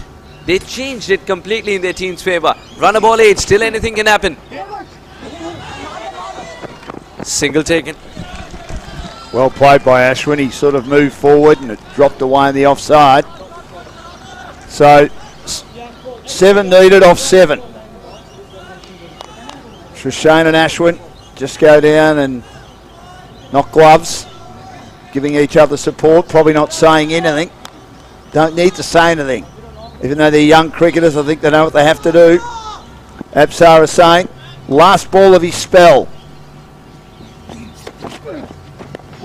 And he bowls on the leg stump that's turned around the corner by Trushain for 1. Are they coming back for 2? They are. Good running. Good running, and they need 5 off the last over, the Lankan Lions, to make it 1 win from 2 and join the Pakistan Sultans on that same win-loss record, with 1 more round-robin fixture to be played tomorrow for these 2 teams. The Lankans against the Kangaroos, and the big match tomorrow night between India and Pakistan. Every time they play each other, no matter what level of cricket it is, it's a big match. Absolutely right. In fact, not just cricket, any sport for that matter, it's always a big match when these 2 neighbours decide to lock horns. Cricket is the #1 sport, isn't it, in India? I read somewhere where hockey's still massive. Cricket is more massive. Oh, I know that. Yeah, I thought so. Because you have not been as successful in hockey True. as you have been in cricket. Next one over. Yep, that's it there, sir. That's also there. I really wish sometimes the hockey did not change its rule. You could still play on grass. It's a different story altogether. My brother loves his hockey, heavily involved in it in Melbourne. Absolutely loves it.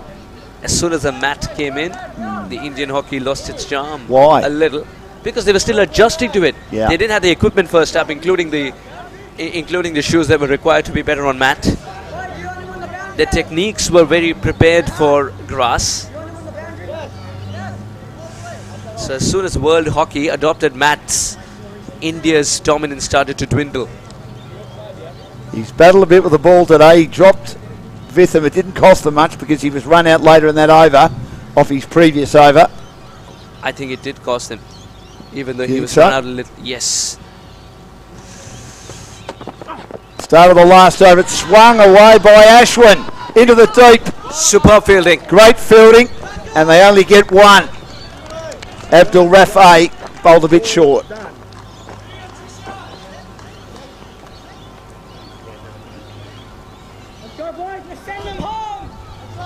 152 for 5 now.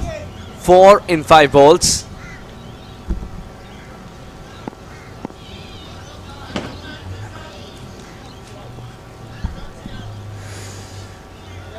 Where does Rafi bowl here, Dan? Does he go for a Yorker? I think he has to, doesn't he? That'll be a good option. Slower delivery. Trushain's lofted it in the air and it's going to carry, but it's going to be spilled. And it's going to be spilled. Abdul's one of the best fielders you can find. And Afzal, oh my God. He would have taken it 9 out of 10 times. It went straight in and came straight out. The pressure can do funny things to you. Well, some drop catches costing Pakistan. In the end, it's probably cost the Sultans more than it cost the Lions when they shelled 3 catches in the last over of the Sultans innings. And in the end, the Sultans might be 10 runs short. Even though the way they were cruising, I thought they'd get 170. Not just is not a catch, it's also the runs that are a big problem. Correct. 2 required now of 4 balls. Trishane's 14 of 9 is one of the best innings. Inside out, he's lofted that in the air. Beyond the rope. What a victory for the Lankan Lions. It's time for them to roar once again. They've waited for 2 nights to do this exactly. They'll jump in joy as they've gone over the line. And it's one of the most wonderful finishes you'll find in the history of the Lankan Lions playing together. Magnificent effort from Trishane, who held his nerve and put the finishing touches to this game. The Sultans, who were dominant last night, fizzle out today under pressure. Oh, what a game of cricket this is. Well, they fluffed their lines a bit, the Pakistani Sultans in the field. They didn't bowl anywhere near as well as they bowled last night. They batted pretty well, much better than they batted last night.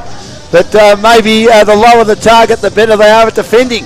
And that's something they need to learn tomorrow as Sri Lanka open up their opportunity in this tournament. It's still well and truly alive with one more game against the Kangaroos to come tomorrow. Absolutely right, Dan. And with the way this tournament has been structured, if every team is in equal points, the net run rate will come into play as well.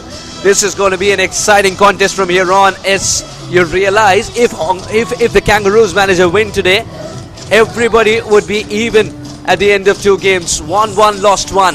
But will India go past the Kangaroos as the game's coming up very shortly for you, as we will prepare for the post-match presentation of what's been an incredible game of cricket between the Pakistani Sultans and the Lankan Lions. Dan, we need to give a best player. Do you give a best player to a team that loses? I mean, Hasnain makes 65 off a strike rate of nearly 200. Or do you give it to the Lankan Lions, maybe Vitham for his 43? If it were to me, I understand where you're coming from, and I do subscribe to the fact that it should not always be the winning side, the person from the winning side getting the player of the match. But on this occasion, I would rather say it's with him, because when he came in, it was more pressure to handle, and the way he dominated the bowling at that time is just a treat to watch. The way he paced his innings with the captain first, and when the captain left, it's been magnificent to watch, and I think Witham gets an edge in my book. But as I said, it's not our call at the end of the day. Well, he did make 44. He got run out, which we thought turned the game again, and then Thrasane hit a boundary, and then Abasakara 6 off consecutive balls, and the match turned on its head once more. And the Lankan Lions get over the line, winning by 5 wickets with 3 balls to spare in a high-scoring match.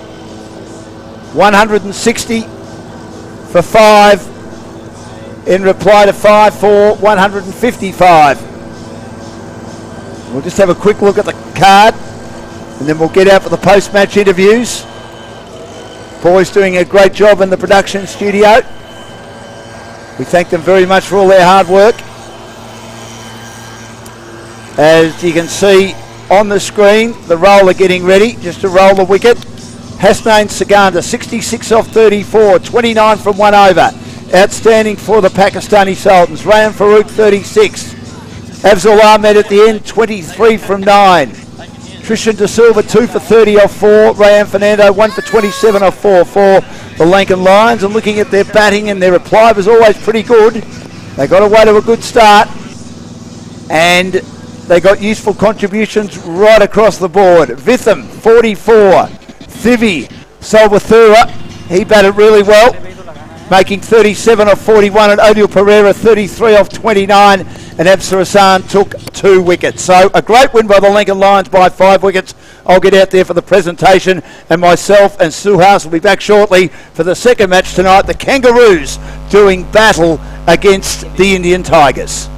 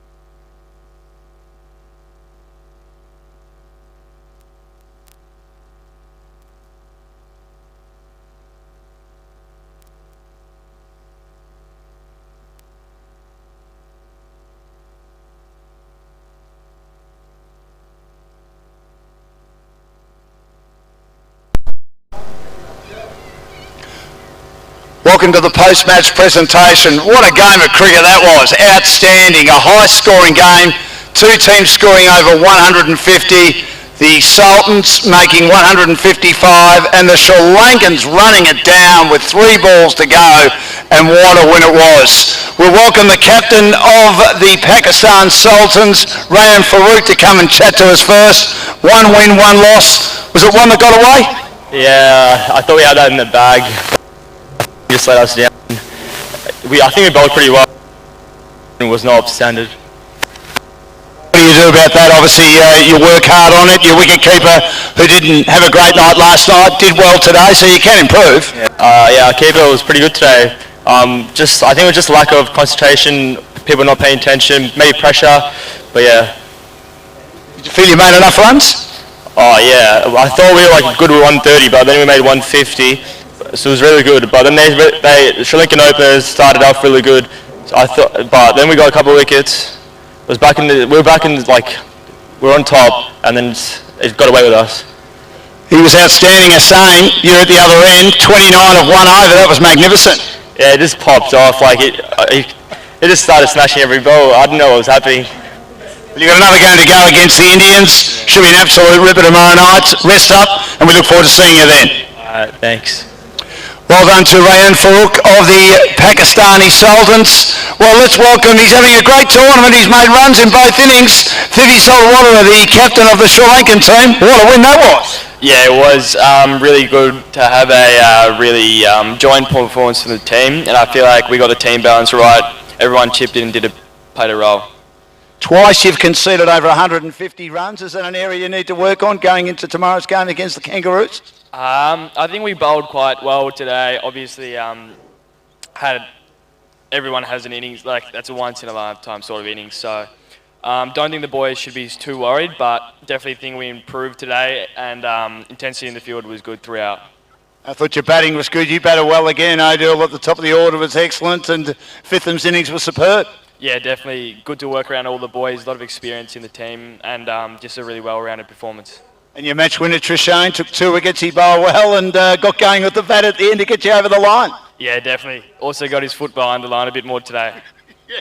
That was a bit of an issue yesterday, wasn't it? Yeah, definitely. Captain girl. Well, how do you feel now about the next match after having a win? Yeah, really excited to play Australia. I think we match up quite well against them, so really excited. Well, we look forward to it. Well done today. Great game of cricket. Loved every minute of it. Can't wait for the next one tomorrow. Thank you. Thanks very much. Thivi, the captain of the Sri Lankan team. And Trishane De Silva is going to join me now. The man with the mullet. I love it because I don't have any hair. So it's good to have him join us to win the man of the match. And Ben Lachlan, former Australian player, will present him with the best on-ground performance or man of the match performance. Trishane, how did you enjoy that? Yeah, it was good fun. All the boys got around it. Everyone did their role and we won. So, what were you thinking when Fitham was run out? Did you feel it was slipping away? No, I backed Aaron in. I backed all the boys coming in, so I didn't crumble under pressure and didn't think the boys couldn't handle it. So, yeah, it was pretty calm. No such thing as a sign of Aaron, was there? First ball hits at the 6th. It was a good shot. It was a good shot. And how do you feel now? You've won 1, you've lost 1. It was a tough game yesterday, but you hit back well today. Got confidence for tomorrow? Yeah, the boys will go home. We'll talk about it today and we'll regroup and see what we need to do to win tomorrow. Well, congratulations on a great win. Congratulations on man of the match, and good luck tomorrow. Thanks for joining us. Thank you. Trishane De Silva, the man of the match, and we thank the 2 captains of Sri Lanka and Pakistan. And now we get ready for the next match, and we'll have the toss with Suhas, with the 2 captains from Australia and also India for the next match in the Under-19 ACL tournament here at Noosa.